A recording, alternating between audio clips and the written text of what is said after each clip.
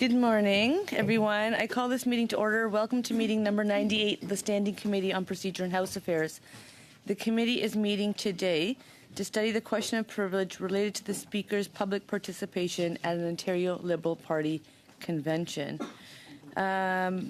Just a reminder that care must be taken. Please don't have your earpieces near the microphone.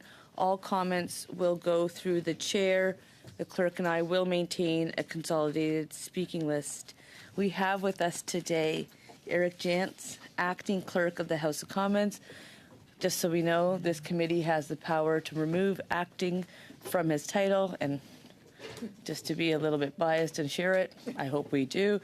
Michelle Bedard, interim law clerk of the Parliamentary Council, Office of the Law Clerk in Parliamentary Council, and Jeffrey LeBlanc, acting deputy clerk, procedure. I understand one person's bringing comments, and you will have up to 10 minutes for those comments. The time starts now. Welcome to Proc. Clerk. Merci beaucoup, Madame la Présidente. Thank you very much, Madam Chair. I would like to thank you and members of the committee for inviting me to appear today to discuss the question of privilege that is being debated right now. I hope that my testimony will be useful to the members of the committee in its deliberations on the question of privilege that was sent by the House. The contribution that I would like to bring today to the study of the committee contains general observations on the role of this committee. I would provide information that could be useful to the committee in its review of the matter.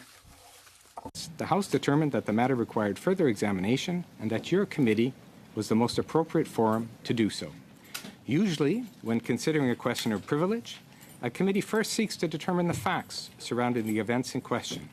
It can then assess whether those events constitute, in its opinion, a breach of members' privileges or a contempt of the House. Finally, it can examine corrective measures, if any, to be proposed in the circumstances. This is, in fact, what the order adopted by the House on December 6 is calling for. It goes without saying that the House itself will ultimately decide whether its privileges have been breached and what action is appropriate in the circumstances. Invariably, by the nature of our parliamentary and electoral systems, speakers have to walk a tightrope, balancing their duties in the chair, their role in representing the interests of their constituents, and the fact that they are still members elected under the banner of a party. This challenge is perhaps even greater in the age of social media. Le règlement de la Chambre n'offre pas de cadre. The standing orders of the House don't provide a framework for the concept of impartiality of the speakership, nor for any other role the Speaker may have outside the chamber. As for the Standing Committee on Procedure and House Affairs, it has probably never been asked to consider a question of privilege arising from the conduct and actions of a Speaker. The Canadian legislatures may provide a few areas to think about. I'd like to put forward for your consideration a 2016 study by the Standing Committee on Rules, Regulations, Private Bills and Privileges in Prince Edward Island. The committee did a comparative analysis on partisan activities of speakers from various legislative assemblies in Canada. On remarque que certaines assemblées ont proposé dans le passé. In the past, some assemblies proposed various measures to support the principle of impartiality of the speakership, including adopting resolutions to reiterate the importance of the Speaker's impartiality, prohibiting partisan activities at certain times, before, during, and after a session, and establishing a code of conduct for the Speaker and other chair occupants. To be recommended regarding the Speaker's actions under review. Only this committee's members can decide, and ultimately the House. It's up to the committee to recommend measures it considers appropriate and provide guidance to the House on how to respond to this matter. I'll close by thanking you again for inviting me to appear before you. My colleagues and I would be happy to answer any questions that you might have. Thank you, Mr. Jantz, for those opening comments. We will now start our 6-minute round, starting with Mr. Cooper, followed by Madame Romanado, puis Madame de Bellefeuille, et puis Monsieur Julian. 6 minutes to you, Mr. Cooper, through the chair. Thank you very much, Madam Chair. Thank you to the witnesses. I'll direct my questions to Mr. Jantz. Mr. Jantz, are you aware of any precedent, whether it be in Ottawa, the provinces, or across the Commonwealth, where a speaker has engaged in a public display of partisanship of the kind that we saw on the part of Mr. Fergus? Through you, Madam Chair, thank you for the question, Mr. Cooper. Again, as I mentioned in my opening remarks, there have been certain cases in both some of the Canadian legislatures in which there were questions raised about the activities of speakers outside of the House. For the most part, these were addressed via a substantive motion and not via question of privilege studied by a committee. So there are examples, but perhaps not identical to the Are you able to cite any question. examples? Well, again, there was the case in Prince Edward Island where there were questions about the impartiality of the speaker, although I think that might have been more related to the speaker's actions in the chamber, not necessarily outside. I don't know if my colleagues can help me out in terms of some of the others. We did sort of canvass our provincial colleagues. There was a case in Nova Scotia where, example, the speaker appeared in an ad for their political party, along with other members of the caucus, and that may have given rise to some questions. So there have occasionally been sorts of comments like that about what speakers do, whether attending party events or appearing in party materials. Thank you. Did Mr. Fergus consult you, Mr. Jans, about the appropriateness of recording a video tribute to his Liberal friend John Fraser? Right. Maybe just in terms of a bit of context, obviously myself and the entire House administration are available to provide advice and support to not only the Speaker but to all members. The Speaker also, of course, has his own staff that he can reply upon for advice. We, the House administration, myself, provide mainly advice on procedural and administrative matters. The Speaker's office would perhaps be better positioned to provide advice to the Speaker on more partisan or party matters. But to answer directly your question, Mr. Cooper, no, I was not consulted. And when did you first become aware of Mr. Fergus's tribute video? I think it was the Saturday via a tweet from, actually, I believe it was you, Mr. Scheer, and that led then to some exchanges between myself and the Speaker's office. And had Mr. Fergus sought your advice, what advice would you have provided him? Thank you again through you, Madam Chair. Mr. Cooper, I think my advice would have been to probably not proceed in this manner, or at a minimum to perhaps canvass the parties and to explain that the Speaker's been invited to this event and that he's maybe wondering what he should do, and perhaps seek the advice from the parties as to whether or not he should proceed. And can you elaborate on why you likely would have advised him not to proceed?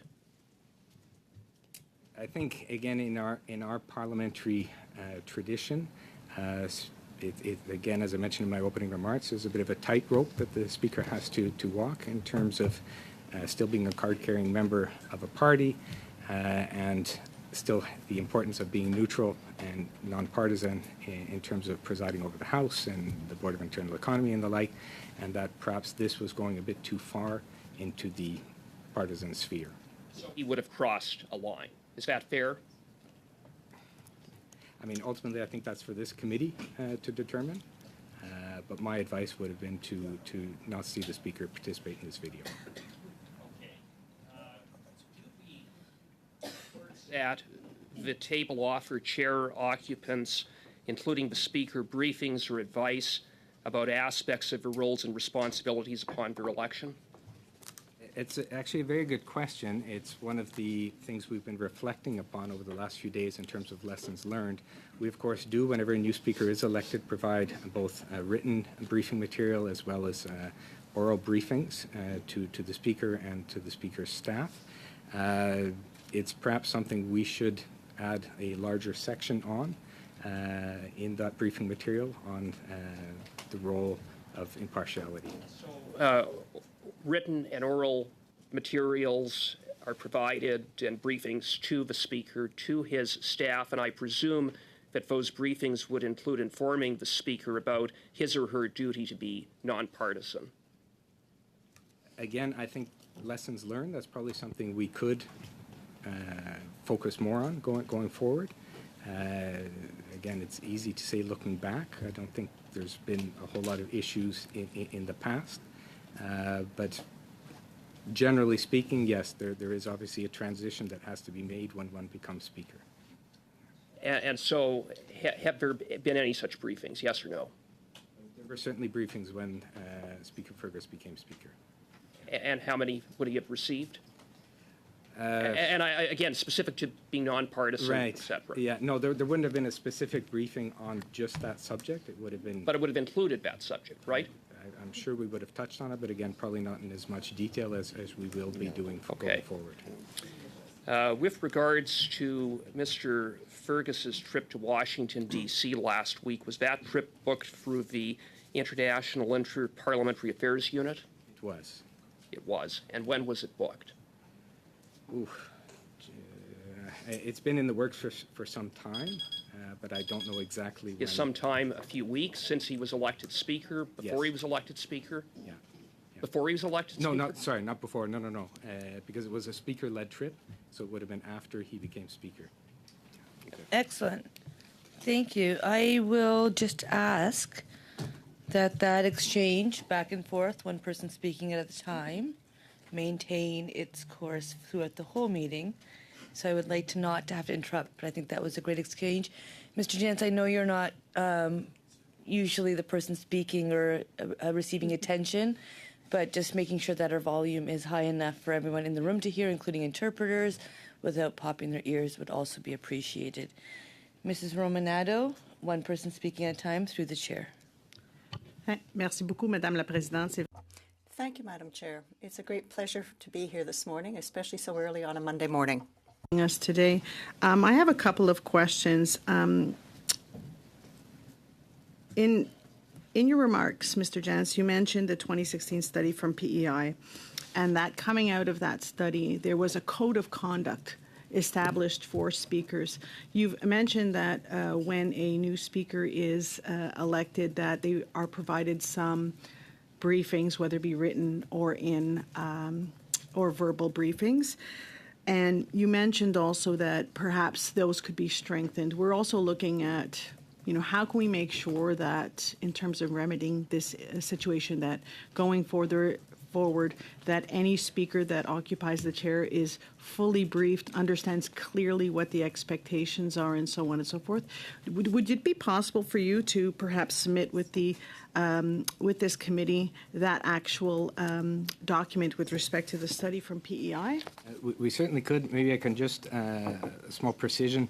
The PEI report, as you'll see when you receive it, it didn't include a code of conduct. It included a recommendation that basically asked or indicated that speakers should abstain from all partisan political activity, including attendance at party caucus meetings, for a period of 60 days prior to the commencement of a session and for the period of 30 days after the conclusion of a session.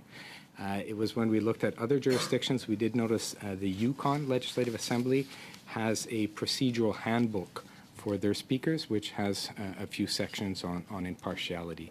So we could perhaps share that section of that handbook as well. I think that would be very helpful. Thank you. So, gentlemen, I'd like to put this in context. There's been a lot of information flowing around about this situation. We're looking forward to hearing from Speaker Fergus himself later today. The Speaker did not attend a partisan event. The Speaker made a video wearing the robes in his chamber, which is inappropriate. The Speaker did not know, and we're going to clarify that or not, that it would be used or shown at a political event. So there's a lot of people who've come to me and said, the Speaker attended a convention. The Speaker did not attend a convention. The Speaker made a video. Is it inappropriate? Yes. Was it a misuse of parliamentary resources? Probably. We'll get more to that. But I want to put it into context because we have before this this committee another point of privilege that we have not been able to complete because of delay tactics, which involved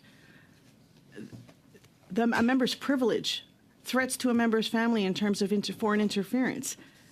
So I want to make sure that people understand who are watching that what we're talking about is a video that was made, probably inappropriate use of parliamentary resources. But what we're trying to do is what happened and prevent it from happening again. And that is the goal of this morning's meeting. Can I ask your opinion on the fact that normally such a procedure would be a substantive motion of contempt versus a point of privilege raised in the House? We have two other cases that would be the precedent, yet the Deputy Speaker ruled that he would allow it. Is this not opening up a new precedent in terms of how to handle such situations? Through you, Madam Chair, thank you for the question, Madam Romanado. Normally we don't comment, nor would the Speaker, or in this case the Deputy Speaker, comment on rulings that they make. The ruling kind of stands for itself. I think the wording in the ruling made it clear that this was a pretty exceptional circumstance, which is why the Deputy Speaker ruled in the manner that he did. And again, there's not a whole lot of precedence with respect to this, and you're right, in the past they have been addressed through a substantive motion. But again, if one were to reread the ruling, I think there's some elements in there that explain why the Deputy Speaker decided to go with the ruling that he ultimately went with. Okay. How much time do I have, Madam Chair? Okay, thank you. So after being elected, that extends to meetings and events outside of Parliament. I mean, I suppose ultimately that's for this committee to dwell on. It's very hard, I think, to enumerate all the different activities, because I think everybody realized that the speakers are still the elected representative for their constituency. They have certain roles and responsibilities to play there. AGMs for the party versus fundraising events versus just meeting with community stakeholders. There's, I think, a range of activities, and it's maybe something this committee would want to spend some time thinking about. Are there any of those activities that it should be impressed upon that speakers should not be involved with, or that, based on practice to date, those would be allowed?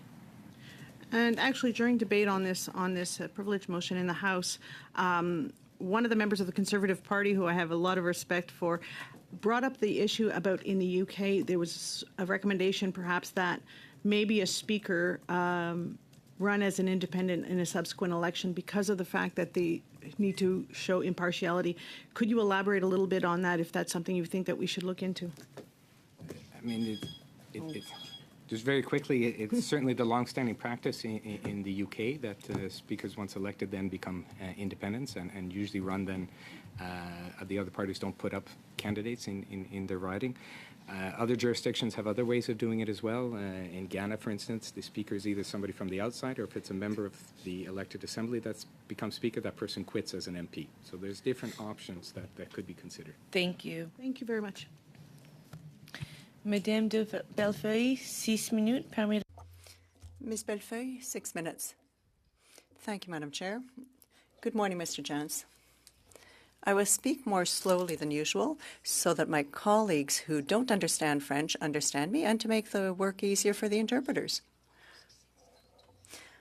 I listened to what was said earlier, especially by Ms. Romanado, my colleague, and I don't really share her opinion, and that today we are dealing with a motion that was adopted unanimously in the House. If you don't mind, I'm going to just read a bit of that motion. It says that, in fact, there was a serious lack of judgment that was expected. So this isn't a minor incident, because it is a serious one. It was so serious that this motion was adopted unanimously. All parties, all members felt that it undermined the confidence of the House. So have I really understood the seriousness of this motion? Thank you very much, Ms. Bellefeuille, for that question.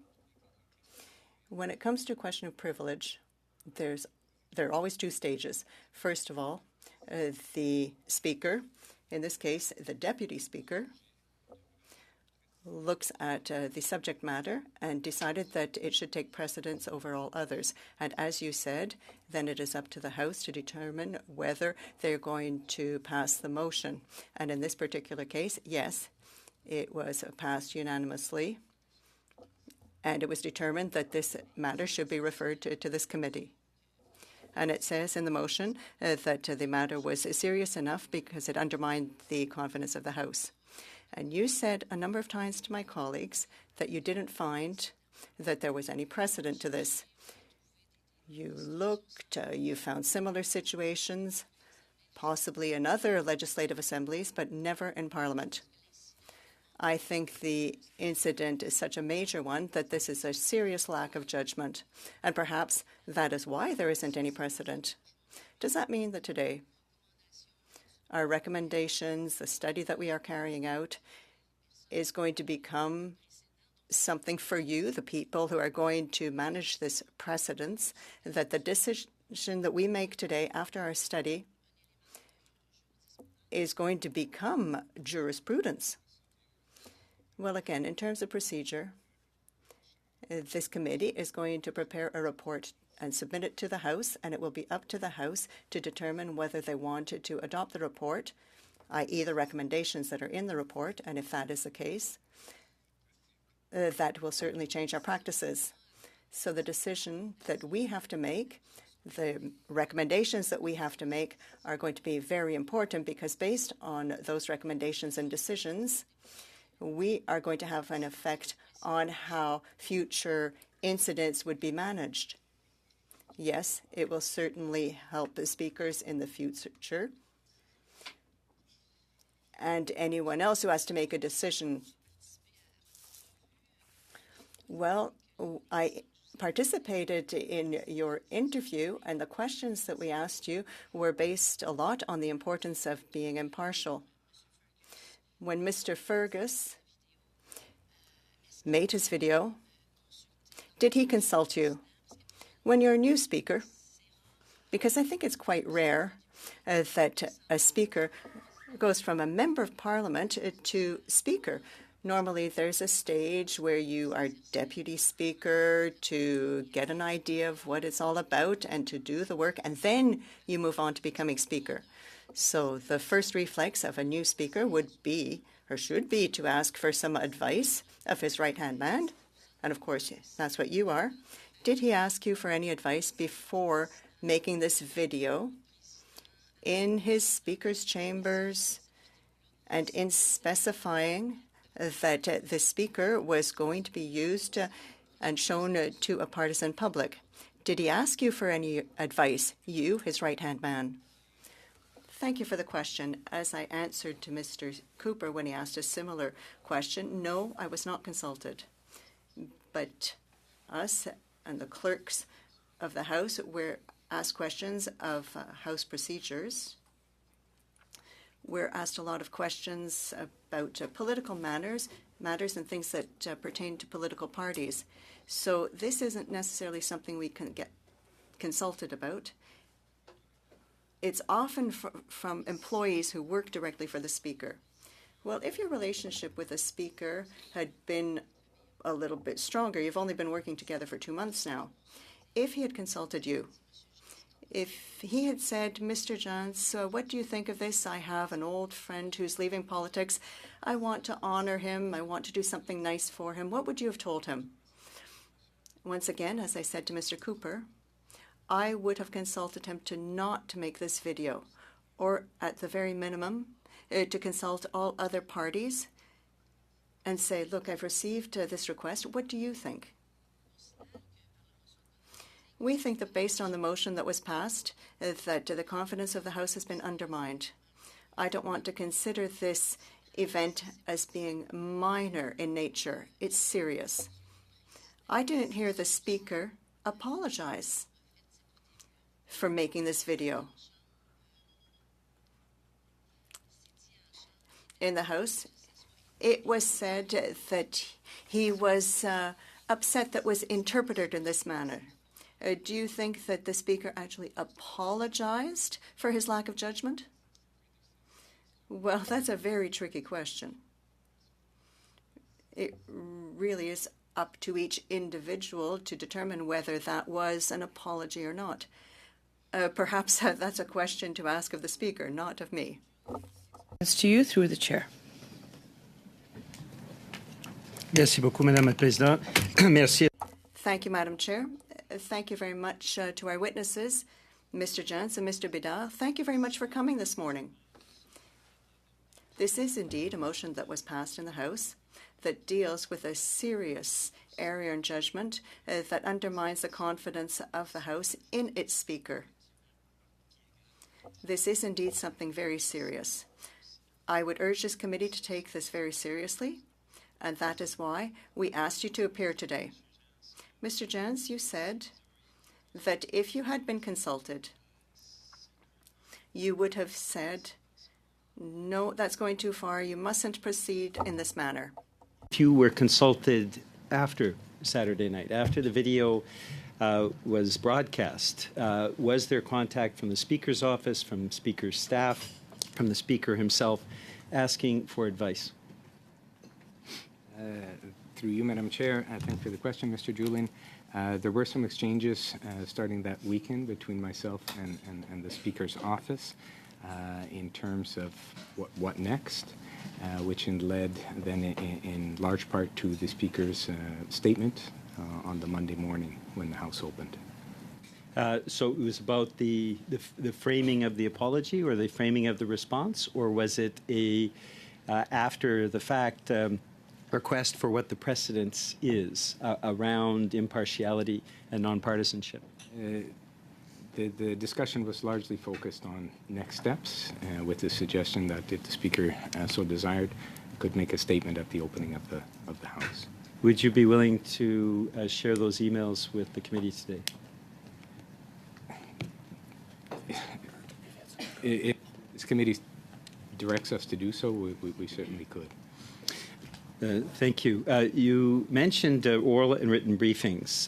The written briefing, in how it touches on nonpartisanship and impartiality, what is specifically shared with the Speaker when the new Speaker came in? Again, as mentioned in response to earlier questions, I think that's a lesson learned for us. I don't think there's much in terms of discussion text on impartiality of the Speaker in the written briefing material that we provide.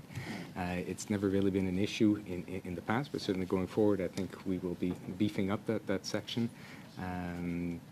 So, no, it was pretty minimal. Would you be willing to share the written briefing to the Speaker with the committee today? I say today because the timelines are very short, as I know you're aware. Would you be willing to share those briefing? Thank you. Thirdly, the Washington trip, was it scheduled under the former Speaker Rhoda? No, this was a trip that the current Speaker initiated upon becoming Speaker. I understand he had already hoped or planned to go to Washington and then made it into an official IIA-led exchanges visit. Do you know when that trip was initiated? How soon after the Speaker's election? It was pretty quickly after the Speaker's election that he mentioned it to us that he would like to go to Washington during those dates, and that then put into motion the preparation of the trip in question. So within days? Days, or I'd say within 2 weeks maximum, probably, we were made aware of the Speaker's desire to go to Washington. Okay. Thank you for that. You've cited the precedents around Nova Scotia, Prince Edward Island, also the Code of Conduct in the Yukon Territory. Within the examples you've cited with Nova Scotia and PEI, what were the remedies or consequences? Remedies in terms of ensuring nonpartisanship and impartiality, or consequences of a Speaker violated those fundamental principles of impartiality and nonpartisanship? Right. Again, we'll be distributing this material further to the request from Ms. Romanado. The Prince Edward Island example, their committee, equivalent to your committee, adopted a resolution or recommendation that speakers should abstain from partisan activity, including caucus attendance, 60 days prior to the commencement of a session and 30 days after. So that was the recommendation in their report. Yukon, they had prepared a memo that went on for some length in terms of outlining certain things speakers should not and should do, shouldn't do. For example, there's one: publications of the Speaker's party and caucus should not include photographs of the Speaker in the Speaker's robes. But again, we will circulate those documents. But what are the penalties for transgression? If a speaker is photographed in their robes and that photograph is connected to a partisan event, what are the consequences or the remedies to that, either in Nova Scotia or Prince Edward Island or Yukon? I'll ask my colleague Jeffrey to respond. In some of the cases we've seen, we asked our provincial colleagues what sort of happens if concerns have been raised, and in some cases there have been motions brought forward condemning the Speaker's action or expressing non-confidence in the Speaker in some of those legislatures. I don't believe there were any cases where those motions were adopted. In some cases the Speaker may have apologized and that settled the matter. In other cases the motions were just never completed or they were voted down. But those are usually the way that those things have been handled. In all of these cases, were these majority legislatures or minority legislatures? I don't know that off the top of my head, sir. Thank you. We'll now go into our second round. Mr. Duncan, suivi par Monsieur Lauzon. Mr. Duncan. Thank you, Madam Chair, and good morning to our witnesses. Thank you for being here. I want to follow up with some questions on the Washington, D.C. trip. You had mentioned the trip was booked through the International and Interparliamentary Affairs Unit. Usually when the Speaker travels, there's a delegation of MPs, one from each recognized party, that would go. Was that done? And if not, why not? Thank you for the question. Through you, Madam Chair. Mr. Duncan, you're right. Often when speakers go on delegations or on official visits, they will bring a delegation composed of representatives from each of the parties. That's not always done. We've seen, for example, past speakers go on shorter trips, for instance, to visit one of the provincial counterparts, and that would not. Do we know why the decision was made in this case not to? Probably because of the length of the visit, but it's maybe a question for the Speaker at 9:30. Did Mr. Fergus take any staff from the IIA unit with him? Washington, no. Is that not unusual for a Speaker traveling abroad on a trip like that to have staff from the IIA? Again, if it's a longer, perhaps more complicated trip with more meetings, then absolutely we send one of our exchanges officers. Again, if it's a smaller, shorter trip, again, either within Canada or in cases like this to Washington, it's not unusual. Who accompanied Mr. Fergus to Washington, D.C. then? I believe it was his Chief of Staff and his Director of Events. Does the International and Interparliamentary Affairs Unit have a copy of Mr. Fergus's Washington itinerary? Yes, because they would have been very involved in preparing it. Would you be able to table that with the committee, the details of that agenda? The official program, you Yeah. mean? Again, if it's the direction from this committee, we can produce that. That would be appreciated. Did Mr. Fergus meet with his counterpart, the Speaker of the House of Representatives, while in Washington, D.C.? I believe it did happen at the last minute. It wasn't confirmed when the Speaker was leaving, but I believe that meeting did happen finally. Yeah. Is it unusual for a Speaker to travel abroad during a sitting week? Unusual, but not completely unprecedented. And it would note about kind of why the decision was made for last week and planned for last week for those dates. And the reason I say that is in January, when our House is not sitting and the U.S. House is in session there's several weeks in January that would not have provided a conflict to be there. Was there any discussion about moving that to January or a time when the House was not sitting? I don't know how much discussion there was because I think there was an event that the Speaker had already planned on attending, so the idea was to build the visit around that. But again, those are perhaps questions better put to the Speaker at 9:30. Mr. Fergus attended a retirement party of some sort in Washington, D.C. for a Klaus Gramkow. Were you aware of the Speaker's attendance as part of the itinerary for that trip? Yes. The comments, you saw the video, the excerpt of the comments he made at that party? Yes. And I'll just remind that he was speaking about his history once again in a partisan fashion, about his time as president of the Young Liberals and his election and how he was going to win that election back in that day, and sharing how Mr. Gramkow was connected and all that. You mentioned the video was inappropriate in his role as Speaker. I would assume that his comments on a Speaker delegation to Washington, D.C., speaking at an event, public or a video, would be inappropriate. Would you say that's another inappropriate comment made by the Speaker on this trip? decision, Mr. Duncan. I didn't say that the video was inappropriate. I said that I would have advised not to do the video. It's maybe a little I'll reword my question to say, you said he should not have done it. Would your advice been, knowing this, that he should have not made these comments at the event as well? I think that's a fair remark, yeah. So if I were just to conclude on this, you've said that it would not, if your advice and knowing ahead of time, you would have advised him not to make the video to the Ontario Liberal Party convention. Would you have advised him not to make the comments that he had made in his interview with the Globe and Mail, where he cited the Ontario Liberal Party as our party? Would you have advised him not to do that or to say that? Again, normally we're not sought for advice in terms of political or party events. So, again, I've never really been sought counsel on a question like that. It's really hard to answer, to be perfectly honest, Mr. Duncan. Yeah. And I think what I would say there, where I'm going is not only the advice to say to not partake in the video, to partake in Washington, D.C. at this retirement party, to go and speak in a partisan fashion about his history with the Young Liberals of Canada and so forth there. And again, the advice not to engage in partisan by referring to our party, the Ontario Liberal Party. Just wanted to make sure we were on the record for all three of those challenges. Thank you.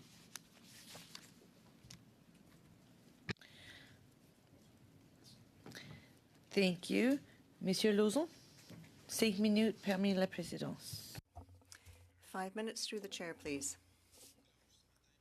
Thank you very much for appearing this morning, Mr. Jans. The House is determined that it's very important to deal with this matter very quickly. The committee's responsibility is to make recommendations. We are not in a position to impose any sanctions. Perhaps you could tell us a little bit more about that. Yes, thank you very much for your question, Mr. Lauzon. As mentioned, when I answered Ms. Bellefeuille, this committee must make some recommendations that are going to be included in your report. It must be tabled by Thursday at the latest, and then it is in the hands of the House. They have to adopt the report and determine what should be done. If there are recommendations that are in the report, then the House has to approve them. You said that this is an unprecedented situation. There is no jurisprudence. But, Mr. Jans, when you say that you would have recommended that Mr. Fergus not make that video, but if that had been for a friend, it wouldn't be public, and it was just to thank one person, would you have made the same recommendation? Well, it's very difficult to say because I wasn't consulted. It's very difficult to talk about nuances. Difficult to say what the speaker should have worn or not worn. I think we probably would have recommended not to do it at all, but the other option would have been to consult all parties to see what they think. Well, my question, Mr. Jans, is really the following. Regardless of the position that a member holds, just a backbencher or other, well, we have all done this. We've congratulated people, regardless of the party, regardless of the level of government, municipal, provincial, federal.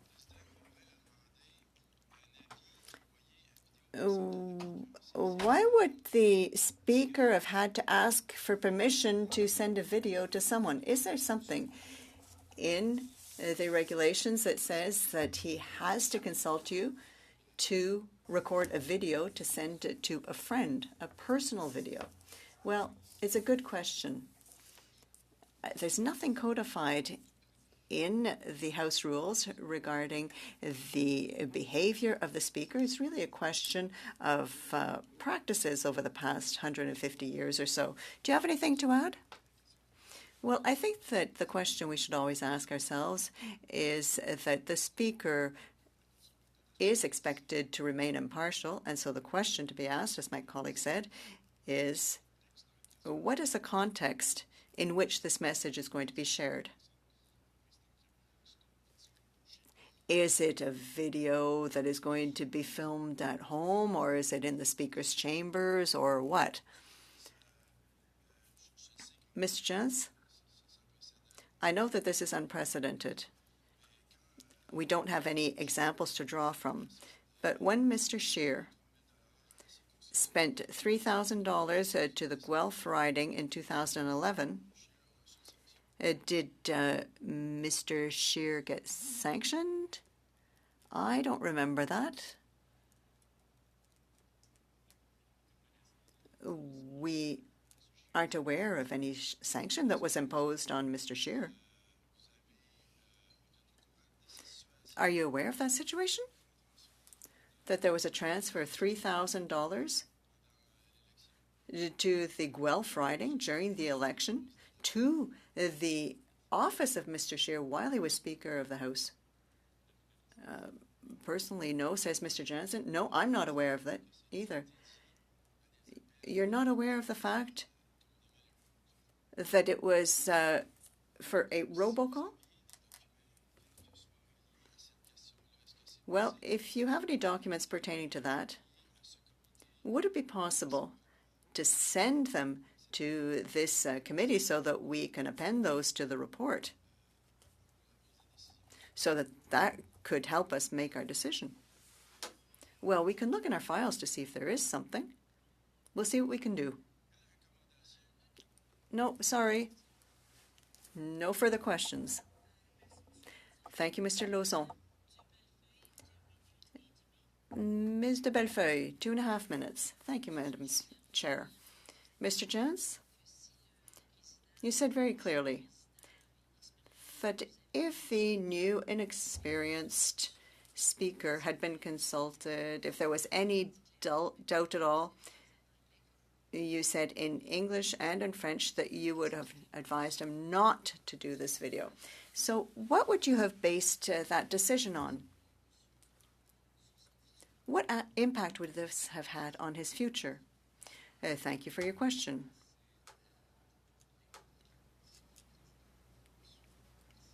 I think that it is critical for the Speaker to remain impartial and always be perceived as such. More so than anyone else, I think that is the justification as to why it wouldn't be a good idea to make such a video.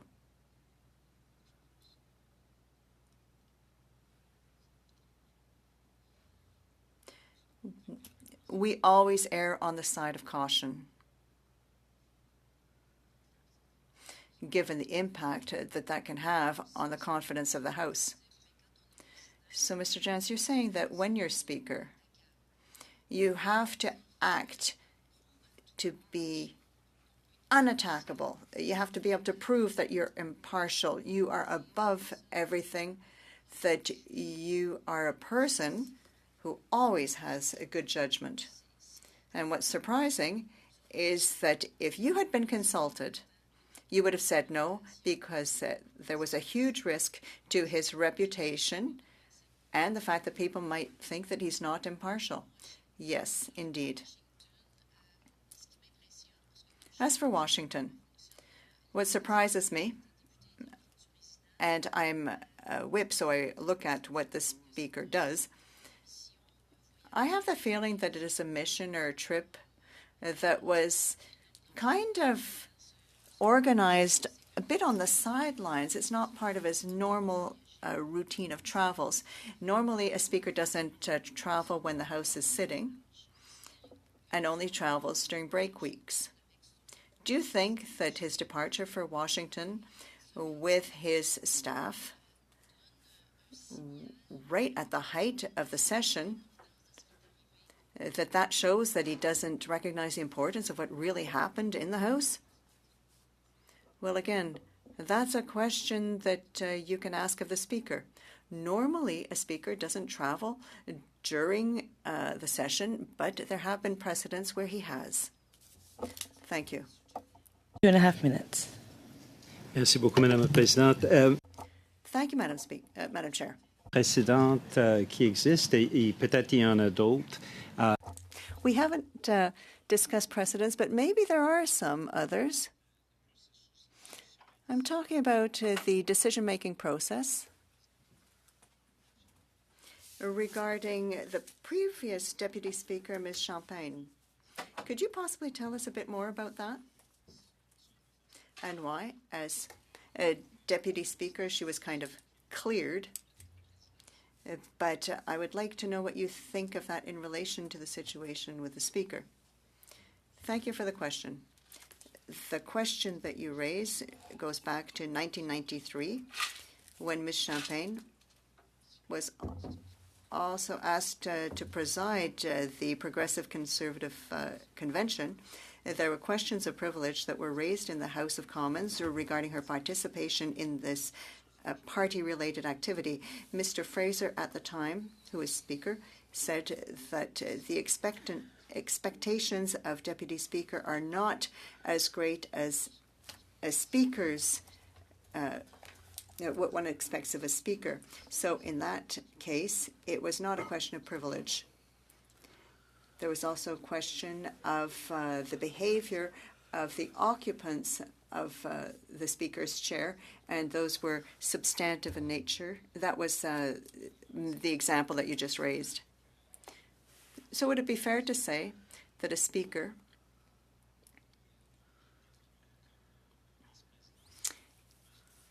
is subject to different lines that he can't cross when it comes to behavior? Well, the Speaker can't attend caucus meetings, for example, for dozens of years.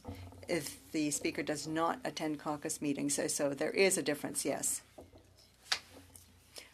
Earlier on, you said that this idea of having your picture taken while wearing your robes that was shown at a partisan event was stepping too far. But with social media nowadays, you can't share a picture like that in any event, even if it's private, because it can be broadcast. Do you think that social media have changed a lot with regard to the impartiality? Well, yes, I said that in my introductory remarks. In the age of social media, absolutely. Merci, thank you. I will now go to Monsieur Berthold for 3 minutes. Mr. Berthold, 3 minutes, please. Thank you very much, Madam Chair. I'll go very quickly. Thank you, Mr. Jansz, for appearing today. The Washington event that Mr. Fergus was to attend to honor Klaus Klomkow, that decision was made when he was not yet Speaker of the House. I think he already planned on attending that event. So he made that decision when he was in a partisan role, and then he maintained that decision to attend the event afterwards. Yes, but it was changed into an official trip, and other meetings were added to it. Was the trip organized by Mr. Fergus and his office? It was organized by the Office of International Affairs. Could you tell us what the Bureau's recommendations were with regard to that visit and when the recommendations were made? As mentioned, we will provide you with the program and see what the decisions were made in cooperation with that Bureau. Is it possible to get a copy of the correspondence that was exchanged between that Bureau and Mr. Fergus to see when the requests were made? In fact, we'd like to have all of the exchanges pertaining to the planning of that trip, since the trip was initiated by a member of Parliament, so someone who had a partisan role in the House. Yes, we will try to get all of his emails and all of the exchanges. Thank you very much.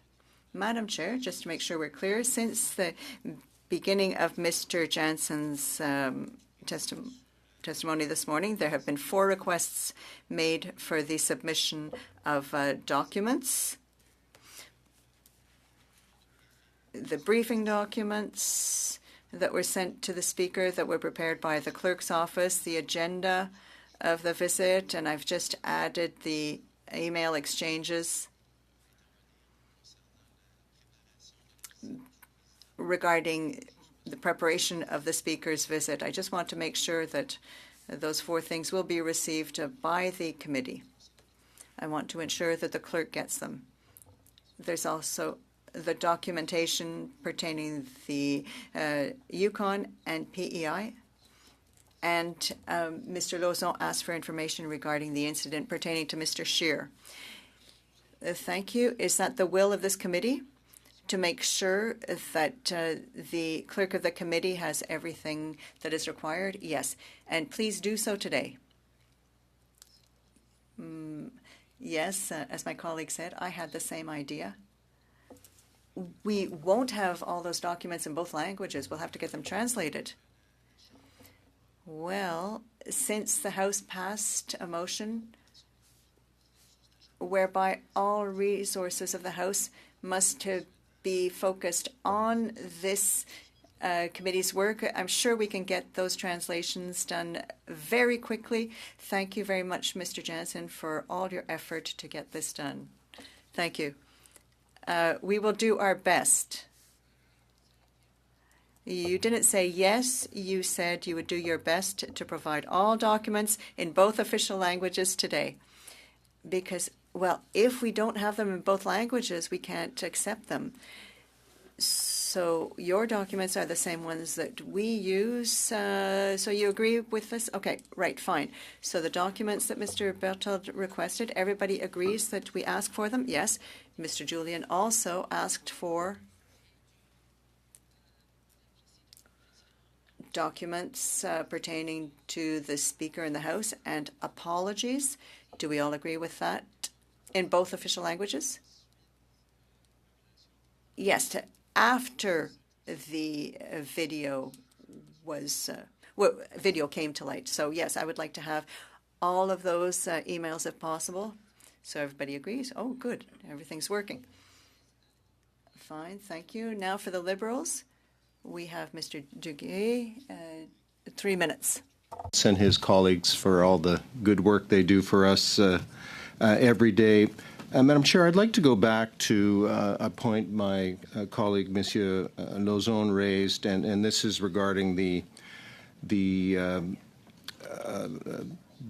incident where funds were transferred from Mr. Scheer's riding association to the Guelph candidate. There was some controversy surrounding this, Madam Speaker, and just to get a bit of a clarification, while that transfer happened during a time when Mr. Scheer was not Speaker, the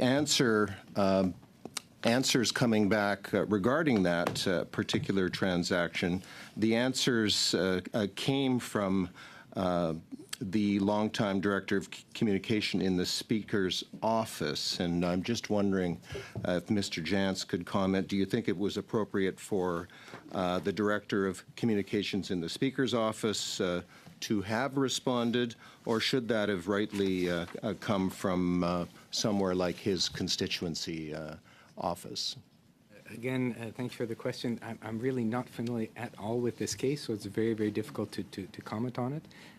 As we committed to do, we will search in our files to see what we can dig up in terms of any involvement we, the administration. Chair, I would like a response to that in due course after you have had an opportunity to take a look at the record. And my understanding is that this issue was raised. I'm wondering if there was a reprimand to the Speaker's office, whether there were any consequences. I think it's relevant to the issue that we have before us. And Madam Chair, I would just have a minute.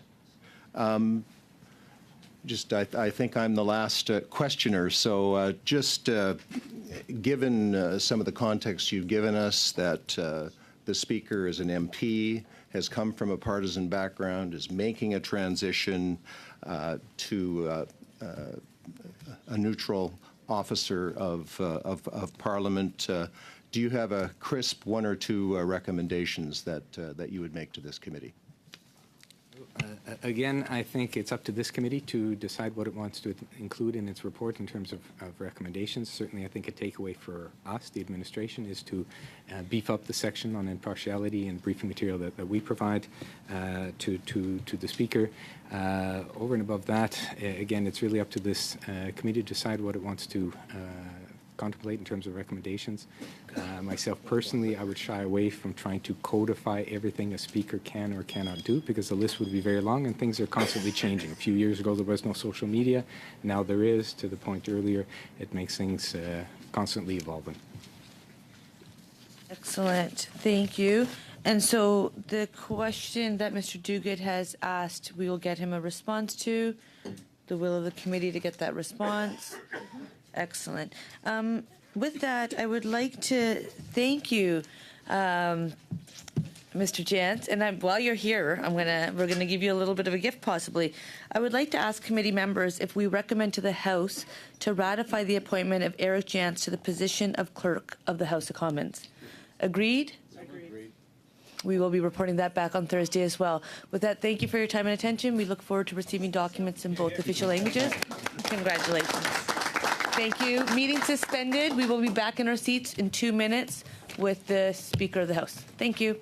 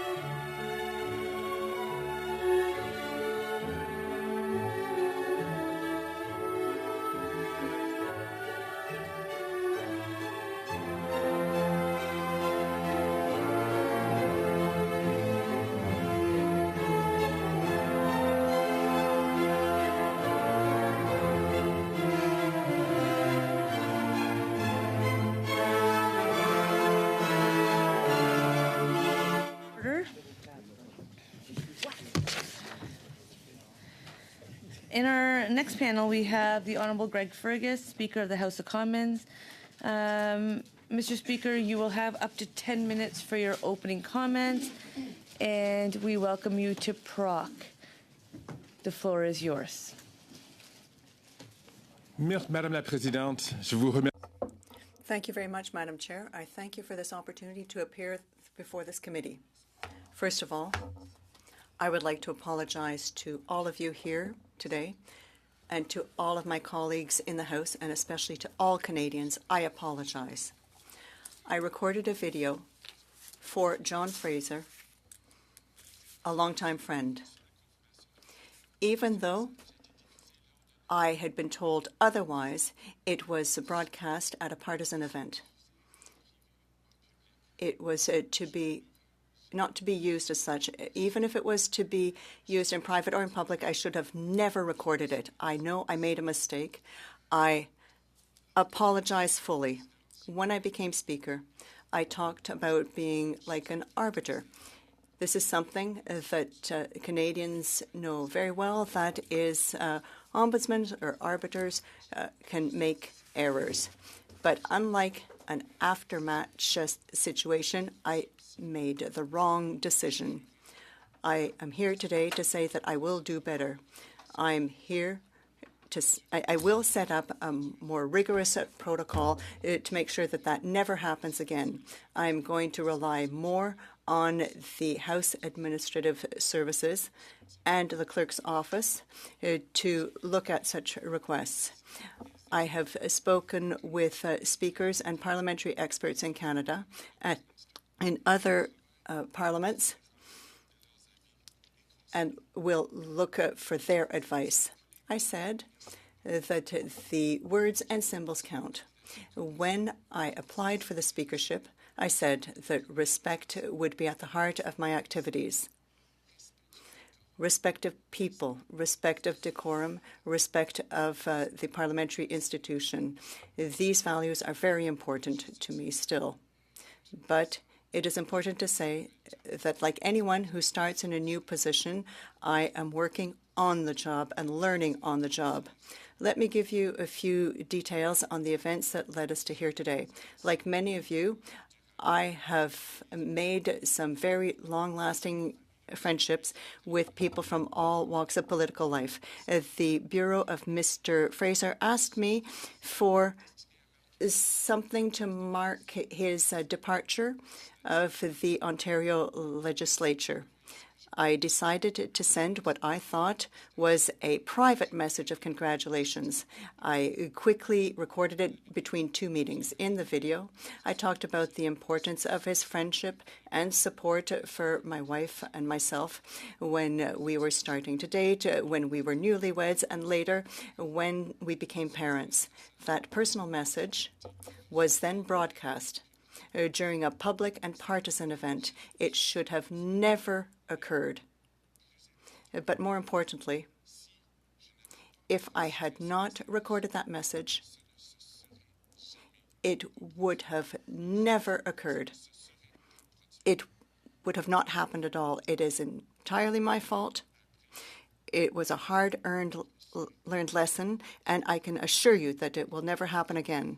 Before concluding, I would like you to know what I experienced as a young Black Canadian. I was someone who dreamt of being a member of Parliament one day, but didn't know if it was realistic. I had not seen many members of Parliament, much less speakers, who looked like me. Lionel called me up in Ontario. It was a young parent who recognized me, and he said that it was very important for him and for me to become speaker. He said that his daughter now wants to run for elected office when she is older.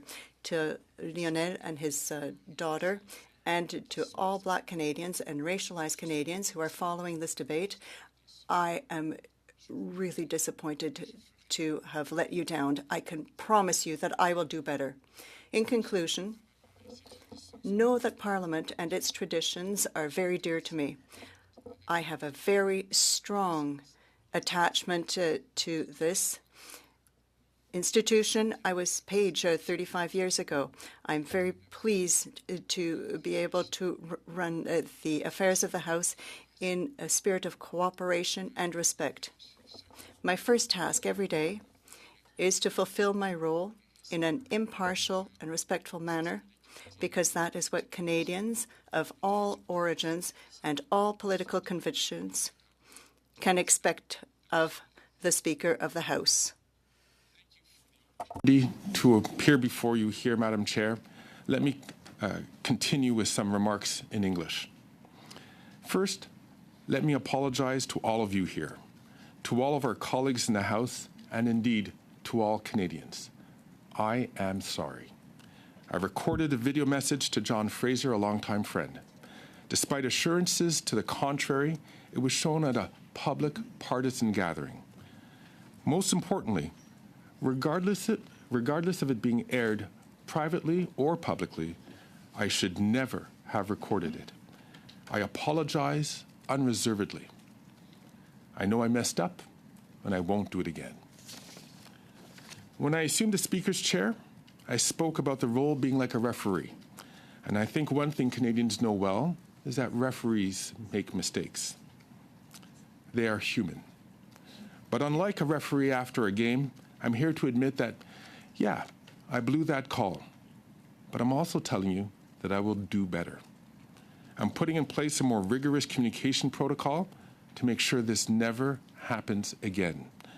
I will rely heavily on the services of the House administration under the leadership of the clerk to review these kind of requests. I've also been reaching out to speakers and parliamentary experts in Canada and in other Westminster parliaments.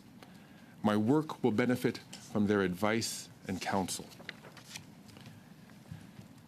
When I took on this role 2 months ago, I said words and symbols matter. I told you how respect would be at the heart of how I would take on this role. Respect for people, respect for decorum, respect for the institution of Parliament. These values continue to be important to me. But it's fair to say, like anyone taking on a new post, I'm learning on the job. Let me explain how this happened. Like so many of you, I've built deep and enduring friendships with people from all political backgrounds. A family member of Mr. Fraser phoned my office to request a personal video for a private surprise gathering to mark his departure from a leadership position in the Ontario legislature. I agreed to send what I believed would be a private message of congratulations and quickly recorded it between two meetings. On the video, I talked about what his friendship and his support meant to me and my wife as we were starting out as a couple, eventual newlyweds, and later new parents. This personal message was then shown at a partisan public gathering. This should not have happened. Most importantly, if I had never recorded the message in the first place, it would never have happened. That's on me. It's a hard lesson learned, a mistake that will not be repeated. Before I conclude, let me also share what it was like to be as a Black Canadian kid who loved Parliament and procedure. A kid who dreamed of becoming MP one day, but wasn't quite sure how realistic that was. I hadn't seen many MPs, let alone a speaker, who looked like me. Recently, I was stopped in Toronto by Lionel, a young Black Canadian father who recognized me. He told me how significant it was for him and his daughter to see me in this role. His daughter, he said, now wants to run for office when she grows up. To Lionel and his daughter, indeed, as well as to Black Canadians and racialized Canadians who are watching these proceedings, I am sorry I let you down. I will do better. In closing, let me be very clear. Parliament and its traditions are deeply important to me. I've been connected to this place since I was a teen, 35 years ago as a parliamentary page. I remain committed to presiding over the House of Commons fairly, thoughtfully, and collaboratively. Job one for me every day is to fulfill my role with impartiality and respect, because that's what Canadians of all backgrounds and all political beliefs have a right to expect from the House, from the Speaker of the House of Commons. Madam Chair, I thank you and committee members for your time. Thank you. We will now start with 6-minute rounds, starting with Mr. Scheer, suivi par Monsieur Lauzon, puis Madame de Bellefeuille, and then Mr. Julian. It will be 6 minutes through the chair. Honorable members, Mr. Scheer, the floor is yours. Thank you very much, Madam Chair. Mr. Fergus, everyone comes to the House of Commons having some involvement in partisan activities. We get elected through party nominations and in general elections by running under a party banner. Some of us have a greater degree of partisan activities in our background than others, and I just want to quickly go through your background in terms of your partisan involvement. You held a couple of senior executive level type of positions within the Liberal Party itself. Is that correct? I held a senior position. I was the national director of the Liberal Party of Canada at one point, yes. Okay, which years would that be? 2007 to 2010. 2010, okay, so relatively recently. And before that, you were president of the was it the Liberal Youth Wing, or? That is correct. Okay. And then before that, you were you ever involved at the staff level for members of Parliament or for cabinet ministers? I had worked in opposition for a federal member of Parliament in the constituency office, and I'd also worked from 1996 to 2000. I'm sorry, it might be 2001 for a federal cabinet minister. Okay, Liberal cabinet ministers? Yes. Okay. And then upon becoming elected, the path that you chose is a little bit different than other members who are seeking to become chair occupants. Normally, someone might try to shed some of that partisanship in their recent past in order to establish the credentials or the impression of being a less partisan or a non-partisan member of Parliament to present as a candidate for Speaker, having in order to assure members of other parties that you could in fact be nonpartisan. So, for example, in my case, I was Assistant Deputy Speaker, then Deputy Speaker. Other speakers who have been elected to hold that role have spent time as committee chairs, often in roles that are less partisan than what goes on in the House. But upon your election in 2015, were you immediately nominated as a parliamentary secretary right after 2015, or was there some? Madam, through you, Madam Chair, aside from your case and perhaps Mr. Rota's case, actually, I think most speakers who were elected into the role, as going back to as far as Mr. Fraser, had a similar path that I had, that in the sense that they hadn't been an assistant speaker or a deputy speaker before they assumed the role. Right, but there are other ways to establish nonpartisan credentials, such as committee chairmanships, or at least taking a bit of a step back from the cut and thrust of the hyper-partisan roles that exist in the chamber. And I'm just pointing out that you did hold one of those positions. You were parliamentary secretary right after the 2015 election. I was parliamentary secretary through you, Madam Chair. Sorry. I was parliamentary secretary when I was nominated parliamentary secretary after getting elected for the first time in 2015. I then was a member of the committee of not a parliamentary secretary, but a member of the Finance Committee for 2 years. And then just before the 2019 election, I was reappointed parliamentary secretary. Parliamentary secretary to the Prime Minister.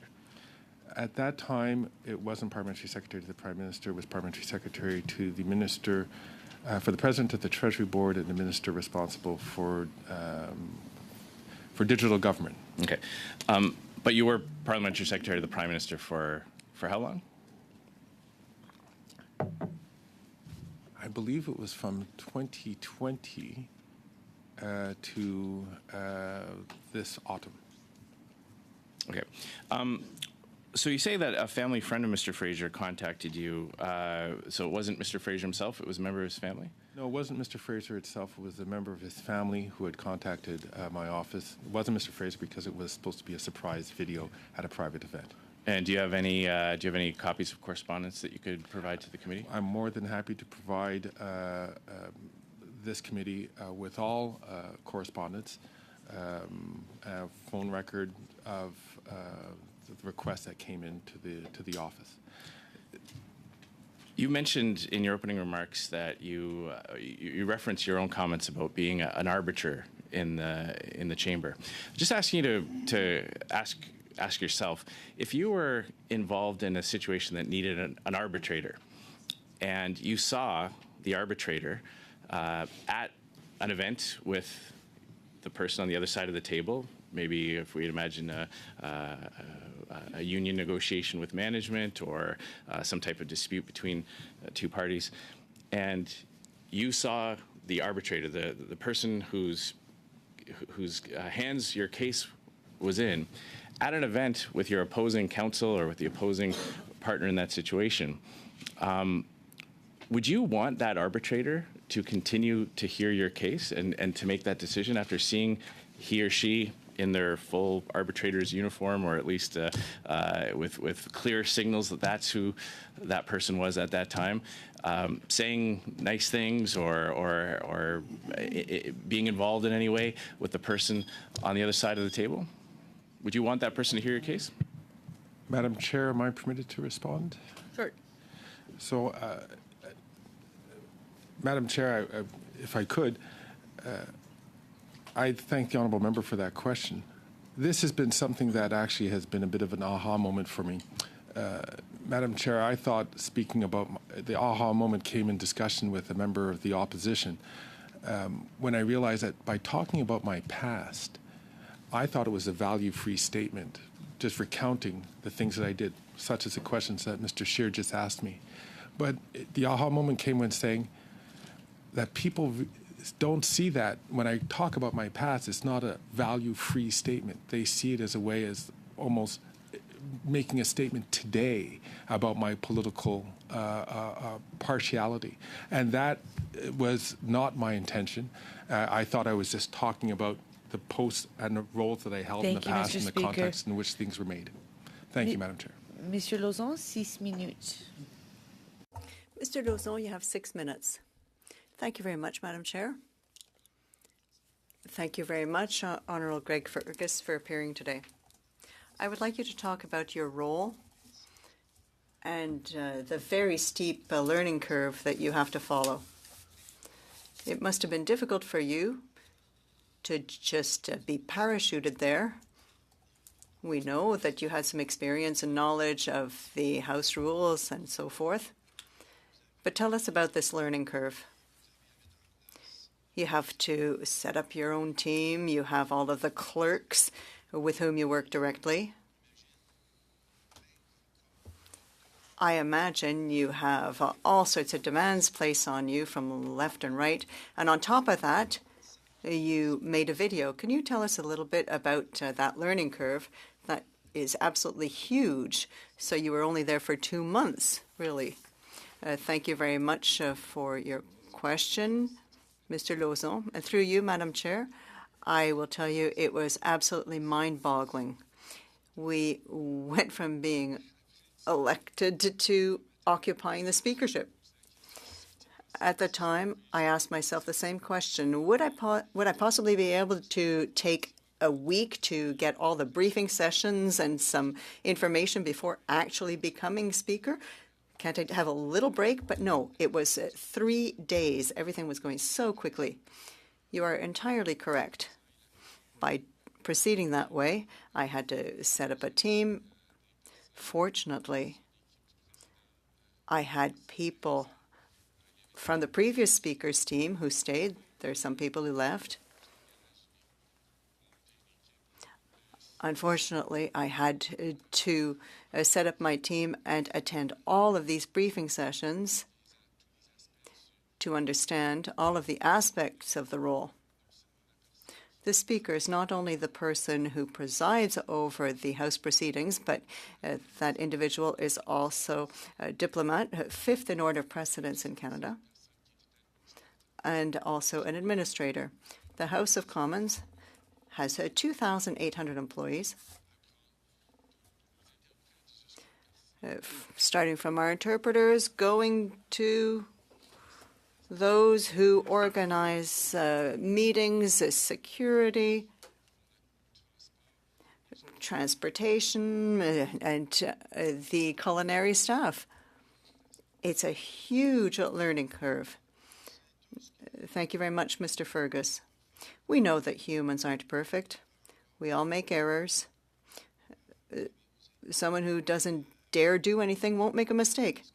You did do something and you have apologized publicly, and I thank you for that. I would also like to give you the opportunity to talk about the new procedure. In your remarks, you said that there's going to be a new process put in place. I would like to tell you a little bit about how we can improve communications in the future to ensure that we can remedy a situation such as this one. So you have at least a minute to tell us how that process is going to be implemented. Indeed, through you, Madam Chair. Thank you very much, Mr. Lauzon, for that question. Indeed, prior to the evolution of this situation, we were preparing a process to ensure that all considerations of any invitations would at some point be subjected to an evaluation grid. We would be able to determine whether it's something we should attend. Is it something that is going to go against the expectations that one has of a speaker? It's an evaluation grid that we are going to submit to the clerk's office so that we can get their approval or not. Because the clerk's office has a great deal of experience to determine what should happen based on what happened in the past. And in that regard, every communication that we have will be very transparent, and everyone will know whether it's approved or not. So we know that in the past you had a very political career. You were very involved in your community, various organizations. Now, are you going to be able to rely on your past experience and what's happening now and be able to set aside what has just happened to continue to fulfill your mandate as Speaker?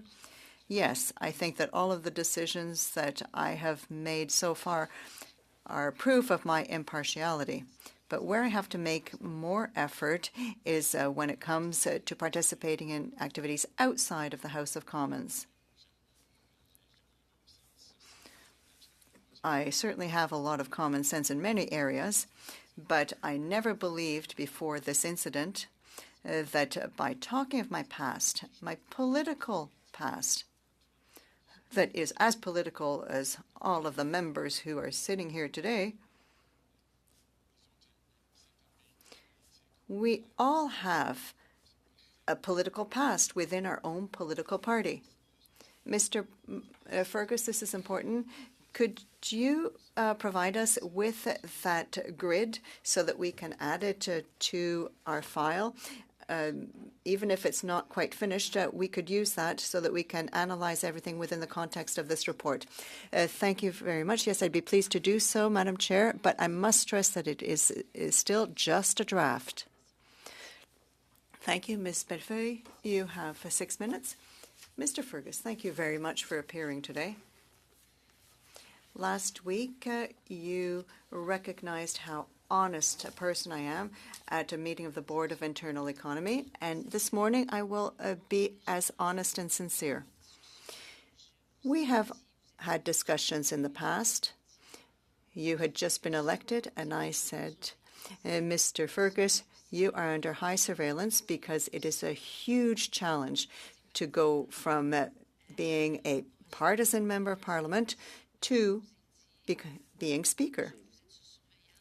I said, you under closest scrutiny, and I said, I hope you're going to convince me that you can live up to that, because having good judgment and impartiality are the two major qualities that we expect of a Speaker. I apologize to my Liberal colleagues, but judgment is something you have or you don't. You can't learn it. I'm sure you heard what Mr. Jones said before this committee, who said in English and in French, he said that you did not consult your right-hand man when it came to recording that video. You did that alone in your office. So I would say that you recorded a video using House resources. That is not allowed. You have to be beyond a shadow of a doubt. You recorded that in your robes. You presented yourself as Speaker, You did it in your chambers. The head of the Bloc Québécois had spoken, and you said that his question at the time was out of order, and you said you ruled it out of order, and then you went to Washington. I can't understand that. You went to Washington when the House was sitting, and at a time when your situation was creating a confidence crisis in the House. So that's a second faux pas. Because when you're aware of having made a mistake, you have to stay with the ship and listen to what is going on in the House. The House that had withdrawn its confidence through emotion and through your participation in Washington. When you were there, you talked about your partisan role. You are still partisan, and you were not able to set that aside to really assume this new role of speaker. I can understand that it was a speaker for you, a challenge for you. So I would like to know, why didn't you consult your close entourage? Why did you not consult your clerk? Why didn't you consult them to say, well, you know, am I doing the right thing doing this, wearing my speaker's robe and in the speaker's chamber and speaking and identifying myself as a speaker? Thank you very much for that question, Ms. de Bellefeuille. And through you, Madam Chair, I remember that discussion. As I explained, I think I answered one of the questions here today. I said that the moment I understood the gravity of my situation when I was talking of my past, it may have given the impression that I was validating my political views, and that's where I learned my lessons. You're talking about Washington, but now I'm talking about your video. So I can imagine this. It was your chief of cabinet who was filming you? No, it was my assistant, my office assistant here on the Hill. And Madame de Bellefeuille, through you, Madam Chair, as I explained, it's not her fault, it's my fault. I fully admit that it was a lack of judgment on my part, and that is why I apologize. This is a hard-learned lesson that will not be repeated.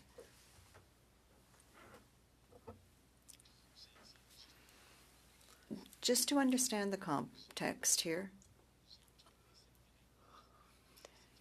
I filmed that video believing that it was a private video. I'm interrupting you here, Mr. Fergus. I don't have much time and I have a lot to say. I understand your intention, but that's where the lack of judgment lies. How can you imagine that filming a video for a friend who is leaving political life, they're dressed in your robes, in your chambers. How could you have imagined? And if I had been chief of your staff, I would have said, you can't do that. Imagine if it leaks. Imagine if somebody finds it. You have to remain impartial. You have to be above reproach.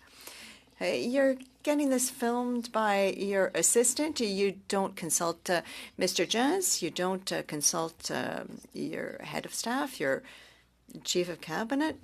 So that's a lack of judgment. You are saying it's not going to recur. But what concerns me is that when it is something that is even more complex where good judgment is required, well, that's very risky, because for me, this was something that was very easy to judge.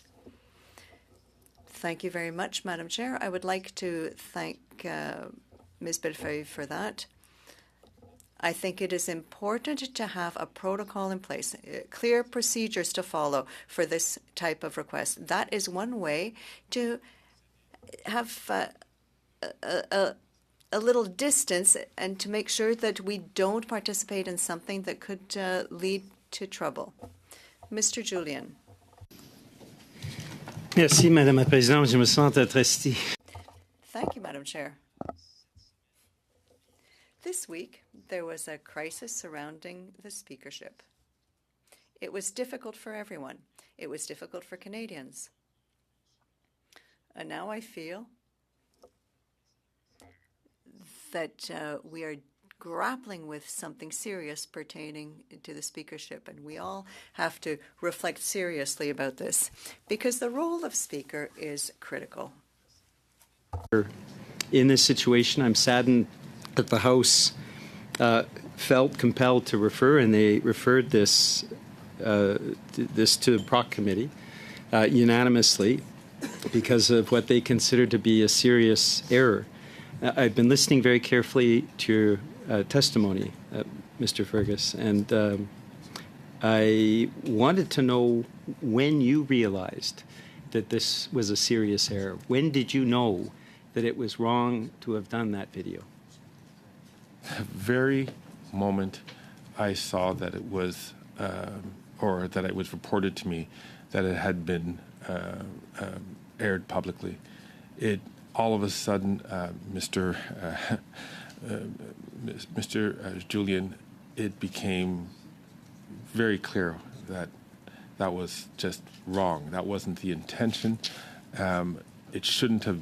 Not only wasn't the intention, but as I said in my testimony, as I say to you again, it should never have been taped in the first place. It became very clear in hindsight how wrong that was. And that's the reason why I apologize to you, and I apologize to all members, and I'm apologizing to all Canadians.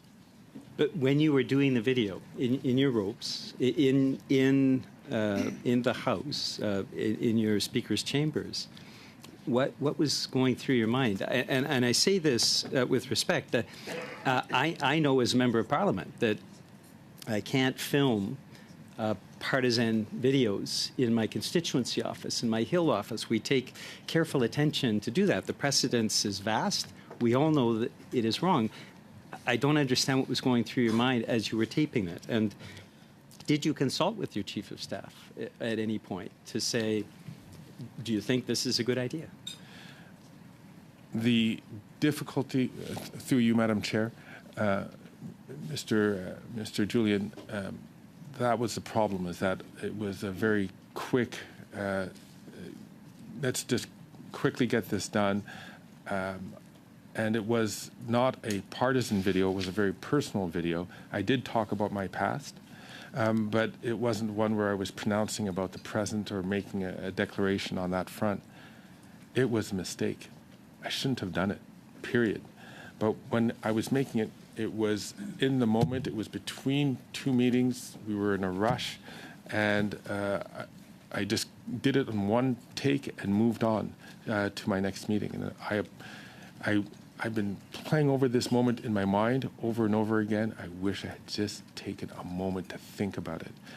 Sometimes in politics, and I think we all do this, but it's a glaring when it happens to you, and it's embarrassing as all out, is that sometimes when you do these things, you're not thinking. We move from pillar to post so quickly. We go from one event to another to another. We don't take the time sometimes to just take a step back and think about it. That's why a protocol is being put in place to make sure that all communications will be going through a process that will be using the administration of the House, especially the clerk, to determine whether something is appropriate or not. I'm troubled by something else as well. In your apology to the House on Monday, December 4th, you said, video was played at a convention for a party that I am not a member of in a province where I do not live in and where I've been unable to vote for nearly 3 decades. But on the Saturday, 48 hours before, the Globe and Mail quoted you as saying, in terms of Mr. Fraser, he demonstrated so much calm and conviction and resolve and determination, and he's held it all together at a very challenging time in the history of our party. You referred to our party in the Globe and Mail on Saturday. You said on Monday that I'm not a member of this party. It's in a province I do not live in, where I've been unable to vote for nearly 3 decades. Do you see the contradiction between those two statements? I do, and if you had asked me if I hadn't taken a look at the transcript of the video, I wouldn't have I certainly wouldn't have used that word as our party. What I was referring to in terms of his past, my past, and where it really connected was 30 years ago. J'ai une autre contradiction. Vous venez de dire que I have another question for you, and I can understand that these were very intense weeks when you were appointed Speaker. It was a period of adaptation. But according to what Mr. Jans said, a few days after you were elected, you started planning a trip to Washington while Parliament was sitting. I see a contradiction there. It was very intense at the end of the session. But you were planning a trip to Washington during the parliamentary session? Could you explain that contradiction? Yes. It was a personal commitment I had made to attend that event. I was intending to do that as a member of Parliament on a personal basis. And when I explained that to the team, that I wouldn't be available, and that I had taken steps with the occupants of the chair to replace me during that period. I don't know who had suggested it first, but someone suggested that they could maybe organize some other meetings at the same time. Thank you very much, Madam Chair. We're going to go into our second round. It'll be Mr. Cooper, followed by Mr. Gerritsen, puis Madame de Belfiore, and Mr. Julian. Mr. Cooper, 5 minutes to you through the chair. Thank you very much, Madam Chair. Mr. Fergus, you stated that you realized that it was a mistake when it had been aired publicly, and that if only you had a moment to reflect on it, you wouldn't have done that. You stated that as though the video were done in isolation, except that it wasn't done in isolation, because on the evening of December 1st, the day before the Liberal leadership announcement, an interview in the Globe and Mail, written by Laura Stone, was published, in which you praised Mr. Fraser and offered partisan comments. Did you think that that interview was going to be in private? No, not at all. Through you, Madam Chair, I was being interviewed, and I made it again clear during that interview that it wasn't talking about his current place. I was talking about, matter of fact, if we can get the transcripts of it from Ms. Stone, I said very clearly that I can't talk about political current affairs, but I could certainly talk about the man that I knew. You made comments, including referring to the Liberal Party as our party. Those were your words. You thought it was appropriate to take an interview with Laura Stone in your capacity as Speaker of the House to speak about a sitting MPP who is the leader of the Ontario Liberal Party, or was, on the eve of a convention. You thought that that was appropriate as Speaker of the House of Commons. Through you, Madam Chair, to Mr. Cooper, I had an interview with Ms. Stone to talk about the person who I knew, the person who had an interaction with, and I made it very clear during the interview that it's not to talk about current politics. I couldn't do that as Speaker. Well, you did refer to the Liberal Party as our party, and I would submit, Mr. Fergus, with the greatest respect, the fact that you didn't see an issue with that demonstrates or raises questions about your judgment. Now, I do want to drill down on your statement around the video and how that came about. You said that you were approached by a family member of Mr. Fraser. Who was that family member? Through you, Madam Chair, I'd be happy to provide all the information on this. A simple question. Who was the family member? Madam Chair, I've been a member of PROC, and I know that we've been very careful about revealing the names of family members. I'm happy to provide that information, and I will, to the clerk of PROC. But when was the request made? May I ask that the committee speak to Mr. Fraser and ask him if it's okay for him to reveal the name of the family member? So I think I'm pausing the time for a second. I think what Mr. Cooper has done is move on, because we do know that you're undertaking to bring those documents. I will confirm that all members want those documents at the end of your appearance. We still have lots of time with you. But what I hear from Mr. Cooper is that he has moved on asking when the request was made. So I feel Mr. Cooper hears what you're saying. I think he has the same regard. So the floor is back yours, Mr. Cooper. When was the request made? The request was made on November 27th. November 27? That is correct. Okay. And in your statement to the House on December 4th, you stated that you were asked to record a video to be played at an intimate gathering. What was that intimate gathering? It was to be through you, Madam Chair, it was to be a surprise goodbye with members of Mr. Fraser's team to be played on December 1st. To be played at December 1st. And who was Mr. Fraser's team? I don't know, but I'm assuming it was close folks who had been... I presume you're talking about his political team? Would that be Mr. Fraser's team? I'm assuming it would comprise part of his political team, but it certainly could be other friends and family and gathering. And the event was to be held on December 1st. Where was the event? What location? I do not know. So you had no idea? But you knew it was going to be played for Mr. Fraser's team. The number of people there you weren't sure of.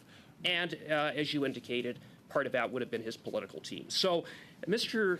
Fergus, that again raises serious questions about your judgment. And when did you find out that it was played at the Ontario Leadership announcement? What time before then were you alerted that it would be played? I wasn't alerted at all that it would be played. Indeed, I had received assurances that it wouldn't be played publicly. From who? From the family member. From the family member. And so you mean to tell me you found out at the same time the public found out? Through you, Madam Chair, that is absolutely correct. And you had indicated that a staff member recorded the video in your office. Who was a staff member who recorded the video? Okay. I've asked a simple question. You have asked a simple question. I'm taking by the response and the beep, beep, beep that we're not getting that answer, but it sounds... No, I'd be happy to provide that answer. I'm a little uncomfortable on again, it's a tradition of this committee and of this House is that the Member of Parliament is responsible for the actions of his or her staff. I could tell her that it was a staff member. Excellent. And it was my staff member from my Hill office. So I think that's kind of where I was getting to, but it does sound like you're agreeing to provide the documents. Once again, we will get committee to confirm that we would like those documents at a later time. So thank you for that exchange. Mr. Gerritsen, 5 minutes through the chair. Thank you, Madam Chair. Thank you, Mr. Fergus, for providing your comments today. You have stated that you were given the assurances that the video would not be used in a public forum. That's correct. And that through you, Madam Chair, that is correct. And you were under the understanding that it would be played amongst intimate individuals within Mr. Fraser's group or team. Through you, Madam Chair, that is correct. You stated in your comments, your introductory comments, and I think it's something that no question has really picked up on yet, but you stated that you've been friends with Mr. Fraser for a long time. How long approximately? I can tell you since 1989. Since 1989. You said that Mr. Fraser supported you quite a bit over the years, and I think you even, and correct me if I'm wrong, I think this was in part of the translated part from French, but you had said that he was very supportive of you when you were getting together with your wife. Did I hear that correctly? Indeed. Mr. Fraser, my wife and I had started going out that summer. Mr. Fraser was a key person. He and his wife were slightly older. They had some young children. They were role models for us.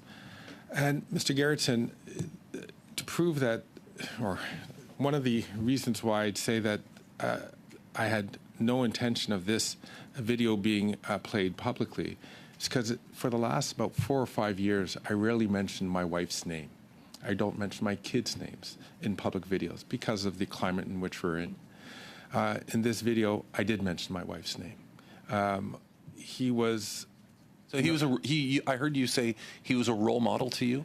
more than that. Mr. Gerritsen, you might not know this, or members might not know this. I'm a practicing Roman Catholic. I wasn't born Catholic. To marry my wife, I had to become Catholic. Mr. Fraser and his wife were part of the adult ritual for becoming Catholic, Roman Catholic initiation for Catholic. My wife went through the exact same thing. They were key parts of that. That's that kind of role that he played in such an important part of my life. So it's fair to say that your relationship with Mr. Fraser goes well beyond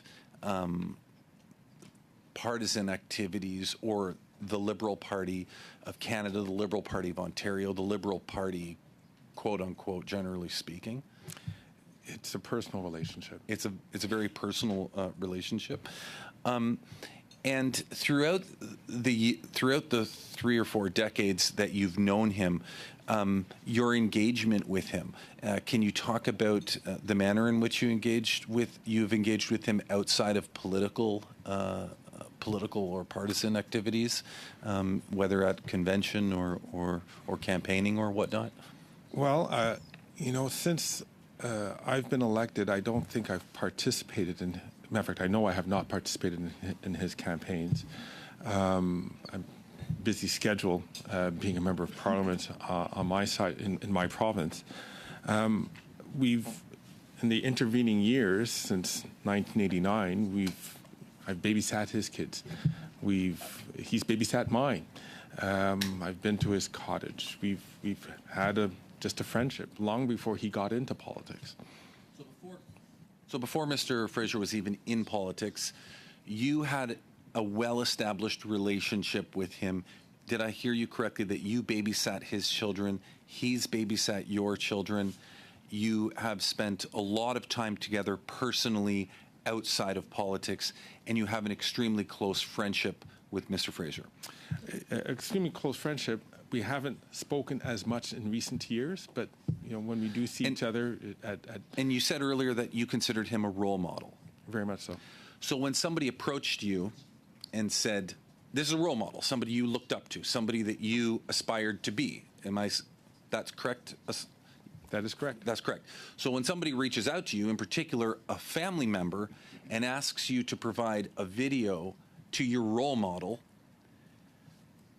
about thanking him for his service, and you were under the impression or giving the assurances that it wouldn't be used public, is it fair to say that it seemed like at the time, in the moment, that it made complete sense to do that? Well, yes, it did in terms of the context. But I also need to say, Mr. Gerritsen, and through you, Madam Chair, is that I did make mistakes. I should not have recorded that message in my speaker's robes, certainly not in the speaker's chambers, and frankly, in reflection upon how this could be seen as affecting my partisanship, I shouldn't have recorded the video at all. And just finally, I heard you saying earlier, I think it was in response to a question, that you filmed the video between 2 meetings? It was a rushed deal. The assistant said... So you were in your speaker's robes, you were at a meeting, you were on your way to another meeting. That is correct. You said, I need to film this video for my role model. That's not what you're saying, I'm paraphrasing. You go into your office, the video is filmed in one take, it's done, you think that's the end of it, you think it's going to a very private audience to thank your role model, and then you leave and depart to go to your next meeting. That is correct. Okay, thank you. Thank you. We will now go Madame de Bellefeuille. Merci beaucoup, Madame la Présidente. Thank you very much, Madam Chair. You said to Mr. Julian that this was done very quickly between 2 meetings. You didn't really think twice about it. And I understand that your staff also didn't really think twice about it. You haven't consulted anybody because you didn't have the presence of the mind to understand that this is something that you shouldn't have done. You understand that how I see the role of chair is that you have to set the example. You will have to make quick decisions as the chair. You will be put in very stressful situations. And so, in my perspective, this does not bode well. It's your work to make decisions on the fly, as we say. And it will be done in stressful situations. I would like you to tell me how you can explain that it took you one whole week to apologize for this serious mistake. It took you 1 week before you were able to think about it, reflect upon it, and accept that you made a serious mistake that undermined the confidence of the House in you. Madam Chair, I think that I apologized right away. Right away, I said this was a mistake, and I apologized to anybody who I talked to. This is something that I should never have done. And I repeatedly said that I apologized. Well, you said that it shouldn't have been interpreted like this. It is very different from the apologies that you made this morning. You said that you made a mistake, that you should never have done that. But in the House, we haven't heard that yet. This morning's apology is a 100% owning up to the actions that you undertook. But it's very different from what we heard in the House. It's like you just understood the gravity of what just transpired.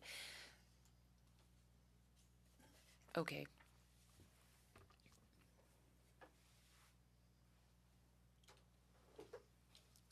Madam Chair,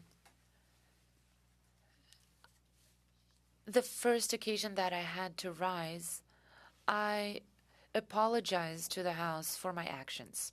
Okay, thank you. Mr. Julian. This is saddening for Canadians, and I need to understand, both having gone through what we consider it to be a campaign for speakership. We have speakers who offer themselves. They all talk about the role of the speaker. They talk about impartiality and nonpartisanship. I'm interested in your perception of impartiality and nonpartisanship prior to your election, and what you did following that to ensure a full understanding of impartiality and nonpartisanship in terms of precedents. I was disturbed by Mr. Jantz's testimony that he had not been consulted in any way about the filming of the video. And so I need to know, and I think Canadians need to know, what are the steps that you took after your election to ensure that the comments you'd made that were very strong about impartiality and nonpartisanship were kept moving forward?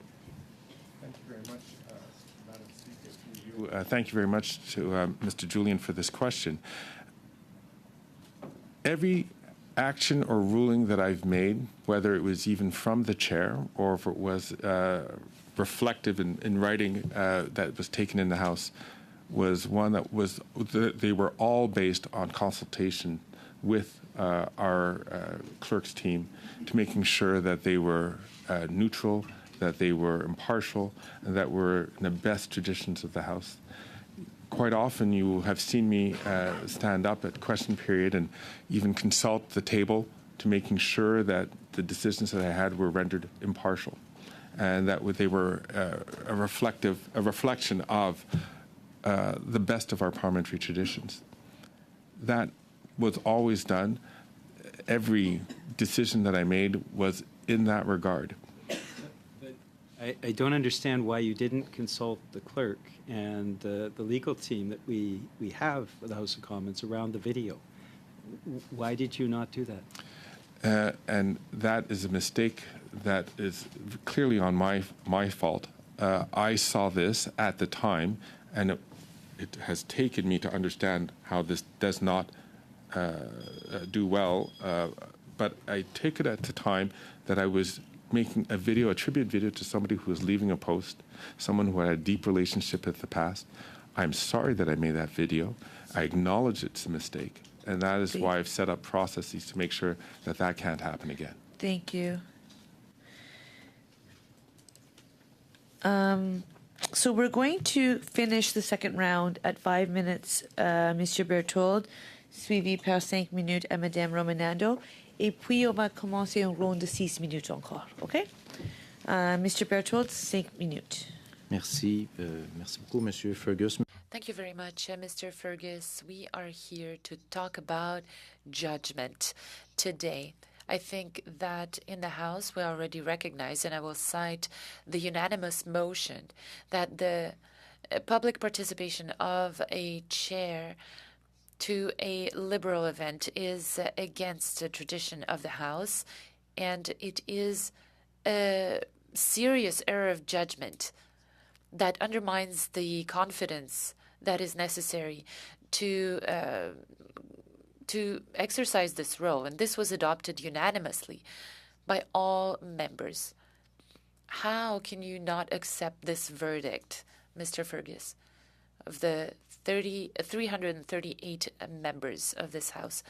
Thank you very much for this question. I appreciate and I recognize that I had a lack of judgment in filming this video, and this is why I am here to apologize before you and to tell you about the steps that we'll undertake to make sure that this never happens again. Yes, but I would like to talk about the events. I would like to talk about the past. Is this the first time that your judgment has been questionable?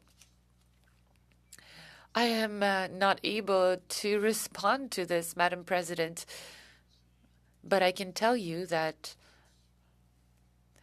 I've always said that I am somebody who tries their best at all times, and I think that I've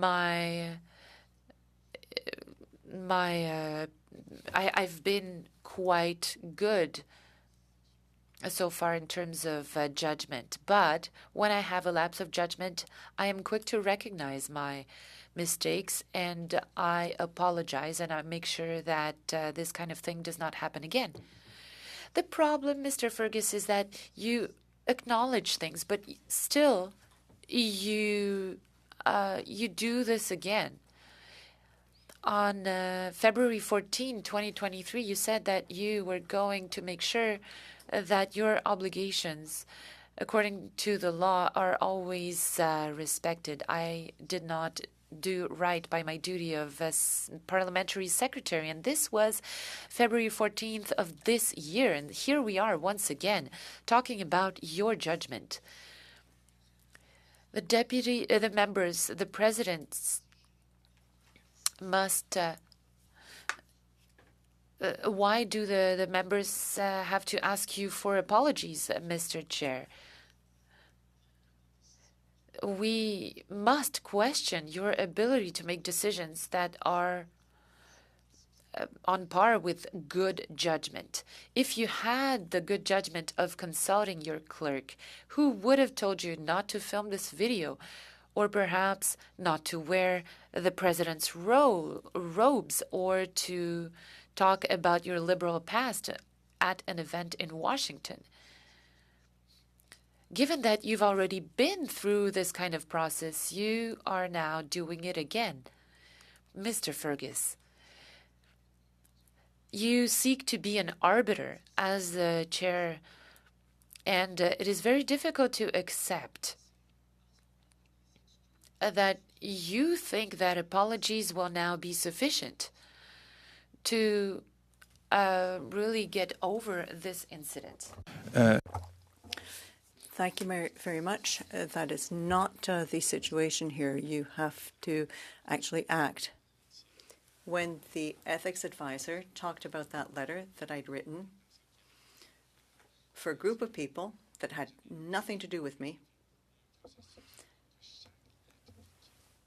I set up a process whereby every letter that left my office to ask for a service from a department or to ask for something from immigration, that it go through the Essex Bureau. We're talking about the current situation. Well, I wanted to raise that because you did. I just wanted to say that steps have been taken. But why is it that it's always after proof of a lack of judgment that you apologize? Well, it's very important because when there has been a lapse of judgment, you have to apologize. If you do things well, no apologies are required. The reason we are here today is because some of the decisions that I made showed a bit of a lack of judgment. And so here I am. I admit having made a mistake. I apologize for it. I took the steps to make sure that this never happens again. Thank you.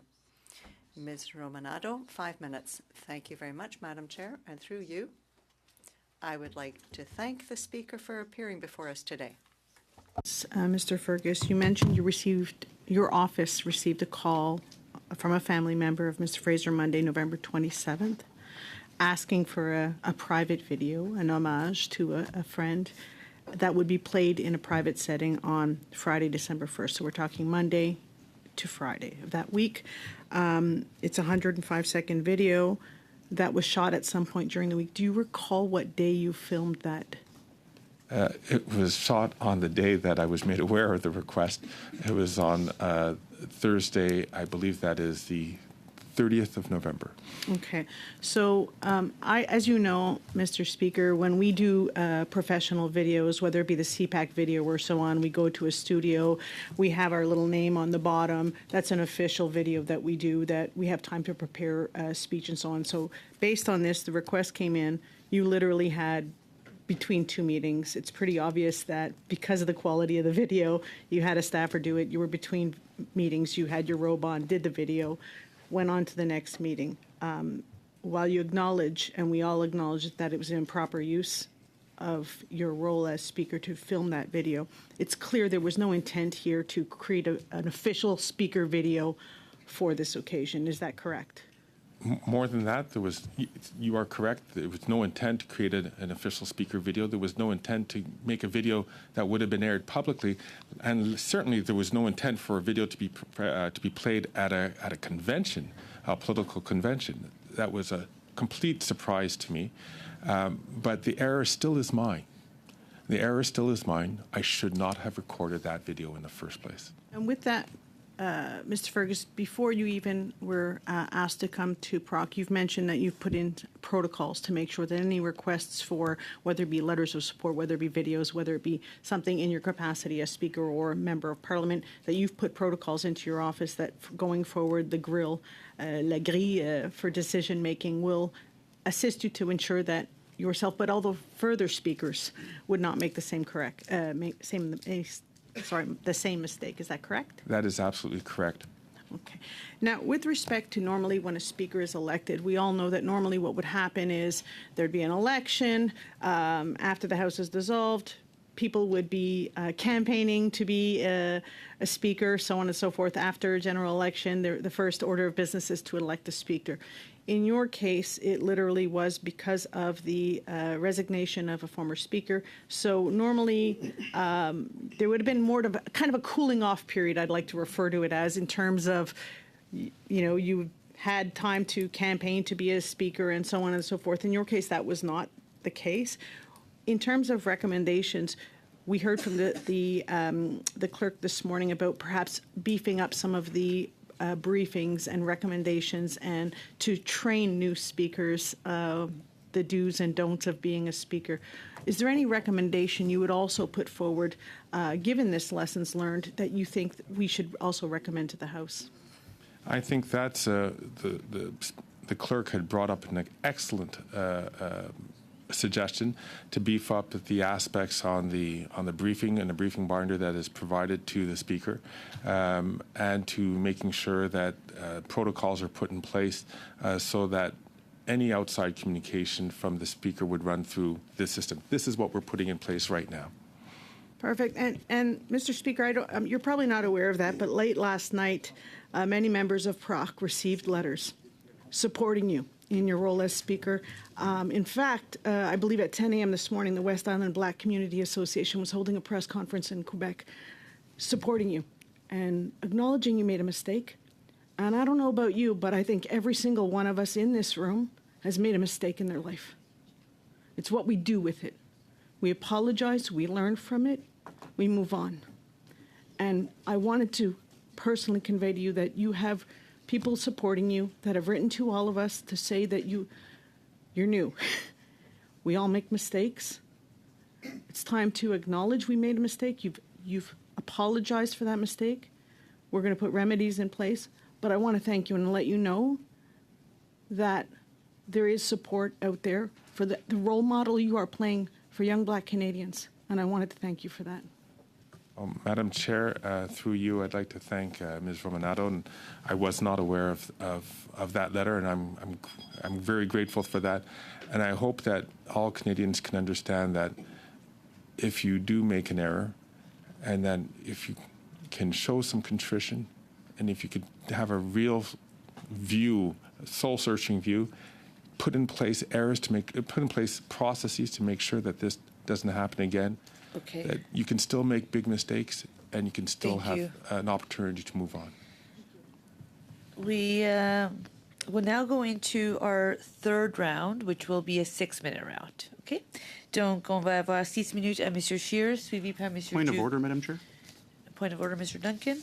Wondering, just in reference to Ms. Romanado's comments about, she referenced some emails that we received last night, including the members of PROC's personal parliamentary emails.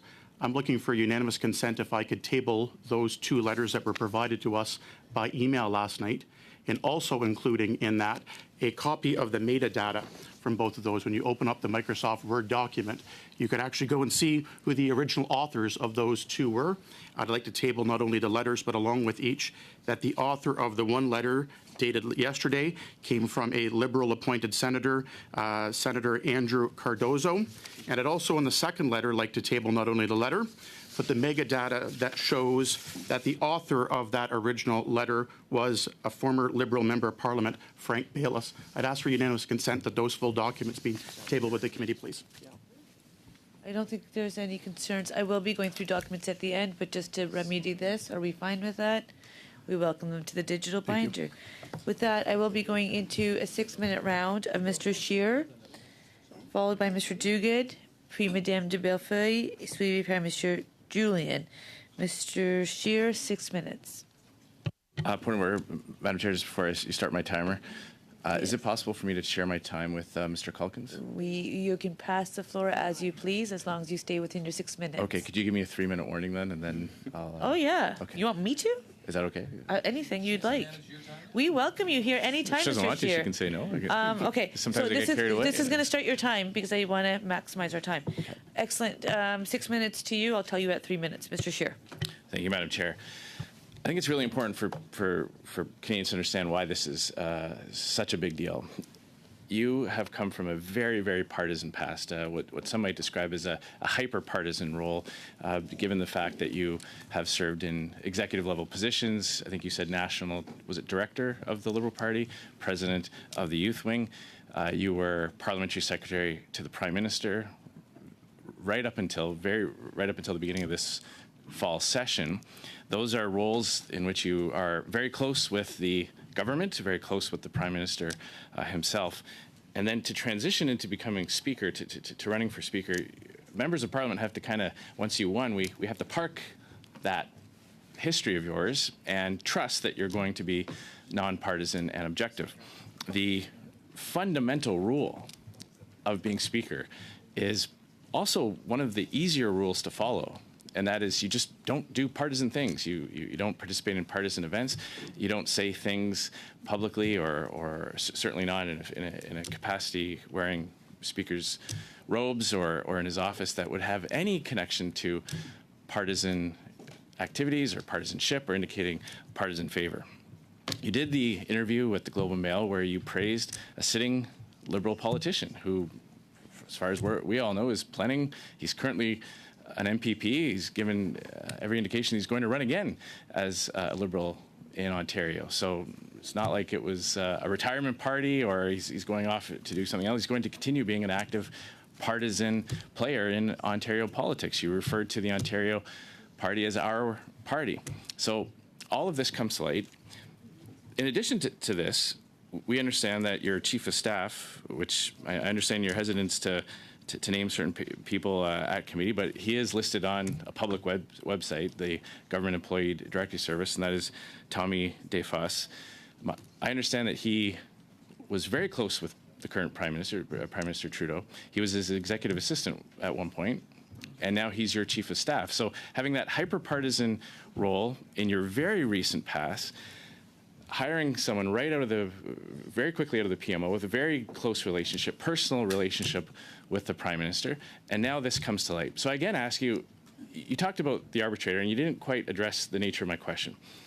If you're a hockey player and you're about to play a game and you just saw the referee in his uniform giving a pep talk to the locker room of an opposing team, it wouldn't matter what the context was, would it? You wouldn't want that official refereeing your game. If you were involved in some kind of dispute that needed an arbitrator and you saw that judge in his robes at an event with opposing counsel, it wouldn't matter what the context was. You can't unsee that. You've now acknowledged there was a grave error of judgment.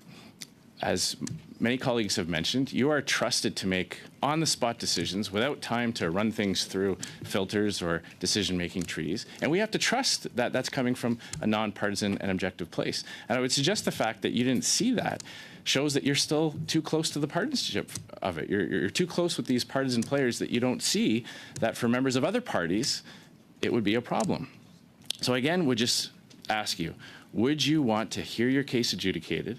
Would you want to play in a sports game, having seen the referee or having seen the judge or arbitrator involved in that type of display with an adversary or with an opponent? Would you trust that process, having seen that? Madam Chair, through you, I think it's really important, and I thank the honourable member for his intervention, the person who has sat in this role before. To go back to the ref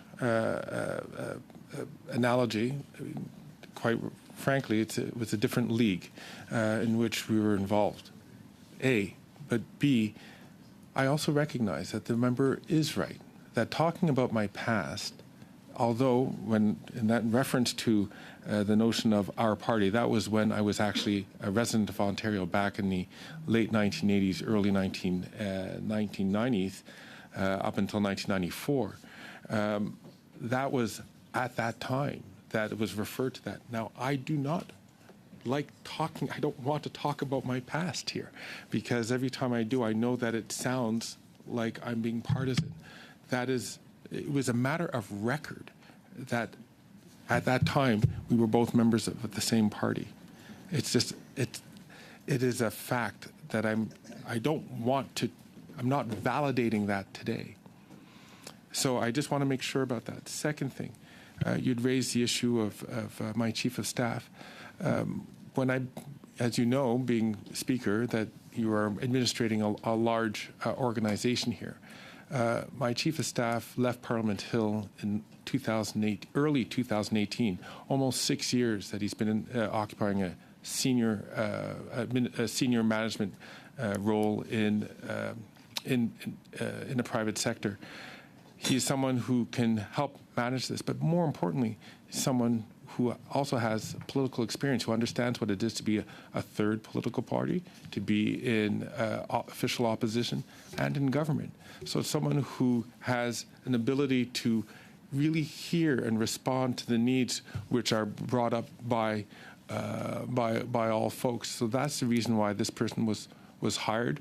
He's calm, he's collected, and has a great reputation on the Hill. Thank you. I do just want to put on the record that I apologize after you asked me to give you a 3-minute warning. I was so invigorated by the exchange that I had lost track of time. And I also went to go get bacon. So I do apologize for not having my priorities in order. Mr. Calkins will make sure you do have time on the next round. Mr. Duguid, 6 minutes to you.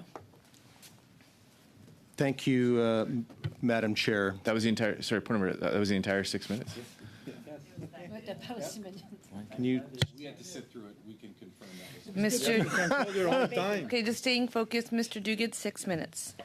Thank you, Madam Chair, and I want to thank the Speaker for his forthrightness today, for admitting your mistake, and for apologizing.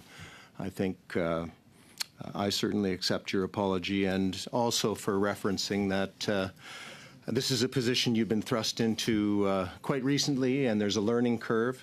And mistakes are made, Madam Speaker, Madam Chair, sorry. And earlier I referenced, Madam Chair, as you'll recall, an error that was committed by the previous Speaker's office.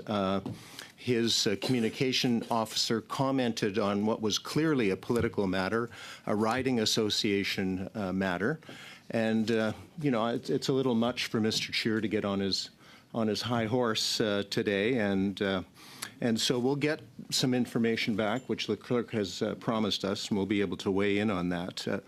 But, Madam Speaker, I'm interested in the future. We've heard a lot today about codifying protocols, clarity, and we've heard about a Nova Scotia study. We've heard about best practices around the world, and I'm just wondering if the Speaker could comment on you know, the thoroughness with which you are going to approach that issue, so that the guidance that you receive can not only guide you, but can guide potentially other speakers throughout the Federation. Well, thank you, through you, Madam Speaker. I'd like to thank the member for the question. I think there's a lot of work which the committee can do on this if it was to turn its mind to this issue in terms of comparing how our system stacks up to various other Westminster parliamentary systems. In the UK, for example, the Speaker, once elected as Speaker, of course, completely resigns all partisan affiliations, runs again as an independent. There is a tradition in the UK that the folks who, that the opposing parties agree not to run against that white flag candidate, that neutral candidate as Speaker. In Ghana, for example, when the Speaker is elected from members of Parliament, the Speaker not only resigns party affiliation, actually the Speaker resigns her or his seat in the legislature and now becomes just an officer of Parliament who is not an active politician. We have an interesting system here whereby we do request for our speakers to be impartial. That is entirely correct. Speakers then also have to run again. And they don't run as independents, they run as a member of their party. At least that's been the Canadian tradition. In doing so, they have to do fundraising. There's a number of things, advantages which accrue to being a member of a party as opposed to being an independent member. So that is a very interesting perspective that you're raising. Madam Speaker, in the few minutes I have left, there was a personal incident that our Speaker was a part of. I don't know if you remember this, Mr. Speaker, but it was a group of women leaders from Winnipeg that was standing just outside the chamber, and you came in. This was the very day that you were elected as our Speaker. There was 2 black women in that group, and they were beaming. They were interested in leadership, perhaps a future call to politics. You've admitted that you may have let some of the wider black community down.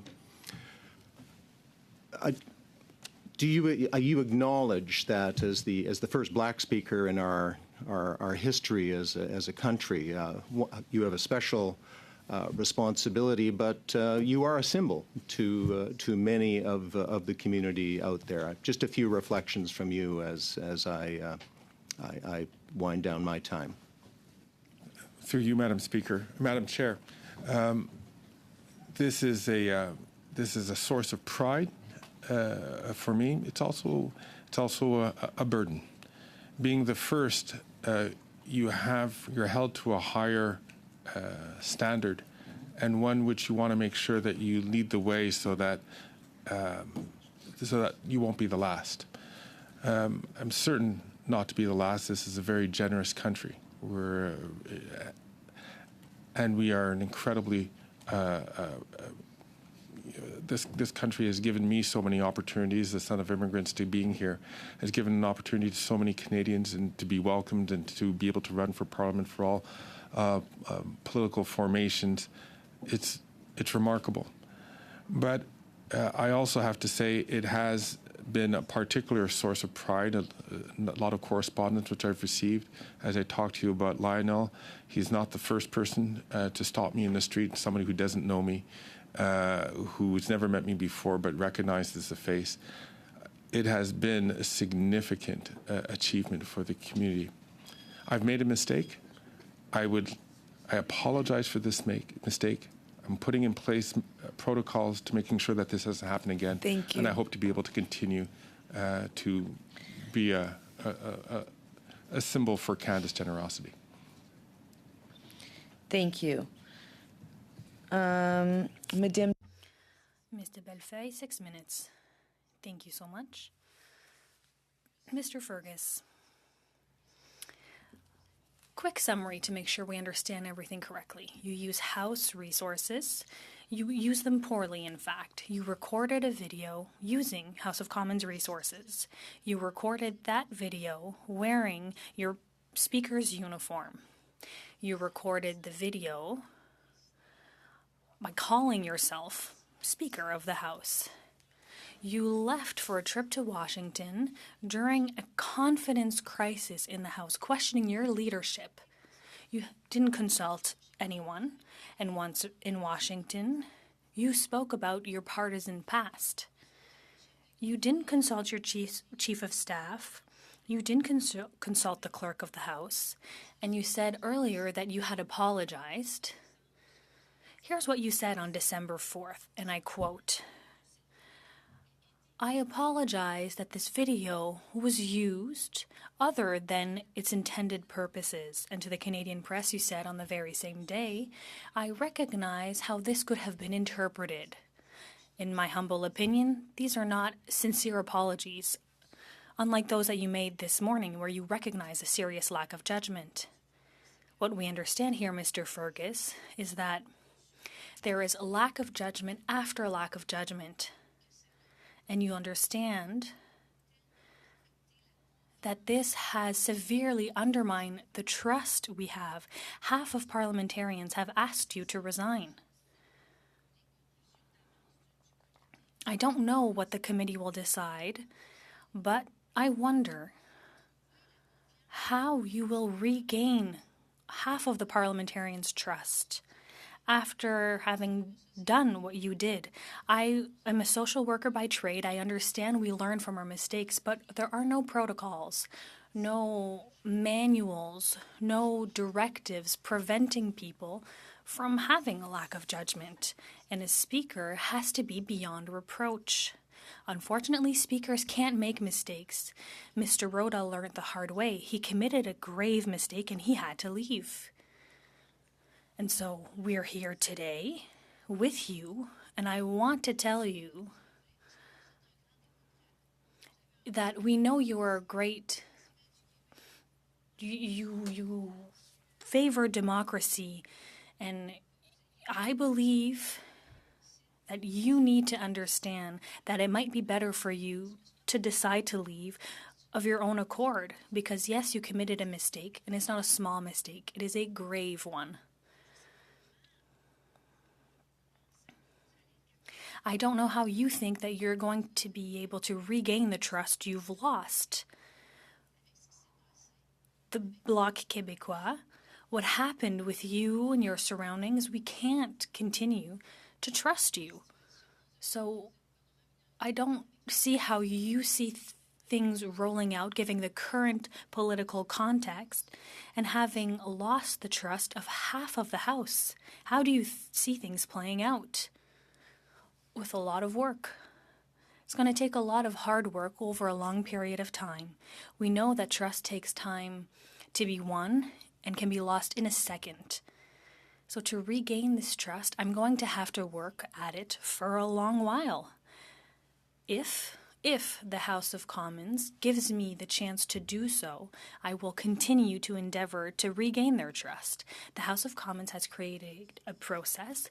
Part of this process is a study in committee. You're going to submit your recommendations. The recommendations will be looked at by the House, and the House will come to a decision. And I am going to accept this decision. If the House gives me the opportunity to move forward, I will do everything I can to regain Member of Parliament's trust. Mr. Fergus, you are aware that you are creating a precedent here. We asked Mr. Jantz if there were any precedents. He found none. You wish to remain Speaker of the House. If the recommendations allow you to do so, based on this incident, this lack of judgment, we create a precedent. A precedent that will be a basis for advice given to future speakers and will be the basis for any directives given to future speakers. So, by continuing in your role, by not understanding the seriousness of this situation, you still must understand that we're creating a precedent here, and we are lowering the standards for impartiality and for judgment. Because we are lowering the standards that will now be a basis for advice given by clerks. Do you understand what I'm saying? I understand that you believe it to be so, and I recognize my error. I'm putting you in a tough spot here. However, I am doing everything I can at present to avoid such mistakes in the future. And I sincerely apologize that things had to go this far, but I will do everything I can to regain your trust. Thank you very much. Thank you very much. Mr. Julian, 6 minutes. Thank you, Madam Chair. Madam Chair, if I understand, Mr. Fergus, you're saying that regardless of the recommendations of this committee, that could go from sanctions or penalties to a resignation, you will accept the recommendations if the House of Commons adopts them. Absolutely, Mr. Julian. I will have to accept the process and the decision. I am a servant of the House of Commons, and so if the House decides that they no longer trust me and that I can't regain the trust of members of Parliament, and that the House believes that I no longer can be Speaker, learning from the mistakes I've made,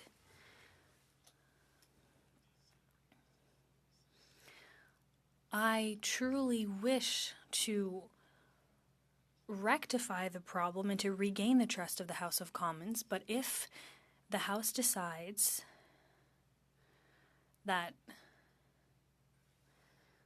this isn't possible, that the issue can't be remedied, of course I will leave. Two things that I'm still trying to understand. First, you testified that on Saturday night you learned of the video in the same way all Canadians did. I want to know the actions you took immediately following that. Did you feel betrayed? Did you contact Mr. Fraser? What did you do in terms of the Liberal convention? And what did you do in terms of your own team, your chief of staff? The clerks have testified, Mr. Jantz testified that you were in contact over that weekend around the apologies. So I need to know what actions you took. And secondly, I wanted to ask in terms of the Washington trip. I mean, we went through this crisis. It was convulsions around the speakership in October. It was profoundly difficult for our Parliament, and I think for Canadians. We're in what can be legitimately described as a crisis. Two parties that day, the Bloc Québécois and the Conservative Party, called for your resignation. Did you contemplate cancelling your trip? Because it seems to me in a minority parliament that that kind of situation merits that the Speaker be here in the House of Commons, at the very least, having discussions with members of Parliament. Thank you very much. Through you, Madam Chair. So 2 questions. So regarding what was my reaction on the Saturday night when that video came out, I was obviously sickened. The immediate calls were, how did this happen? This was not supposed to be a video that was supposed to go anything besides to a private gathering. So there was that aspect of it and trying to... May I ask who you called? I called my chief of staff, and we started to go through it. I did not personally call Mr. Fraser. And I'll be honest with you, the reason why is that I knew that this was such a situation. I did not want anyone to think that I was calling Mr. Fraser to influence what he would say. I'm going to let the process play out. I knew I had truth on my side, so didn't want to play around with that so that I would be accused afterwards. Did you call Mr. Fraser? Did you try to work things out? Your close friends and the like. Made sure that that did not happen. Regarding the Washington D.C. Trip, Mr. Julian, certainly we did contemplate canceling the trip. We actually went back and forth on this, had a huge discussion on this matter. We realized that perhaps because of the recusal, of course, on a Monday morning at the first opportunity, I recused myself from any matter that would be coming forward to this debate, and I didn't to make sure that I wasn't going to be a part of the decision making as to terms of what the decision of the Deputy Speaker would be. Then we found ourselves saying, okay, well, should we cancel or should we continue with this? We had meetings set up with just over a dozen representatives, senator, and we also had diplomatic meetings that had been canceled beforehand when the previous speaker had resigned. These meetings were set up in terms of the speaker receives diplomats, and some of them are accredited from the United States. There were a couple that had been canceled, so while I was going to be there, going to take up the flame and do that, we didn't want to cancel a second time. So that was the reason why we decided, let's go down to Washington. We'll continue with the responsibilities, and we'll be back in time for the decision by the chair, Deputy Speaker, rather. This is a minority parliament, and it is unprecedented. What the clerk and the law clerk and the acting deputy clerk or the deputy clerk, as cited earlier, were majority legislatures. Do you feel that your actions were appropriate responding to the crisis, learning what you learned on Saturday night, given the fact that this is a minority parliament where all parties have to work together? I thought that the right action immediately was to recuse myself from any determination that would happen. That way members could feel that it was being done fairly. If I had stayed in the chair, it would not have been. There's no possibility that people could have seen that would have been fair. Thank you. We're going to go into our 4th round. We will start with 5 minutes to Mr. Culkins, followed by 5 minutes to Mr. Noor Mohamed, Madame de Bellefeuille, et puis Mr. Julian. If we keep it tight, we will do 5 more minutes to the Conservatives, 5 more minutes to the Liberals. Then we'll have a 10-minute health break, and we will start with Mr. Fraser at about 22. Mr. Culkins. Thank you, Madam Chair. Mr. Fergus, through you, Madam Chair, When exactly did you do the interview with Laura Stone? Through you, Madam Chair, I'll get back to committee. I'll have to check my agenda. Okay. Mr. Fergus, you've been a member of Parliament now since 2015, if I remember, when you arrived here on Parliament Hill. In the 8 years that you've been a member of Parliament, have you ever had a conversation with any of your communications people, either in your constituency office or in your Hill office, saying, no, we can't send this out because it's not saying something that I want to get into the public domain? Something to that effect. I'm not asking you to name staff. I'm not asking you to name an issue. But have you ever had a conversation with anybody saying we have to be careful what we send out because we don't know if it's going to be in the public domain? Thank you for the question, Mr. Calkins. Through you, Madam Chair, nothing comes to mind. So you're saying that you don't vet, or you've never ever redacted or changed anything that anybody has written or done for you on your behalf as member of Parliament. You've never made an edit to a letter that's gone out. You've never made an edit to a social media post. You've never done anything to that effect that's going to go out into the public domain. No, I misunderstood your question. Of course, yes, that has happened several times. And you do this, I'm presuming, because I do this as a member of Parliament, because once it leaves my office and leaves my care and control, I have no more control. I have no control over what that message actually is once it leaves my office. And experience teaches you that very early on in your career as a member of Parliament, does it not, Mr. Fergus? That is correct, but Mr. Calkins, no, that's fine. May I just? Well, can I answer your question, sir? Well, you already did. So, I mean, the premise of my question, I think you'll be able to get to where you want to go as I follow up with you here. So, the entire argument that I'm hearing here at this committee is that things are right or wrong depending on who, as the recipient of the information. When we fully know, as members of Parliament, that anything that we send beyond our care and control of our offices, and in your case, the office of the Speaker, once it leaves, there is no guarantee that it will end up in the public domain.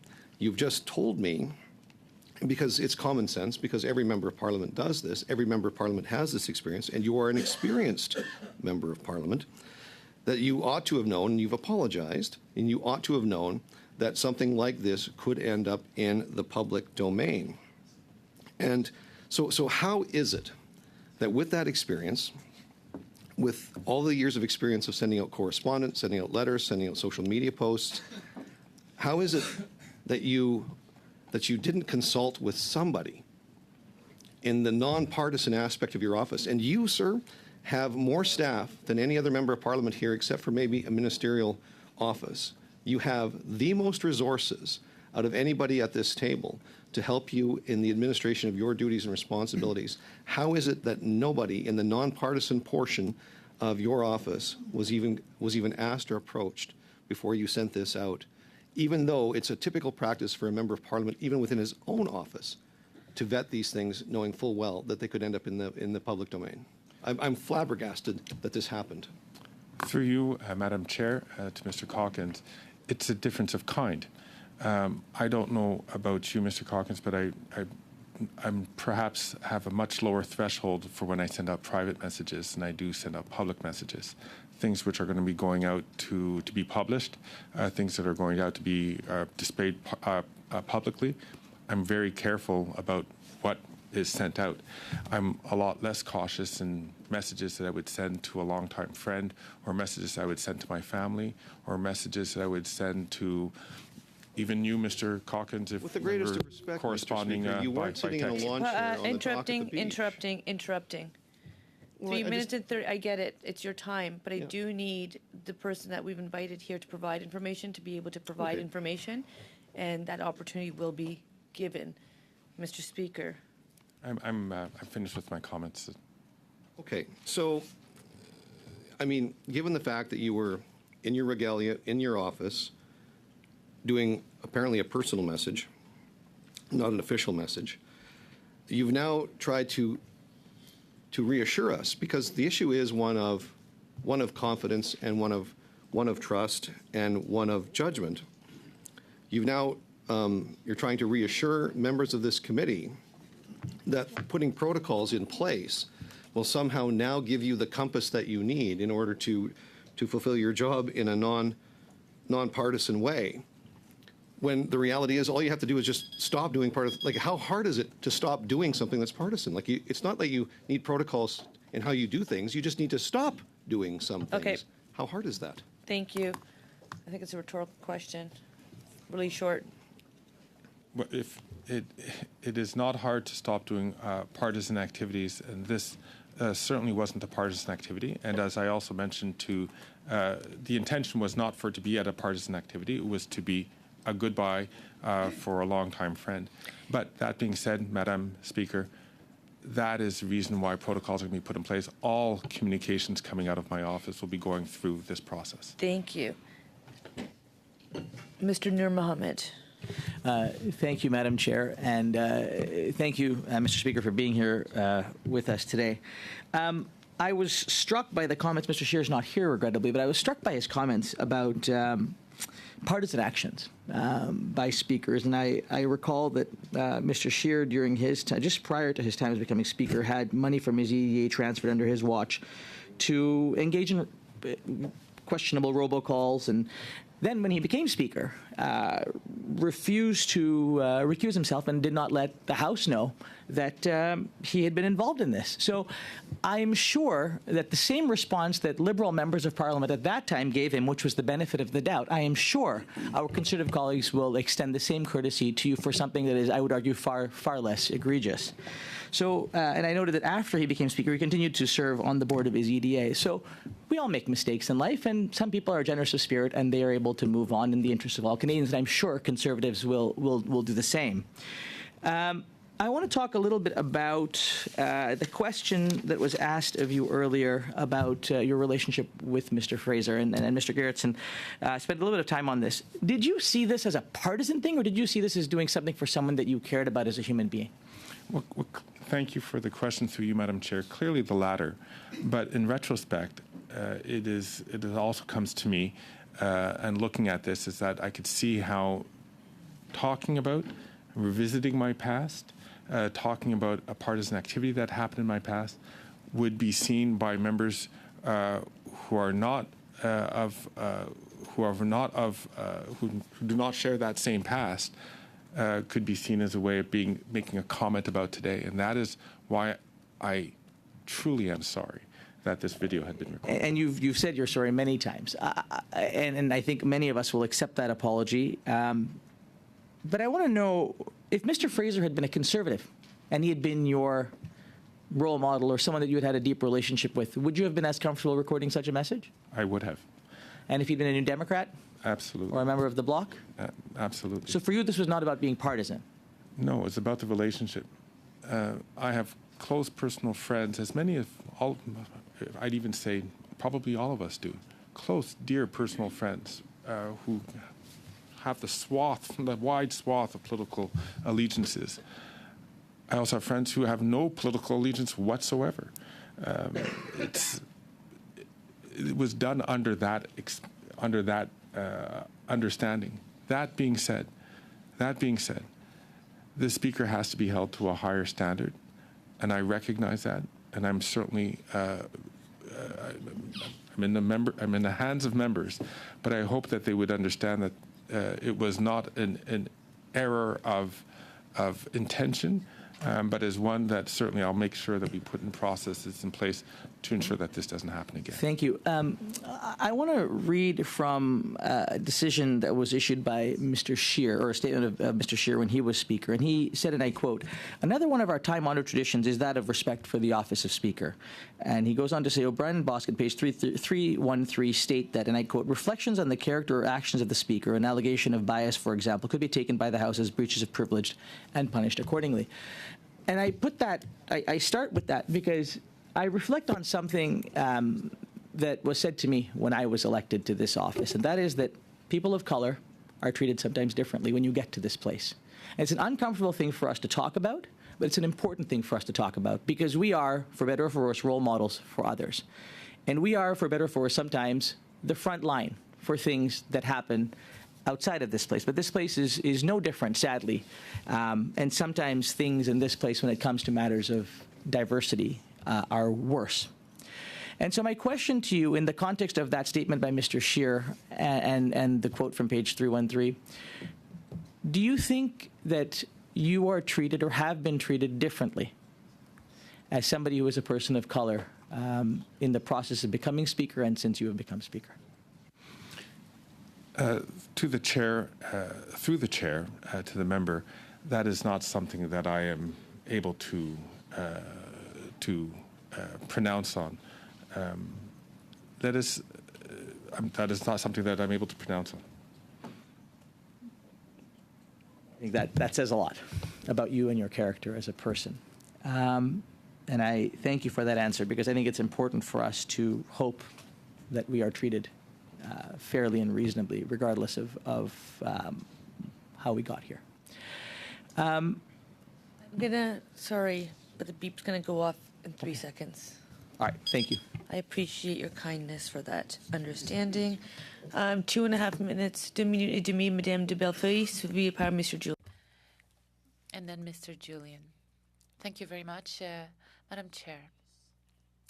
Mr. Fergus, this is not an easy meeting for you. Today you apologize formally for having had a lapse of judgment. You did it before us and before everybody who listens to us, the journalists. It's not easy to say that you had a lapse of judgment.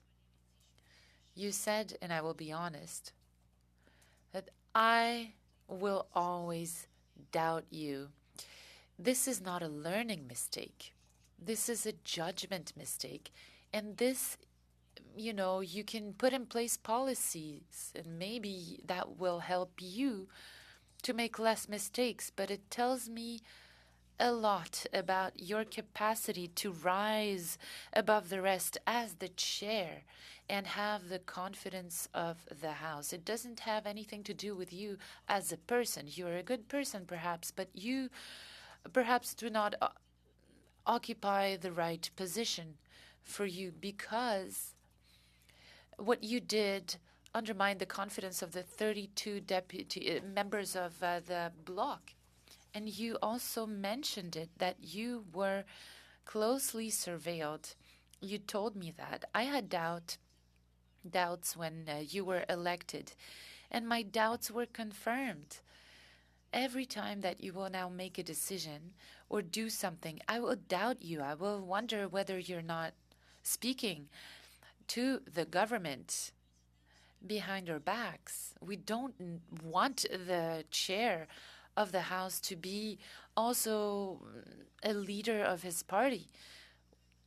We don't want you to be partial. We want you to be really non-partisan. And I'm very sad to tell you that the members of the bloc will never be able to trust you again. This is very sad, but I would like you to think about what I'm telling you, because when you're going to go back to the House, it will be difficult for you to realize that a lot of members have lost trust in you. And this is not easy to say. I hope that you will make the right decisions after the recommendations of this committee are published. Thank you. Mr. Julian. And I wanted to thank you, Mr. Fergus, for coming to committee. I'm satisfied with some of your answers. I will say, quite frankly, I'm not satisfied with other answers.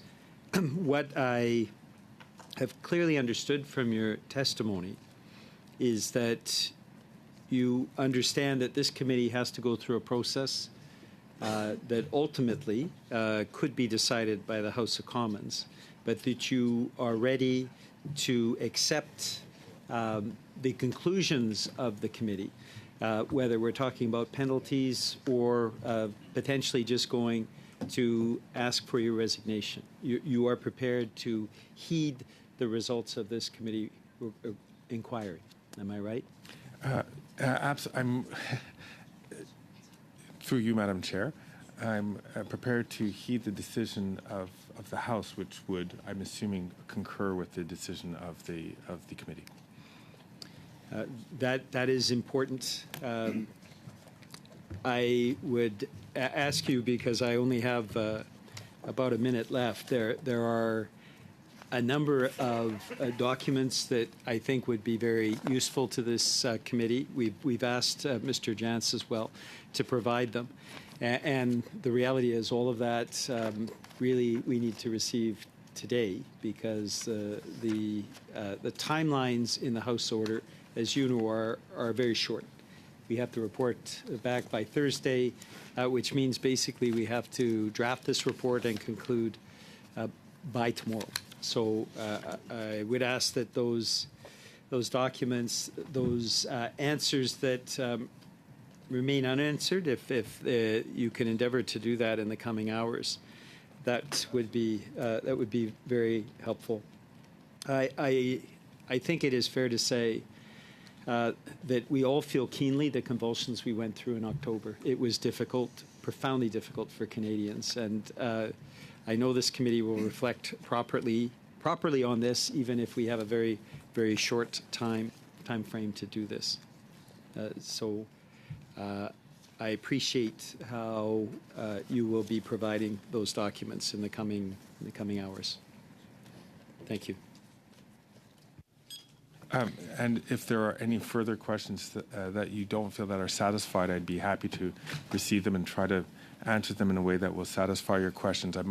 I'm here to answer all questions and to provide all members with the information that they require.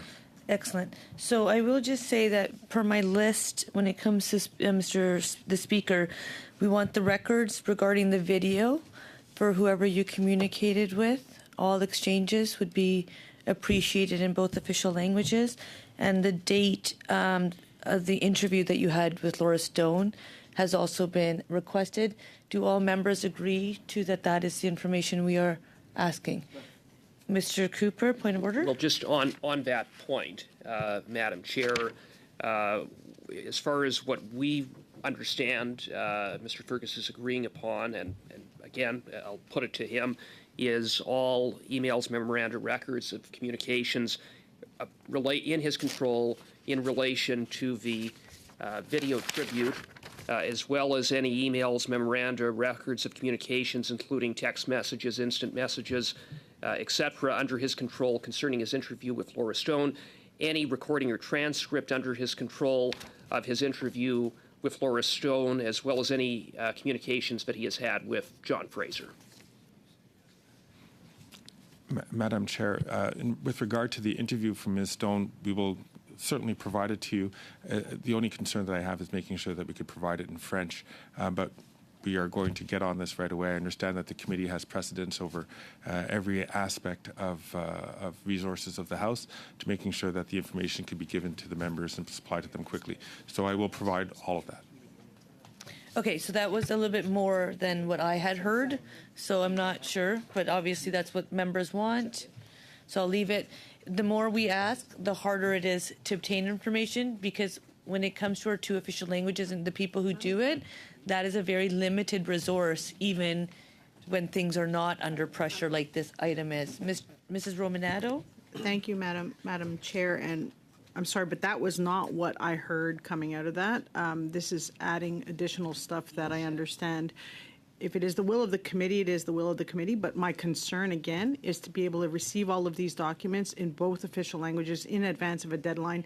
I think we're making it harder and harder for this committee to meet that deadline, to be honest. The deadline that we need to, I will just put on the record as chair, am reporting back to the House on Thursday based on what the committee has. If it is not in both official languages, I as chair will not be reporting back. That's what I will state in the House. So Mr. Speaker is well aware of the resources, and I think we do have agreement for you to provide as much information as quickly as possible in both official languages. With that, do you want a minute? I can do a quick minute. Do you want a minute? I have to end by past. we go a couple more minutes? We can each get a No, 5-minute because we round need here? a health break, and then I have other people coming, I've got and my some resources are limited. Would you like a minute or no? Quick question? Yeah. Thank you, Madam Chair. Mr. Speaker, do you agree it was poor judgment on your part while in Washington, D.C. to make comments at a retirement party for a Liberal friend of yours, Klaus Gramkow, talking about your history, partisan history with the Young Liberals of Canada? You're on a official speaker delegation that originated before you became Speaker. Do you believe your comments again that night were a breach of the code when talking about partisan politics on a speaker delegation? I thank the honourable member, Mr. Duncan. I'd just like to provide some context, and I would also like to be able to provide context on those comments. I only use that reference just to place it within time. The error that I made is that I should have talked about the year that I met and not provide any other context around it. So, but given where we are and given what the situation is, it is an error, and it is one that won't be repeated. I will not be talking about my past. So again, Monday morning, you apologized in the House and said you'd do better and you'd change course, and 24 hours later, you committed the same issue again. Again, the change. I'm sorry, through you, Madam Chair. The point was it was just a biographical reference. The aha moment came a little later that week in speaking with a member of the opposition as to what it is. Just talking about my biography is a problem. Thank you. That was 1 minute, 27 seconds. Monsieur Lauzon, 1 minute. Merci, Madame la Présidente. Thank you, Madam Chair. And thank you, Mr. Fergus, for the time that you gave us this morning. I wanted to talk to you about consent. When you make a video, there's always this idea. We understood today that you did not give consent for this video to be shared. I think that consent is really a pillar of the meeting that we had today. Even if you were wearing the robes and even if you were in your office, I never felt today that you had consented for this video to be shared in this context. Now, I would like to give you the opportunity to end this meeting by telling us whether you would have filmed this video if you did not wear your robes and if you were in your office. Would you have filmed this video? And would you have consented to its sharing? No, I would not have given my consent. Appreciate your time with us today. We would ask that you provide the documents as quickly as possible. You do know the parameters under which we're working. I am suspending the meeting for a health break. We will be starting promptly at 22. So see you back in less than 10 minutes. Thank you. Meeting suspended.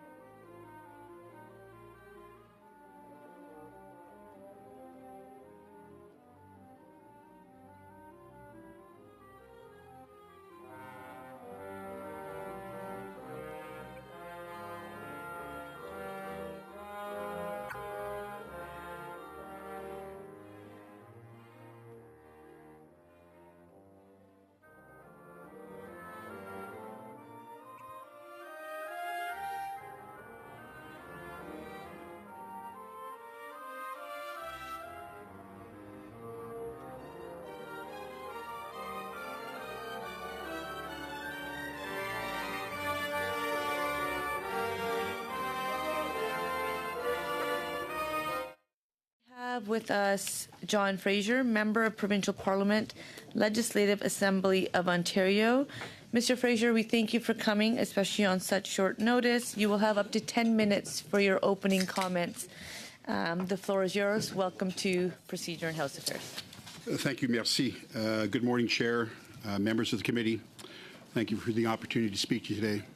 Je parle français un peu. Et pour cette discussion, I do speak French a little bit, so for this meeting, I will answer in English for specific information and the precise words. I won't make you endure me trying to respond in French. It's because I don't want to take up too much time. And thank you for your acceptance of that.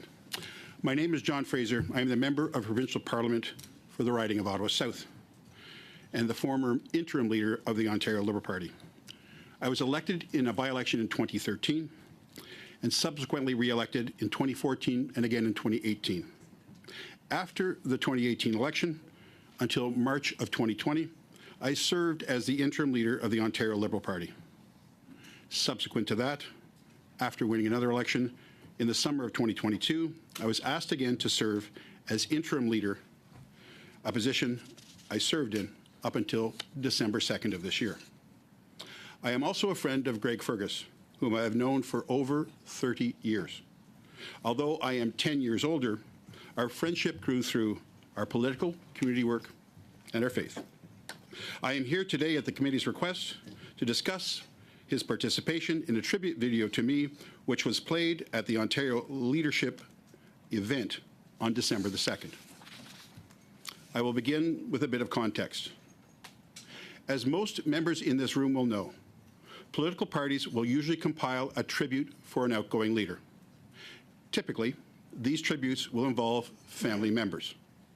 In mid-November, through a volunteer, the party asked my family to coordinate a personal video about me, to compile photos and video and audio clips that would speak about my life and about me as a person. You will note that it includes photographs of me as a child, with my parents, with my grandparents, with my siblings, and with my extended family. Pictures and words about my life, very personal ones. The tribute was a surprise. I was not part of these discussions, nor was I made aware of the tribute or its content. As part of the tribute, my wife, Linda Hooper, called Greg's office and spoke to Mr. DeFosse about providing a brief video clip speaking about me as a person. A video was then returned to the family, and as the timeline was short, it was immediately provided to the volunteer at the party, who assembled the presentation, which I assume most of you have all now seen. The request was made to Greg as a family friend and someone who has known me personally for over 30 years. As the content was to be personal, apart from Greg, the only other non-family member who was asked to participate in the tribute was Dalton McGuinty. And again, that request was made of someone who'd known me for more than 30 years and who I worked for almost 15. As anyone who has viewed the series of videos that were used in the tribute can attest, they are deeply personal, and though some identify me as a politician, they are all in reference to me as a person. The video provided by Greg, though it referenced my political activities that brought us together, was deeply personal and a kind, heartfelt gesture from one friend to another. Both I and my family were moved by its contents, and we're deeply sorry that an innocent request has negatively affected Greg and caused undue attention. I have known Greg for 30 years. For a period of time, both we and our families were very close. I know that Greg is a person of integrity, generosity, and kindness.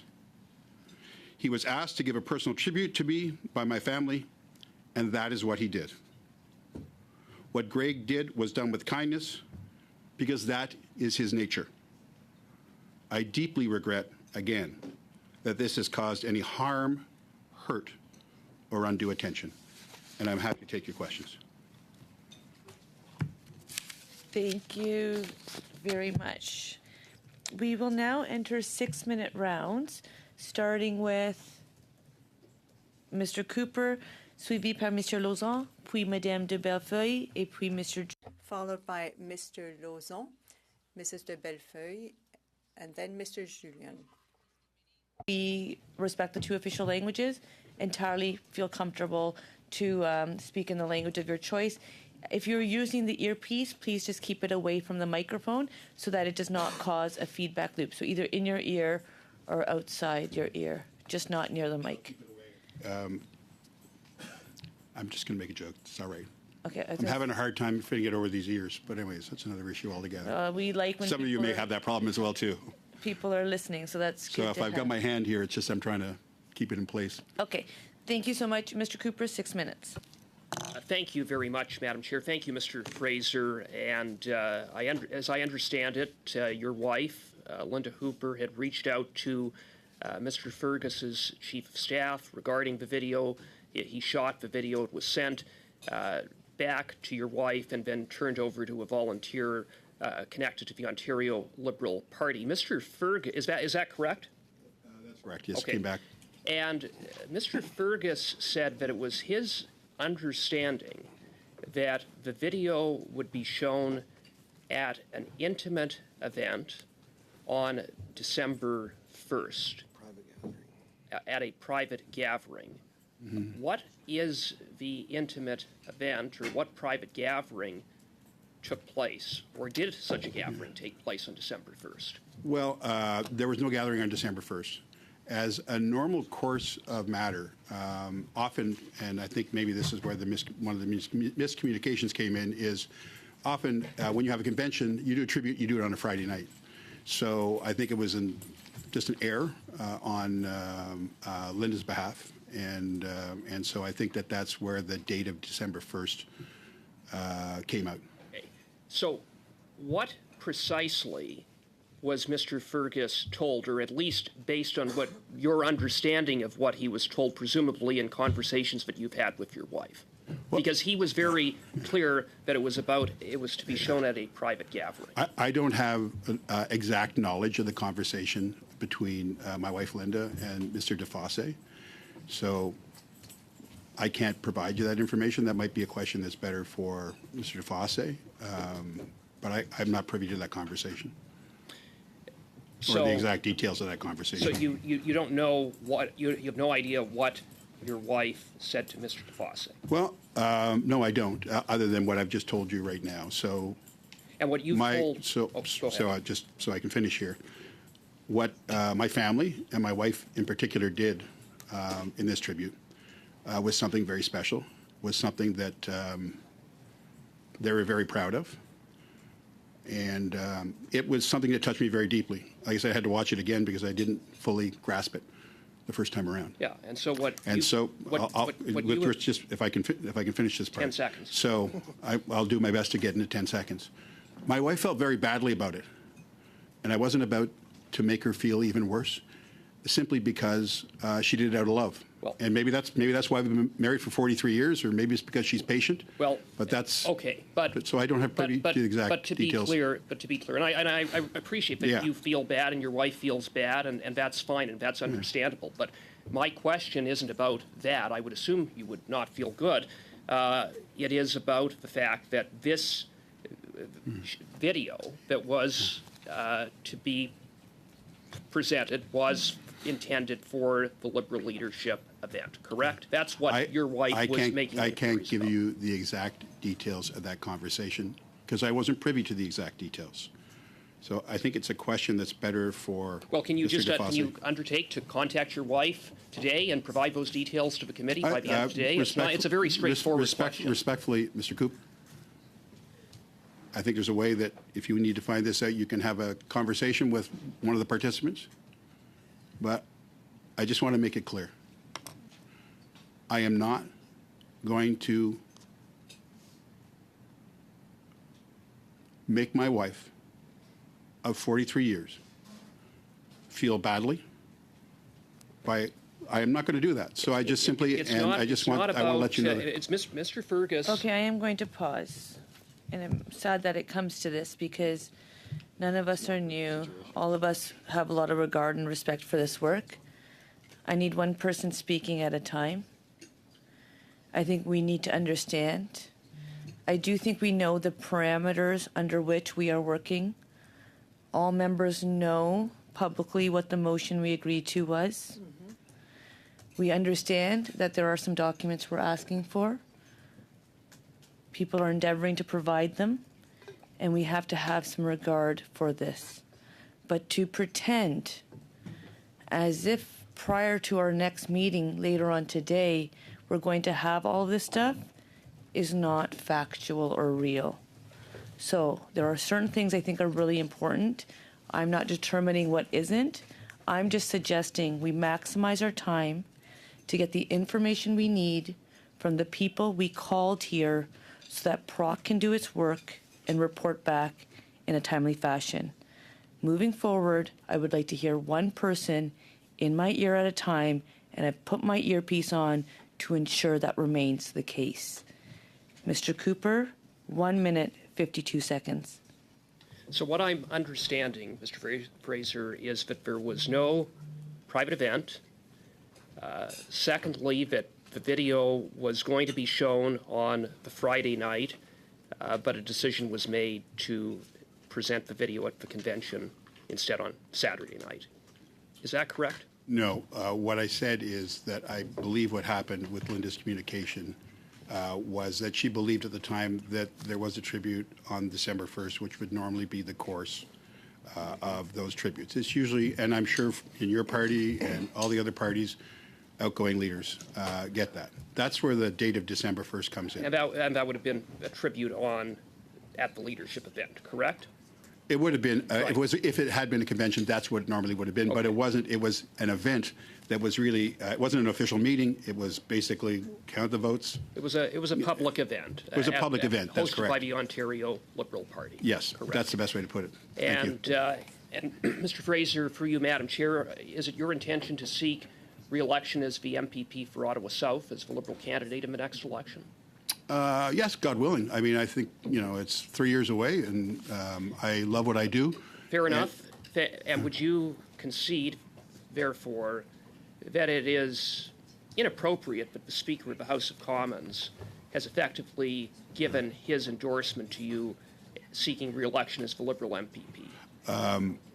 I can't speak to the exact nature of the conversation. I think what was communicated very clearly that was a tribute to me. I can't say to whether he was whether I can't say to whether. Mr. Fraser, I want to be as respectful as I can. You don't see anything problematic about that. Is that what No, you're I saying? don't, because I think it was a very deeply personal connection or video, as all of them were. They were about me as a person, about our families being together, about about the kind of person that I was. It's very hard to listen to those things when people say nice things about you. I'm sure, Thank you. Sorry? Thank you. Yeah, usually we're underground, right? Or so we don't get to hear them. Thank you so much. 6 minutes à vous, 6 minutes, Mr. Lauzon. Thank you, Madam Chair. Mr. Fraser might want to put his earpiece on now. Mr. Fraser, in the media, on the Media X, you published a message. You thanked your good friend Greg Fergus, and you said that you were deeply sorry for what happened, essentially what you said at the beginning of your testimony. You regretted the communications and the miscommunications that had happened regarding the use that would be made of the video. Did Mr. Fergus have no awareness of the video and how it would be presented? How it was communicated within Mr. Fergus's office, or the exact details of the conversation. I deeply regret that what is really, I think, an innocent request from a family member to another family has caused some hurt and harm or any undue attention. I think that was important for me to come to committee. I was prepared to come to committee or do whatever was necessary. I did speak about it in the media on the Monday after, and so that is my regret. And something that was done, I think, genuinely for me with a lot of feeling, emotion, and very personal, has ended up where we are today. Avec ce qu'on sait aujourd'hui, With what we know today regarding this situation, can you confirm that in your understanding of this situation, since the video was published, that Greg Fergus had no intention to have this video made public during a partisan event? Do you agree? And I can't speak to what was communicated to him in his office, but by knowing Greg and knowing what I've heard in the media. ça aujourd'hui, parler. That's what we've understood today. You spoke about your relationship with Greg Fergus, with his family. Can you tell us more? Can you explain to us why Greg Fergus was an important person to be included in the messages that were going to be shared with you? An important video for you, for your family. Why did you ask, why was Greg asked to be part of these videos? Because he's Speaker of the House? Or rather, was the request sent because he's a friend of the family who has been a part of your life? Can you explain to us what the difference is between a message coming from a Speaker of the House in another legislature and a friend? Well, I'll start out from Greg and I got to know each other around 1989. I just got, I'll be a little partisan here, but I got involved in the 1988 election.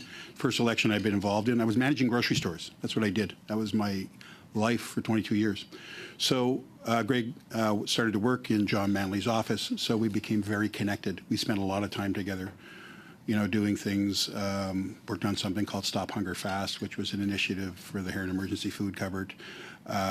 We did all sorts of campaign and politically related things together. We hung out together. You know, there are just a lot of memories. You know, Greg and Julie were one of like a handful of people who we let babysit our kids. So that's how we. But do you ever think that the message came from the Speaker of the House or from Greg Fergus? Well, what I heard was a message from Greg to me personally, and it was very moving and very thoughtful, and I'm very grateful for it. You know, it's not often that we can have people express to us or get the chance to express to people publicly how we feel about them, what we think of them, what they've meant in our lives, and so you know, it is hard when something that's that special ends up where we are right now. And I'm not saying that to complain. I understand why we're here. I'm glad to be here. And I'm proud to be Greg's friend. And I'm proud of what I am, you know, as a friend. You know, politics is, it stop me if you want to. I can go on. I can go on. Okay, go ahead. You can ask my colleagues in the legislature. Later. They have a hard time, and my family. It's like politics is just something that brings people together. Like the grocery store brought me together with colleagues. And it was a way for us to connect. Our relationship isn't based on politics. It began with politics. It's because of politics, just like it would be because of being in a community group. So, and we're both Catholic. We share that. And that helped us to be connected together in a way that built a lifelong friendship. So I'm not surprised when, you know, my kids actually thought of, you should do this. This is what we should do. J'ai 20 secondes, Monsieur Fraser. Je veux juste terminer là-dessus. I only have 20 seconds left, Mr. Fraser. We are all politicians. We all make videos for a number of reasons, for associations, to thank people for a wedding. I've done a number of these videos for Canada Day, Quebec's National Day as well. Using these videos without our consent, Is that something that happens often in politics? Sometimes you can find out that a video gets used at an event or a place where you didn't think it was going to be used at. Often, and most of you would know, we're busy, so we're always on the run. Okay. And Thank thanks, you. Sorry. Okay. Sorry, I really do appreciate you being so quick to respond, and the clerk has let me know the minute we asked you to come you were kind, so I'm trying to be gracious, but I also just need to run the committee tight. Thank you so much. Madame de Bellefeuille, 6 minutes. Ms. de Bellefeuille, 6 minutes. Thank you, Madam Chair. On parle en français. I'll be speaking French. Mr. Fraser, I understand you're uncomfortable being here. I understand your wife might be uncomfortable as well, having been put in this situation. It's not your fault. Mr. Fergus is at fault for accepting to make this video. He said it himself. I made a mistake. If I had to do it all over again, I wouldn't record the video. So this was a lapse in judgment on his part, and he recognized earlier that this was a serious lack in judgment. You're a good friend of his, and someone asked him to record this video because you are lifelong friends. Pardon my accent here, I'll read something in English. At the beginning of the video, The Honorable Greg Fergus, Speaker House of Commons of Canada. Croyez-vous que cet hommage... Do you think that this video was made on behalf of the House of Commons? My understanding is that the raw video was with the pictures and other videos were compiled by a volunteer at the party. The family didn't put it together, which is the normal course of things, so I can't speak to whatever. Like, obviously, my family didn't put the header on that, or the header for Dalton McGuinty, but they were responsible for all the pictures that were put up that were kind and thoughtful and somewhat embarrassing. Mais Monsieur Fraser, vous êtes... But Mr. Fraser, you're a parliamentarian with a lot of experience. You work at the Provincial Assembly. You understand why a speaker must remain neutral and impartial. So how do you explain that Mr. Fergus agreed to record this video in the Speaker's office to call himself Speaker of the House in his video, and not only your friend, he was in the Speaker's office wearing the Speaker's robe. Everything was recorded on the Hill, and the message was conveyed as Speaker of the House. How can you explain that your friend decided to record such a video in such a way? All due respect with what I said earlier, I've known Greg for over 30 years. And for a period of time, we were very, very close. And that, a family member, my wife, asked Greg to give a personal tribute. He provided a very kind and personal tribute. I'm really grateful for that. And again, I regret that it's caused any hurt or harm or undue attention. Mr. Fraser, I'm talking to you as a parliamentarian. You understand impartiality requirements that are asked of a speaker. Mr. Fergus created or made this video that touched you, but he did so in his capacity as Speaker. He says in this video, I am the Speaker of the House. He's wearing the Speaker's robe. He's in the Speaker's office here on the Hill. And so, do you understand that this is not a small mistake? He agreed to share this video as Speaker of the House. It could lead to confusion, don't you agree? Don't you agree that it could create confusion between friend and speaker? I thank you very much for your question. Merci. I think that if we go back to where this all started, I'm not privy to all the exact details of the conversation that occurred between Linda and Mr. Desfossés. So I can't give you what happened on the other end. All I can tell you is what I saw and what I heard and what I know. And I know that my friend was asked to do something for me. He did something very kind, and I really appreciate what he did. And I do regret that a request that was put forward to my friend to do something for me has got to a situation right now where it's obviously caused some harm and some hurt and undue attention. And that's the answer that I can give you on that. Mais vous, Monsieur. But you, Mr. Fraser, you are a parliamentarian. Didn't you find it strange or alarming to see your friend pay tribute to you in his role as speaker, wearing his speaker's robes in a partisan office? Didn't you think to yourself, Greg is in a tricky situation now. It's going to be hard to get out of it because he's not respecting the impartiality requirements that are demanded of him. Didn't that ring any alarms for you when you saw him dressed in his speaker's robes? The first that I'd seen this video, knew of this video, was literally minutes before I had to go and deliver a speech that I've been working on for a week and a half. And so it was a surprise to me, all of the video. And I really didn't think about it much after that because I went and had to say thank you to a whole bunch of people, not just the people in the video, but people who've helped me along the way. I won't get into party politics here. It was a really important speech for me. Last time I'm ever going to do it.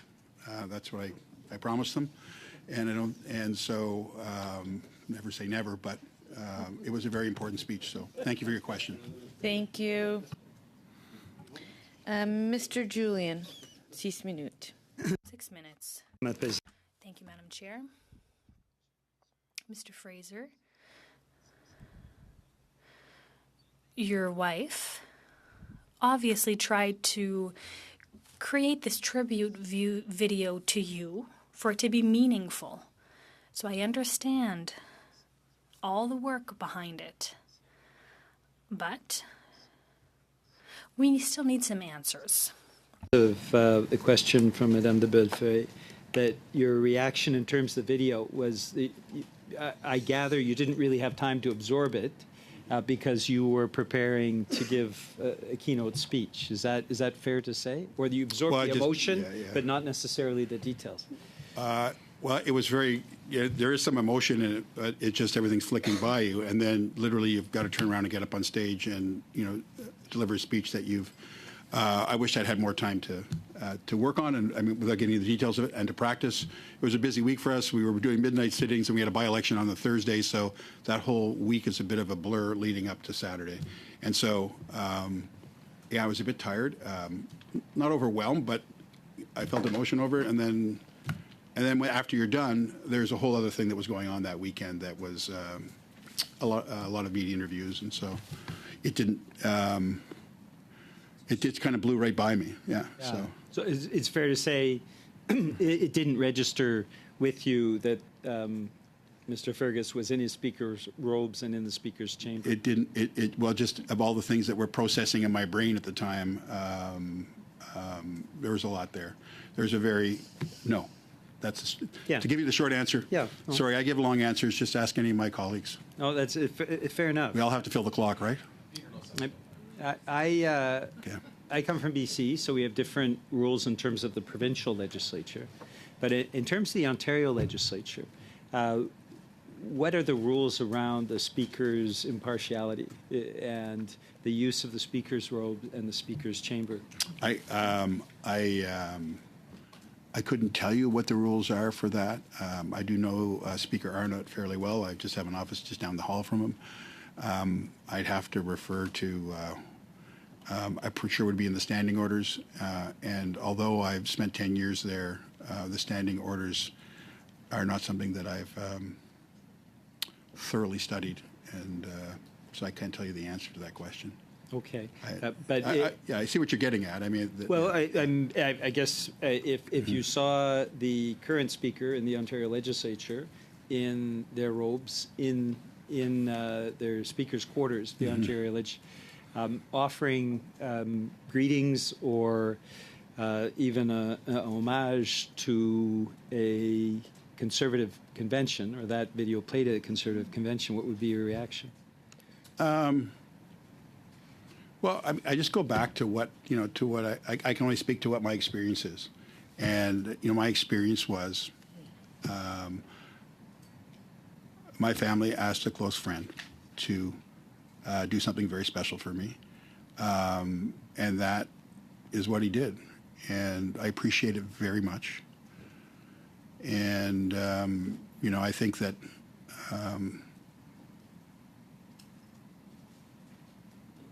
that's the best question answered by Mr. Fergus and his office, Greg. And so, I think that's what I can say about that. That's what that video means to me. That's what I see when I see that video. And I really very deeply appreciate it. And if all of us, I'm sure, as everybody has listened or seen the video or seen a transcript, I think it's very clear the message that he was delivering. The Ontario Leadership Convention was live streamed, right? It was live streamed, yes. It was live streamed on Friday as well. Okay, there was no Friday. As a normal course of events, we used to have delegated conventions. We would be like an AGM. We go Friday, Saturday, maybe Sunday morning. This was literally an event that went between 12 and 6 in the afternoon. So it was an error in communication that it was to be for December the 1st. There was no December the 1st. It wasn't no event at all. There was no event, and the error I think occurred is that, and in most of our conventions, I'm not sure about your party, but usually if somebody's outgoing, they'll do something on the Friday night. But there was no Friday night, so I think that's the confusion. That's what caused the confusion with the date. Okay, but the intent of Saturday was always to be live streamed, broadcast with the Very much so, leadership yes. Results being announced. Yeah. So it was always going to be a very, very public event. I'm going to ask you a question about your personal response to this. You've very kindly come to committee, but do you understand how many members of Parliament feel this is a very serious issue, and the fact that the Parliament voted unanimously to refer this matter to Procedure and House Affairs as a serious error? Do you understand why the reaction is that strong? Well, I can, I do know that that Parliament has expressed its concern. That's why I'm here today. I think it's important. It's important that I was here today. That's why I came here today, and so so that I can provide what I know and what I believe to be the case. Thank you. We will now enter into our second round, starting with Mr. Duncan, followed by Mr. Garrettson. Mr. Duncan, 5 minutes through the chair. Thank you, Madam Chair, and through you, I thank you, Mr. Fraser, for being here today. I want to follow up because Mr. Fergus used several times here at committee and the past few days that you're a departing colleague, and so you've confirmed again that you are planning to seek, God willing, re-election in the next provincial election. But could you also confirm that you're going to be remaining a Liberal MPP? And then also with the leadership race done, you're still the parliamentary leader because the new leader does not have a seat, correct? Yes, I am still a Liberal MPP, although they look at us as independents there. That's the story for another day because we don't have time for that in committee right now. Yes, currently I am, as I say, shepherding the flock in the legislature. So that's you're the a legislative leader.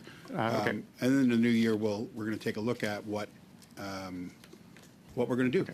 Have you had any communications with Mr. Fergus or his staff about your anticipated testimony before this committee today? I have not talked to Mr. Fergus.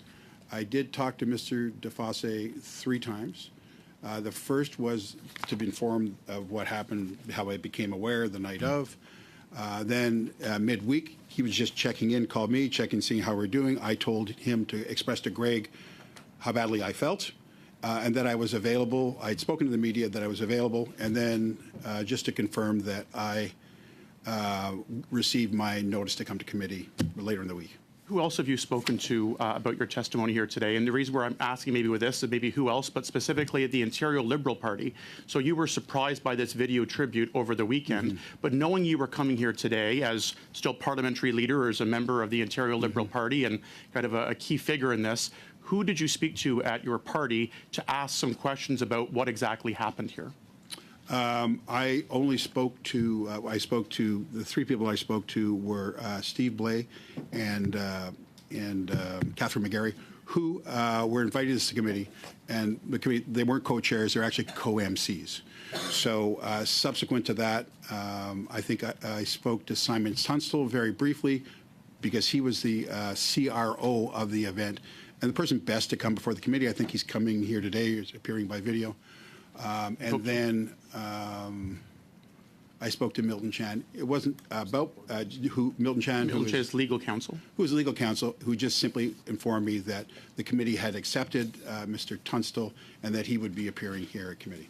Well, and the reason I ask is that we talk about the video originating being in an intimate private format, and nobody today has been able to say what that intimate event was, this private intimate event. It just never seemed to exist. So I could perhaps ask through you for the Ontario Liberal Party.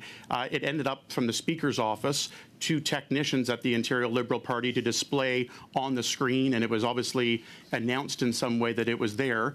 Would you be willing, and would the Ontario Liberal Party, when we talk about the production of documents and information and understanding the flow, the video file ended up from the Speaker's office to the party some way, would you be willing to provide? Through my family, yeah. Through it came back to family. Our family gathered everything, including all the pictures, the video from Dalton McGuinty, and sent it back. So would you be willing for the Ontario Liberal Party to provide all emails, any records of communication, including text messages or instant messaging applications under the party's control or in and around and those that are involved with this issue concerning the video tribute, both in the lead up to getting the file, but then afterwards as well, the communications to understand what was communicated or how this happened? Would you be willing to do both the before the video tribute and after? That will have to go to legal counsel of the party. I'm no longer leader of the party. And so I know that Mr. Tunstall will be appearing here after. So if you're going to make that request, I'd say that would be the most appropriate place to make that. Well, yeah, the individual that's appearing next is trying to not come today and not appear. Wait, so I'm taking the opportunity to address this on the record as we can. I am going to stop the clock. I am going to make sure for the matter in front of us stands. A letter was circulated. I can confirm that the individual is appearing, and as per what I saw was that members don't need them to appear based on what they can provide, but the individual is appearing. So let's stick to the facts and let's actually try to get to the bottom of determining how committee want to suggest we move forward as a recommendation to the House and how that happens. But we will be fact-based here. Well, Mr. Duncan. Point of order, if I could, without taking my time, like we received a letter that the individual did ask not to appear today. So I'm going on the fact that the individual asked not to. So I was taking the time to ask Mr. Fraser about this because I hadn't received anything since then. So just taking the opportunity to do that, and I've done that. I'm going to answer your point of order as you want to refer to it as, and say the individual asked did not receive a positive response because the notice for the meeting had been out, and the individual is on standby and will be appearing. The floor is back to yours for questions to Mr. Fraser that Mr. Fraser can actually answer. Well, I say answer the question about asking the production of documents and taking that opportunity to make sure that request is gone to the Ontario Liberal Party for that information before the video tribute and the production of documents and the conversations afterwards as well, which I believe are important in framing the understanding of what that time flow was. So, Madam Chair, I will pass the rest of my time in the sense of where we will ask the next witness as well, but wanted to get that in to make sure it was put on the record, our desire to see that information and that production of those documents. Thank you. And that's time. Would you like to? Yeah, Mr. Fraser, you got 15 seconds. The witness will be appearing here. I think that's the most appropriate place for that question. And thank you. Understandable. Thank you. Mr. Gerritsen. Thank you, Madam Chair. Thank you, Mr. Fraser, for being here today.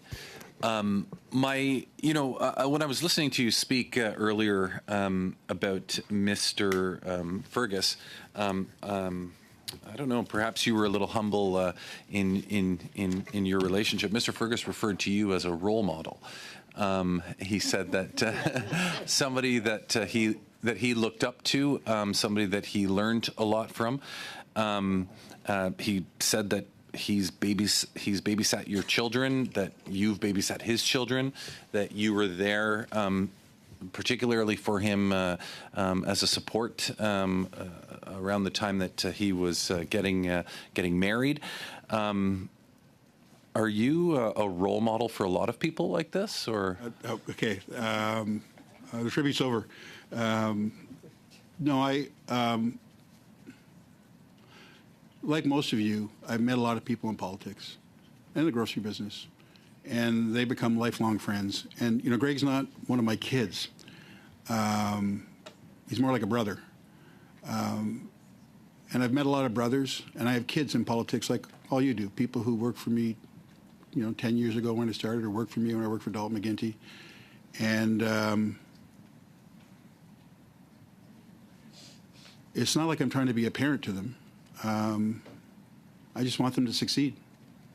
So your relationship certainly was unique, right? Mm-hmm. I mean, like, you were quite close with him. I'm sure that, as you indicated, you meet a lot of people, you get to know a lot of people, but the impression that we were left from Mr. Fergus is that you had a very close relationship that was perhaps, much, well, not perhaps, it was indeed much more than a political, acquaintances through politics, that you were on a very personal level with him. And you would agree with that, I assume, right? Yep, I would.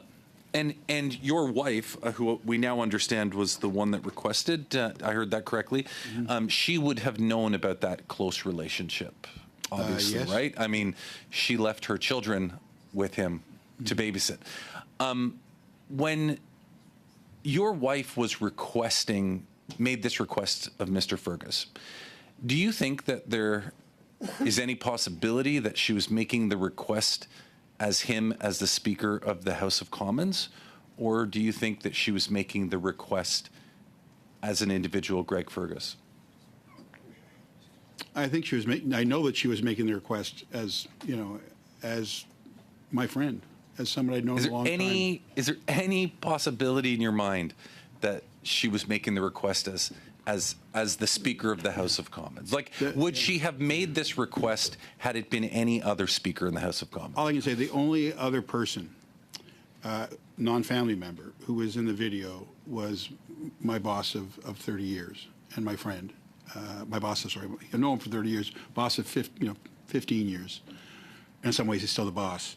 Was the only other person to speak. So it was based on relationships, and that's why she asked.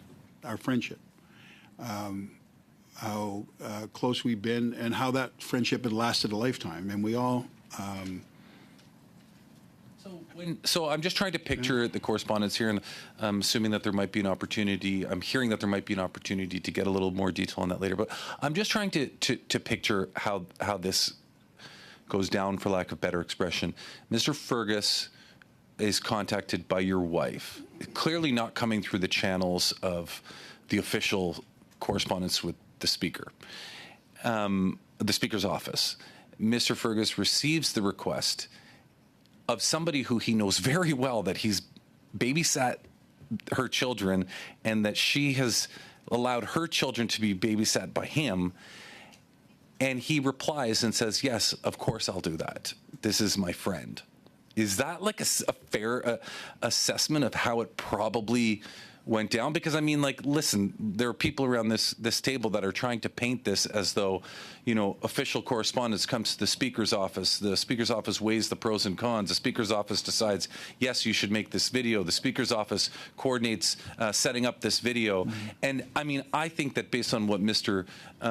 Fergus has said, and based on your testimony today, it's much more plausible that your wife, who is a lifelong friend of Mr. Fergus, reaches out and says, "Hey, we're doing this event for John.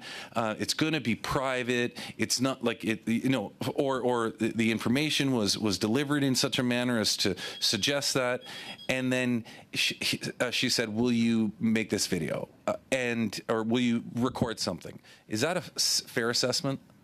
Yeah, I'm not, again, as I said earlier, I'm not privy to the exact details of the conversation. What I do know is that she made a request as a friend, for a friend, asking a friend to provide. Thank you. Oh. I know. It did, and the timer goes off. I thought I heard something. Yeah, that's what that is. Madame de Bellefeuille, 2 minutes et demie. Oui, monsieur. Yes, Mr. Fraser. Actually, we need to be clear with your testimony. It's not about your wife asking his friend Greg for a video that is the problem. The problem is that Mr. Fergus filmed a video on the request of his friend, but that he filmed it in his office, in his president's robes. That is the problem. Of course, we can't criticize him making a video for a friend. Your wife addressed this request to a very intimate, close friend, and so on and so forth. But the big problem is that she made this request to a friend who forgot that he was a friend, but also, unfortunately, the Speaker of the House, who kept his robes, and he even introduced himself as the chair of the House of Commons. He didn't say, "I'm Greg," or "Hi, John." He said, "I am the chair of the House of Commons. I'm wearing the robe of the House of Commons. I understand that you're friends and that Mr. Fergus is a good person." It doesn't really deter from that. He just made a really poor decision, and he had a lapse of judgment. Unfortunately, this is very sad to say, Mr. Fraser, but you are here to defend Mr. Fergus, okay? You are here because he's your friend. You are upset that he shall be chastised for what he did, but he was not impartial, unfortunately. The way that he delivered this message to you was not impartial. And parliamentaries at the House of Commons told him that he breached the trust of the House of Commons. It was very kind of him to express his friendship and love to you, but not in the manner in which he did that. And this is what we are concerned about. You are yourself a parliamentary. So would you appreciate if your chair of the House in his or his robes would use his position to send a message to his friend? I've come here because the committee, I know that you've expressed concern. I respect Parliament, respect the committees, and I came here to tell you what I know. And I think I've done that. And I thank you very much. Merci pour votre question. Thank you. Mr. Julian. Thank you, Madam Chair. You have a lot of friends at Queen's Park and across the country with your long career. How many MPPs would you count as personal friends? Wow.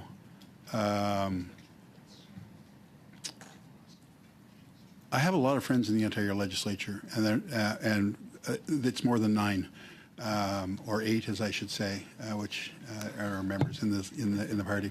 So I have some pretty close friends who of all parties, and I've been there 10 years. Some of them I've worked with from other parties before I got into the legislature. So. I have a lot of friends, people I care about, sort of lifelong personal friends, people where when you get together with, you start where you left off. Maybe half a dozen. And that would be outside, including members outside the legislature. Yes, absolutely. I've no doubt of that. But the only MPP or former MPP that was in the video was Mr. McGuinty. Is that correct? Yes, because I'd known him for 30 years and worked for him for, actually 14 years. Okay. And how many MPs, federal MPs, would you count as friends?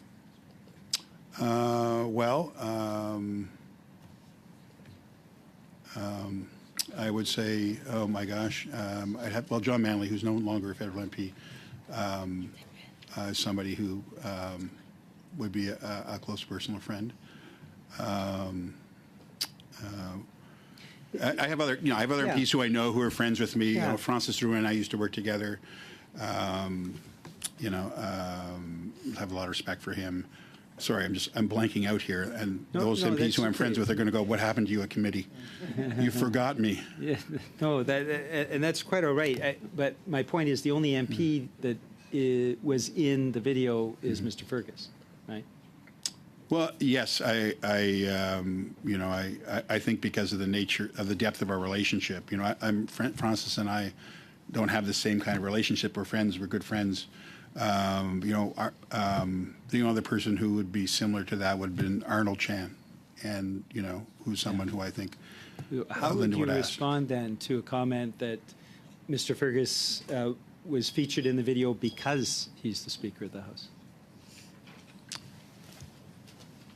I believe that I know actually that he was asked as my friend, and that was a request that was made of him, and that's the video or the response that we got back.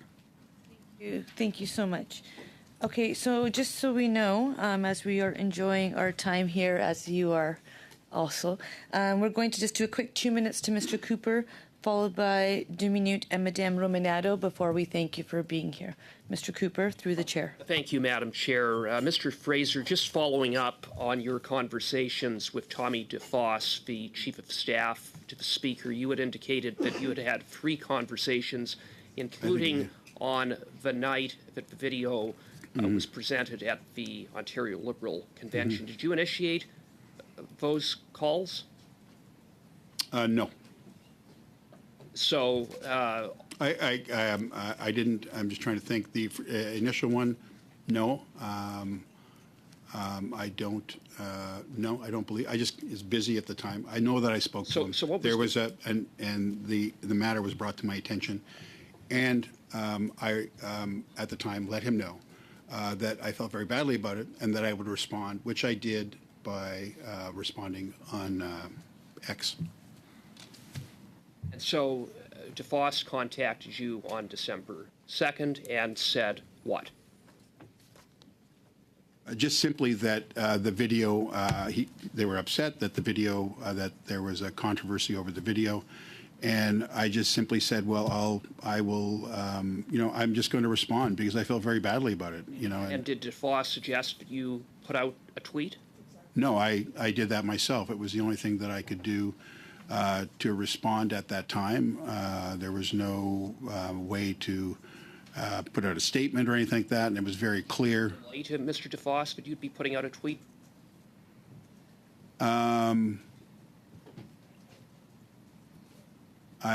Yes, I said I would do something about it. I don't. So I said specifically a tweet. You were coordinating on a PR basis with the Speaker's office. No, I was just responding in the sense to say, here's what happened, here's how I feel. Yeah. I wasn't coordinating a response. Not that complicated. As I've said, I feel very. I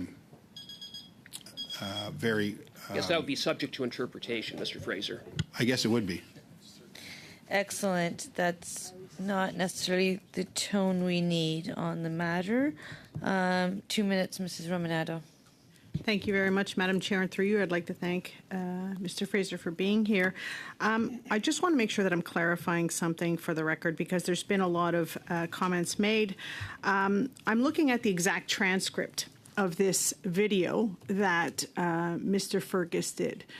And it starts, "Hey, buddy, it's such a great opportunity to speak about my longtime friend, John Fraser."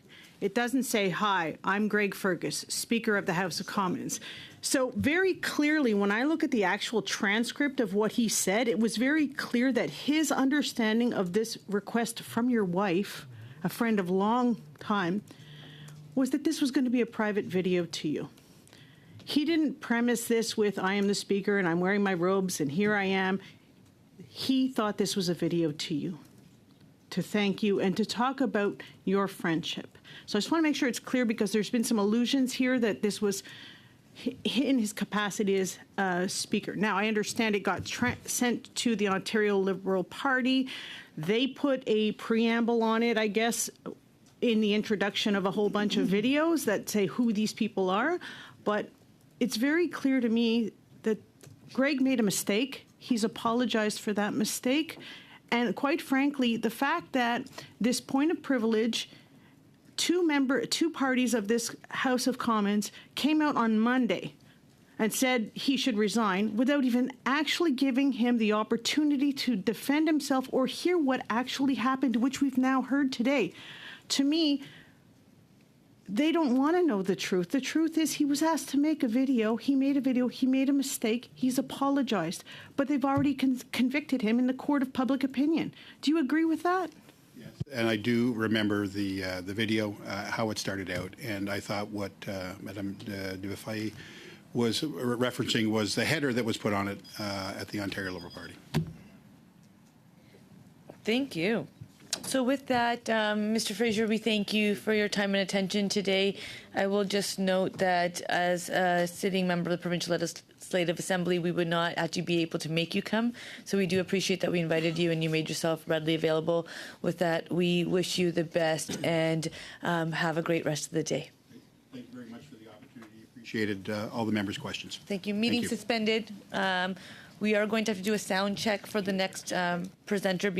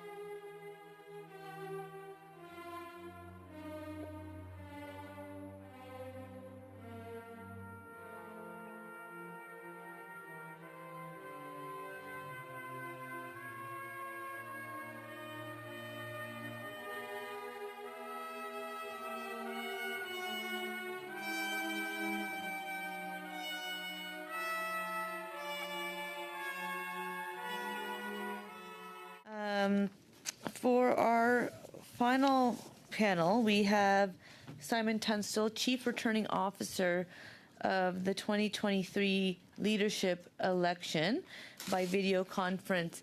I am going to remind members that when it comes to interpretation, when we're all in the room with our mics, it's a connected system. When we bring people in by video conference, these are systems working with each other, and therefore, if the witness is speaking, no member in this room will turn on their mic because that also causes feedback. So we have tech people who will turn mics on and off. I will watch the clock, and I would ask that nobody turn their mic on because I need the system to unfold. If this is not adhered to, I will use my prerogative as chair to protect the ears of the interpreters. And one of the things that's causing us the most challenge right now to respond back to the House is interpreters and translation services. So I'm clearly using my words, stating my expectations, and I do expect that they will be satisfied and met. Madame de Bellefeuille. Madame la Présidente, peut-être. Madam Chair, I might have missed some information, but have the technical tests been done, the sound tests, and all is good? Yes, we've done both sound checks with the techs and with the interpreters. So yes, that's all been done. The floor for up to 10 minutes for your opening comments. I will ask that you speak slowly so that interpretation can be provided in a way that is good for all members, okay? With that, welcome to the Procedure and House Affairs Committee. The floor is yours, Mr. Tunstall. Thank you, Chair. Good afternoon, everyone.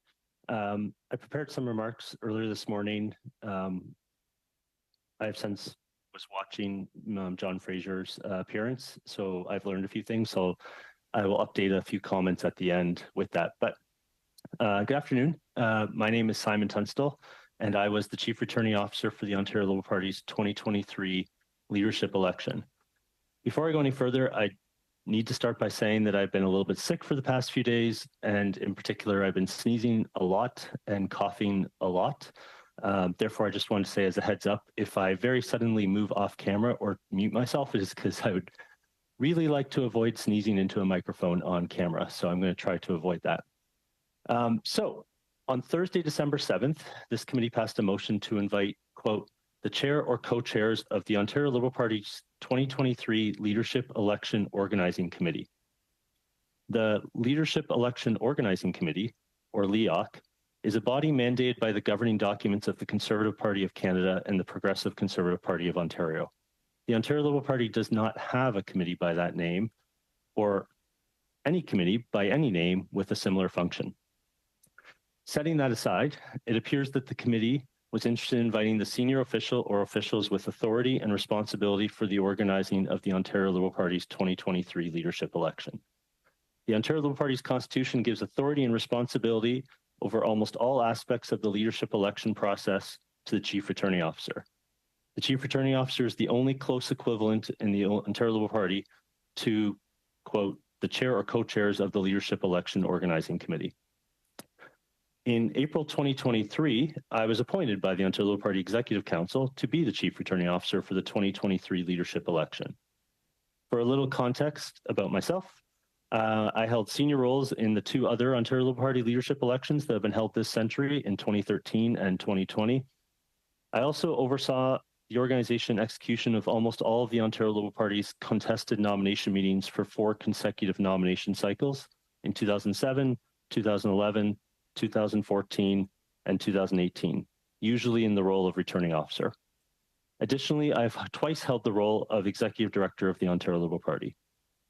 From the time I was appointed as Chief Returning Officer in April, I had authority and oversight for the organization and administration of the 2023 leadership election contest.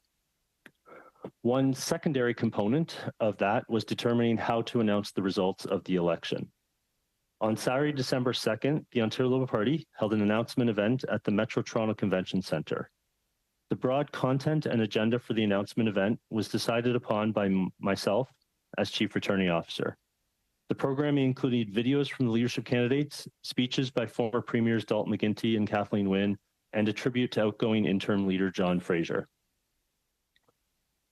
However, in the days leading up to that announcement event on December 2nd, my focus was on preparing for the counting of the ballots, which was taking place at the exact same time. The receiving of all the other components of the announcement event, such as the videos from the leadership candidates, the speeches from the former premiers, and the tribute to John Fraser, were handled by volunteers and staff. My understanding is that the content of the tribute to John Fraser was determined and compiled by supporters, friends, and family of John Fraser. This is normal, as I recall, there were similar tributes to Dalton McGuinty in 2013 and Kathleen Wynne in 2020, with the content organized by their close supporters, friends, and family. And I suspect this is also true for almost all tributes to politicians in almost all political parties. I personally did not become aware that there was a video message from Speaker Greg Fergus until more than an hour after the video was shown at the event. I do not know who were the close supporters, friends, and family of John Fraser that put together the content of the tribute, and therefore I do not know which of those supporters, friends, and family communicated with the speaker or with his staff regarding the purpose or content of the video. And therefore I do not know the content of those communications with the speaker or his staff. I should also add that I've never met the speaker or ever had any interactions with him. As a final comment, I would like to add that John Fraser is an exceptionally kind and thoughtful person. I have not actually watched any part of the tribute from December 2nd yet, but John absolutely deserves every nice thing that is said about him by anyone. He is a genuinely good human, and I hope he plans to stay in public life as an MPP for many years to come. That was what I wrote this morning. I watched the tail end of the speaker's appearance before this committee, and I watched almost all of John Fraser's appearance before the committee, and learned that the conversation happened between John's wife, Linda, and, sorry, I didn't catch the individual's name, that I believe was referenced as the chief of staff to the speaker. It's not an individual I'm familiar with. So that was news to me today. And that's all I have to say. Thank you very much, Chair. Thank you very much. We will now enter into 6-minute rounds, starting with Mr. Cooper, suivi par Madame Romanado, et puis Madame de... Madame Romanado and Madame de Bellefeuille, as well as Mr. Julian. 6 minutes through the chair. Thank you very much, Madam Chair. Thank you, Mr. Tunstall. In the letter that was sent from Milton Chan, legal counsel to the Ontario Liberal Party, and reiterated by you today, you had broad oversight of the announcement event, and that included determining or deciding upon having a tribute to the outgoing leader, John Fraser. Who then did you delegate the assignment to prepare the tribute? There was hundreds of volunteers involved, and the handful of staff that we have involved in all aspects of the leadership election. The particular event was organized by about a dozen different people. I actually am not 100% sure which individual of the people that was organizing the event contacted John's friends and family to put it together. A handful of staff and some other volunteers were tasked with organizing the tribute, and that included getting video clips to put together as part of a compilation to be presented at the leadership announcement event. Is that correct? I'm sorry, I missed the first few words in which you the question. So you had assigned to a handful of staff and volunteers the task of going out, getting clips from various friends and associates of John Fraser, all of which would be compiled and put in a video presentation. Was that the direction? I think there's a step in there. The team that was putting together the event contacted somebody or multiple people that are part of the friends and family of John Fraser, and they were tasked with putting together and collecting the videos. the Ontario Liberal Party volunteers were just simply an intermediary to reach out and have the friends and family of John Fraser collect the. Thank you, Mr. Tunstall, for that. But the bottom line is that there was a Ontario Liberal Party staff member who then contacted friends or family members of Mr. Fraser, and they in turn went out and got the various video clips from various friends, and then that was compiled and then presented at the leadership announcement. That was essentially the plan, correct? I believe so, yes. Thank you for that. And would you be able to provide names to this committee? I would rather not.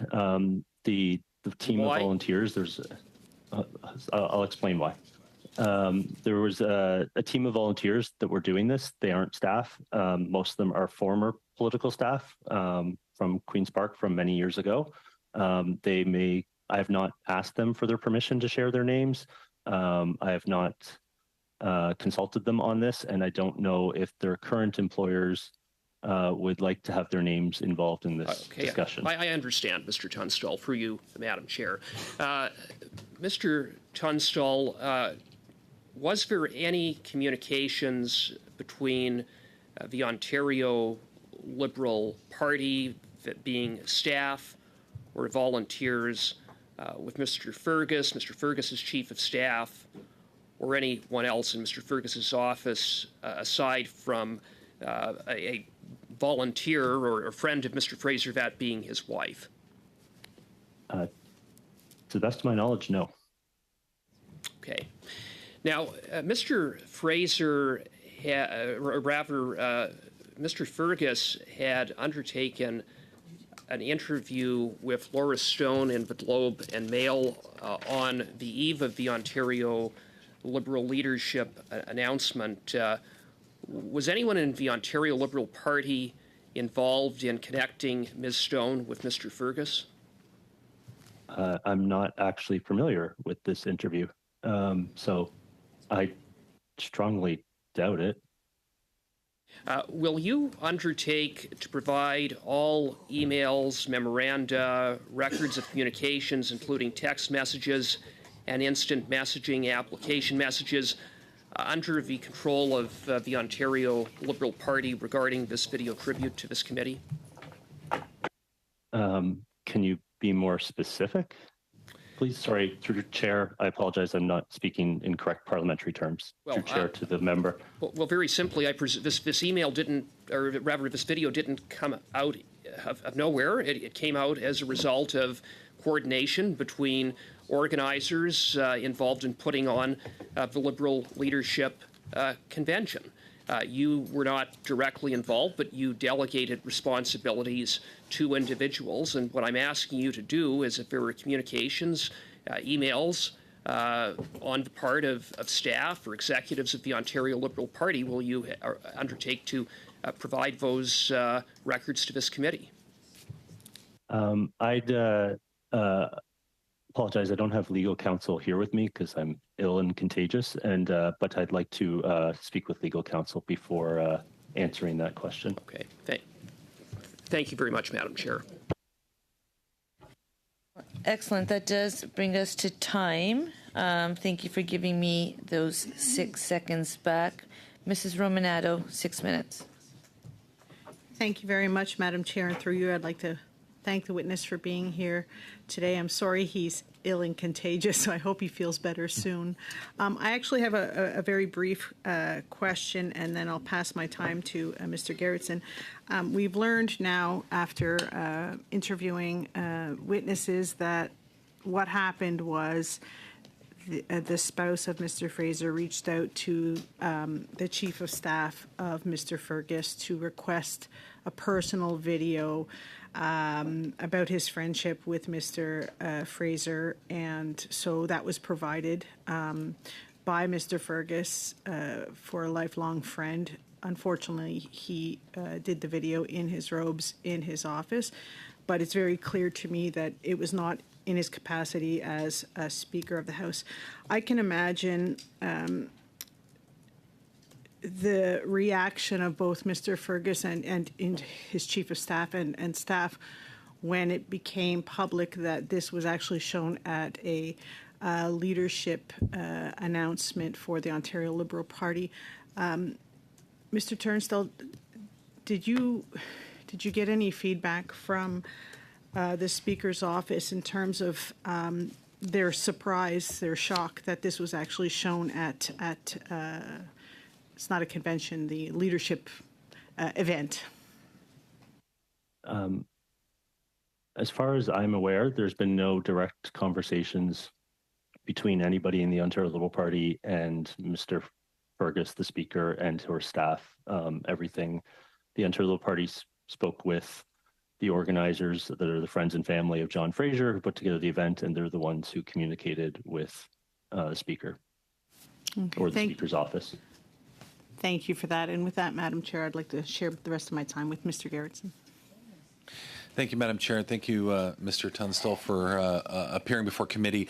Just so that the committee is absolutely clear, it was decided that the Ontario Liberal Party would like to do a acknowledgement for Mr. Fraser.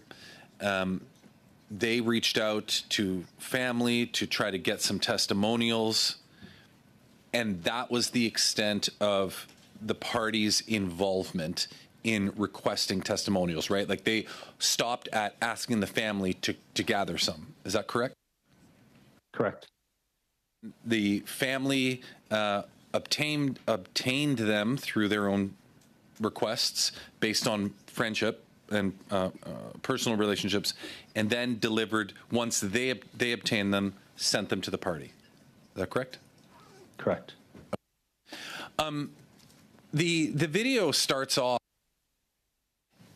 I mean, I've been asked to make multiple videos in my time, and I guess I'm just looking for your opinion on this. I've been asked to make, and I'm assuming you've seen the video. Have you seen the video?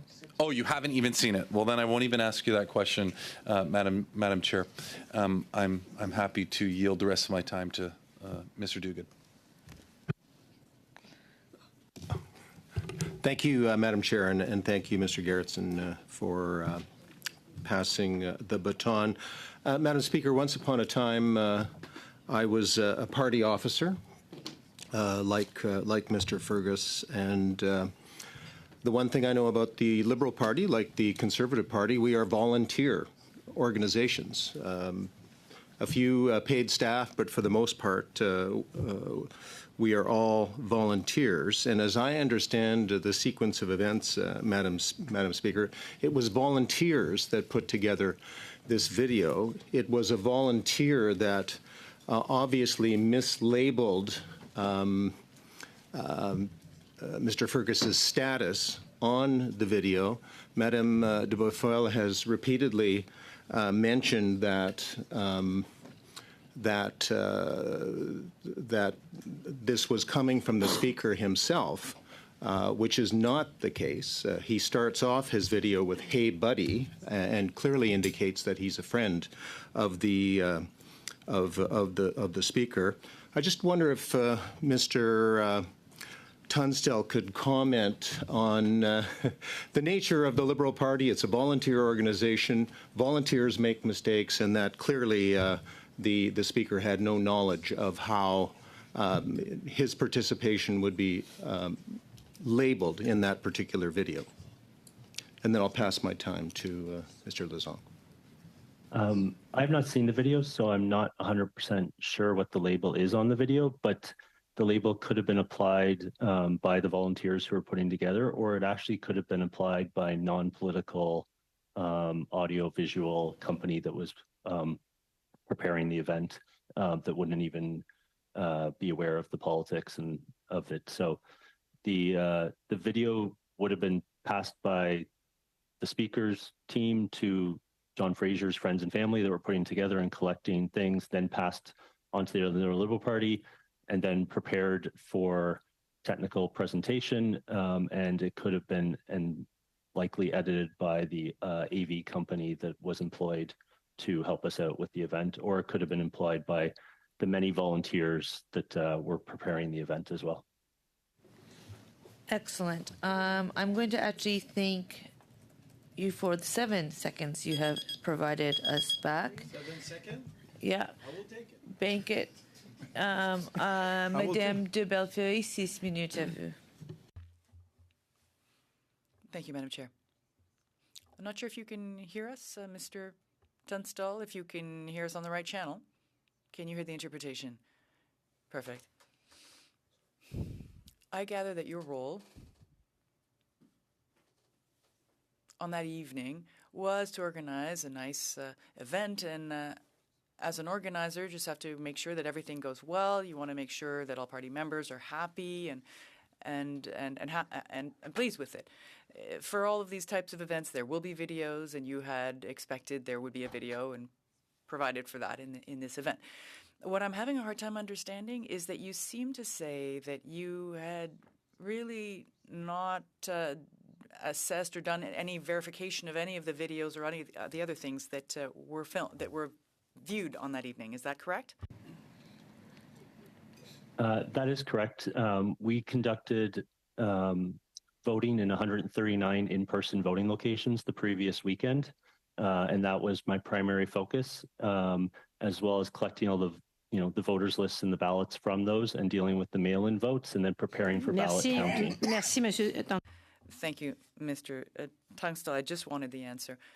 You understand that I understand that my Liberal colleagues are trying to say that the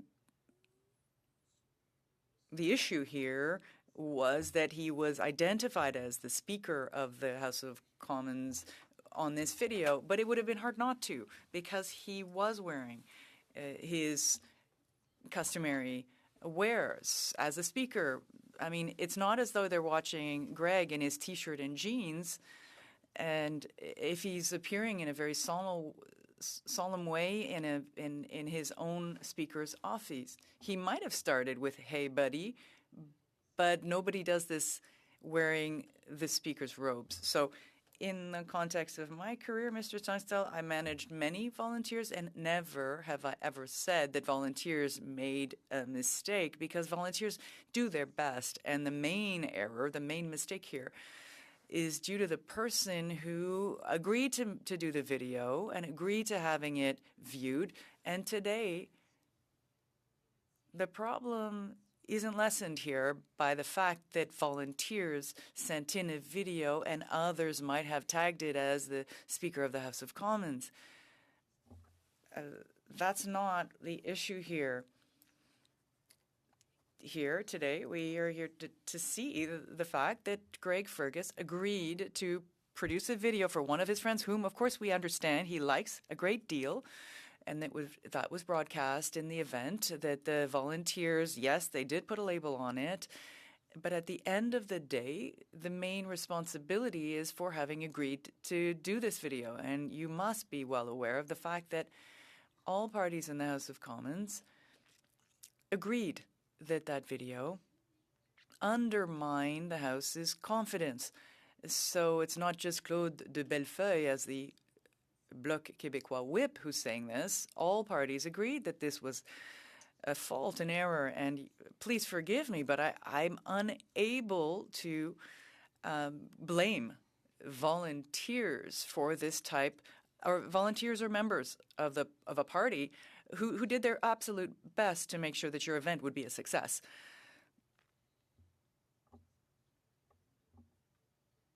Certainly, we wouldn't have the volunteers carry that. No. Can you tell me this? Now that I'm sure that you've attended other events, you've organized many other events.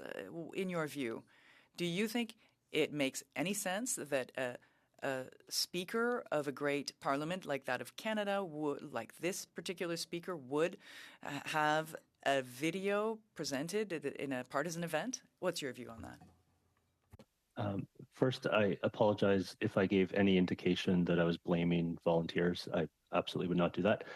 Secondly, I don't think it is my role or expertise to judge what is appropriate and not appropriate for a speaker. I think that is actually perhaps this committee's expertise and not my expertise. Je vous remercie. Thank you for your testimony. I didn't have huge expectations, but I want to thank you for your frankness. Thank you. Merci. Thank you. You gave me 1 minute and 10 seconds. Thank you. Mr. Julian, you have 6 minutes. Thank you very much, Madam Chair. It has to be said, because I think it's important to mention it, that this is not really about the label on the video. It's the fact that the Speaker of the House of Commons appeared in his robes in his office, and that is what led to our finding ourselves in this situation. In other words, there is a Procedure and House Affairs Committee that is studying all of these facts and attempting to find answers. I was satisfied with some answers, but not at all with others I've received, or we've received. I hope we will be receiving all the necessary documentation to make decisions in the next few hours, decisions that this committee will have to make. You're part of this process in getting information. And what I wanted to understand is what the vetting process is for videos that are broadcast through the Ontario Liberal Party convention. I mean, obviously, there are a whole series of things that need to be checked. Videos don't go out on their own. So what was the vetting process to ensure that the videos that were produced for the convention didn't contravene any rules or didn't cause any offense? Thank you for the question. I think there's 3 relatively quick parts to that. One is there's an element of trust that, the people around John Fraser, that they're giving us videos, and the 4 candidates, the leadership candidates, were providing videos, and any other content was coming from good sources.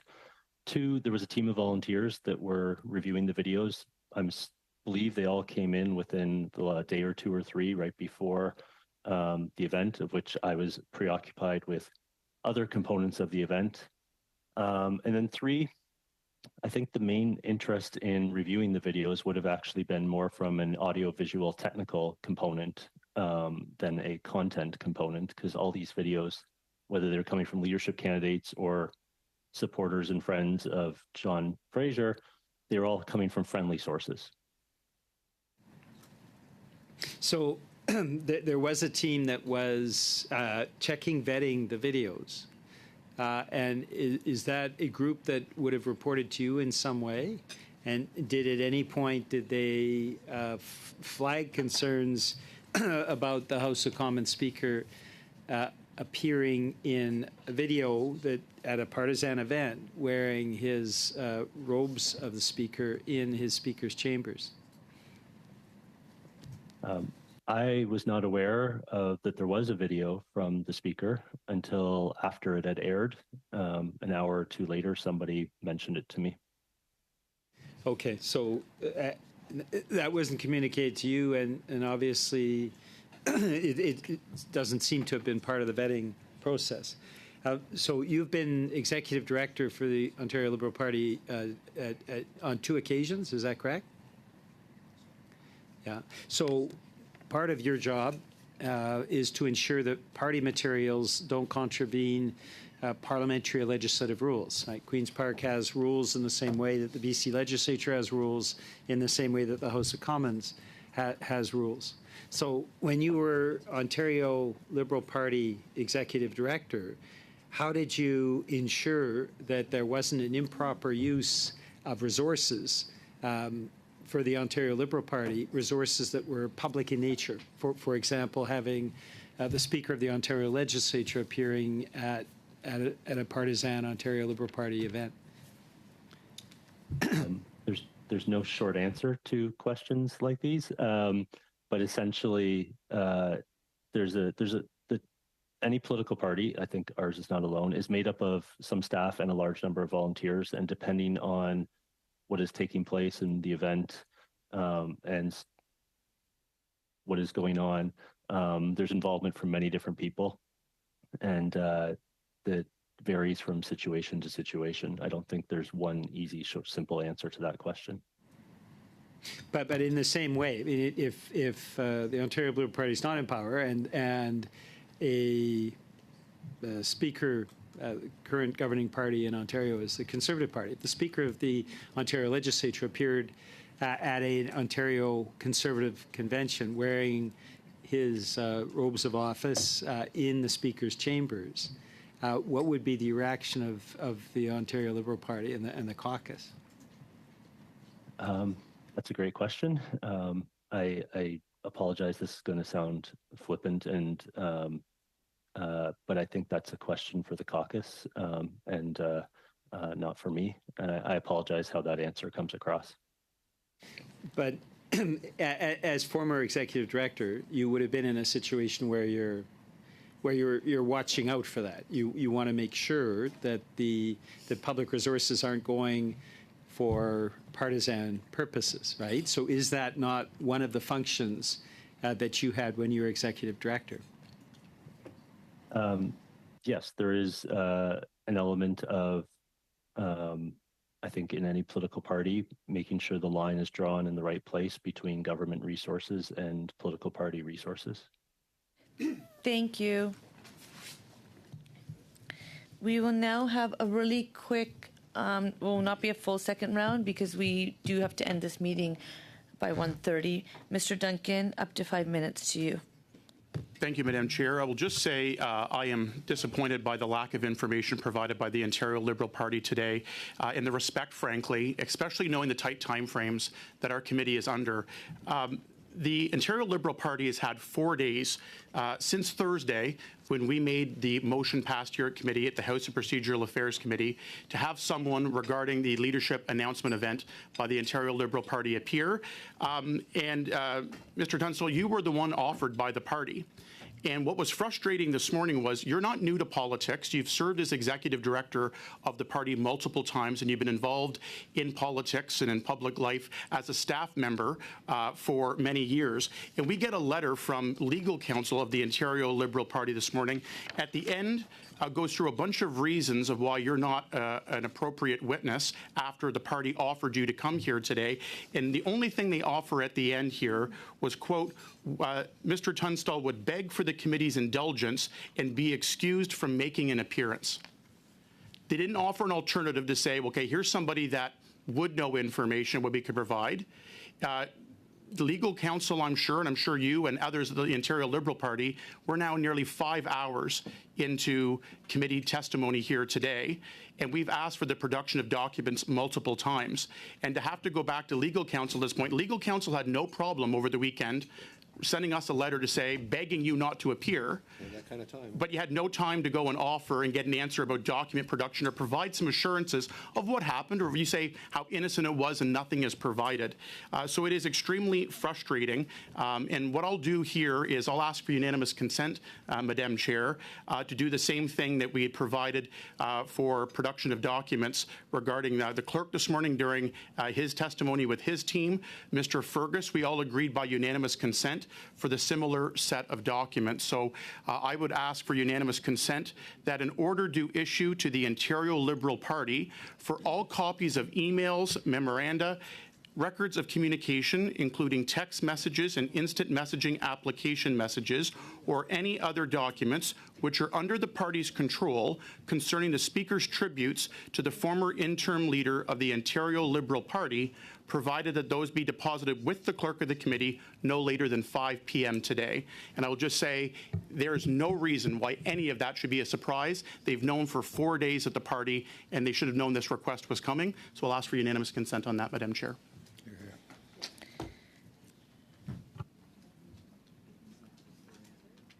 Do we have unanimous consent? It's just, do you have unanimous consent? Well, yes or no? I can't No. answer that. Okay, there we go. There's no UC. That's telling right there. Yeah, it's telling that I would like to Actually, the chair didn't let you. It was. Okay, I have a really serious role in front of me, and I take it seriously, and I'm really trying to get to the crux of the question of privilege that's come here. I do not like this, in a sense, culture we're creating where the House sends us work to do and we cannot get to it. We have had conversations in camera. I think there's a little bit of a cuteness being displayed because people know my hands are tied and I can't talk about certain things. And so we know the conversations we've had. We know the timeline we have. With that, Mr. Duncan, you have a minute left if you would like it for questions and comments to the witness. Otherwise, I'd like to move on. I would actually like to move the motion. I asked for unanimous consent and was denied that, so I'd like to move the motion that I have translated and can provide to the clerk. That an order do issue to the Ontario Liberal Party for all copies of emails, memoranda, records of communication, including text messages and instant messaging application messages, and any other documents which are under the party's control concerning the Speaker's tributes to the former interim leader of the Ontario Liberal Party, provided that these be deposited with the clerk of the committee no later than 5 p.m. today.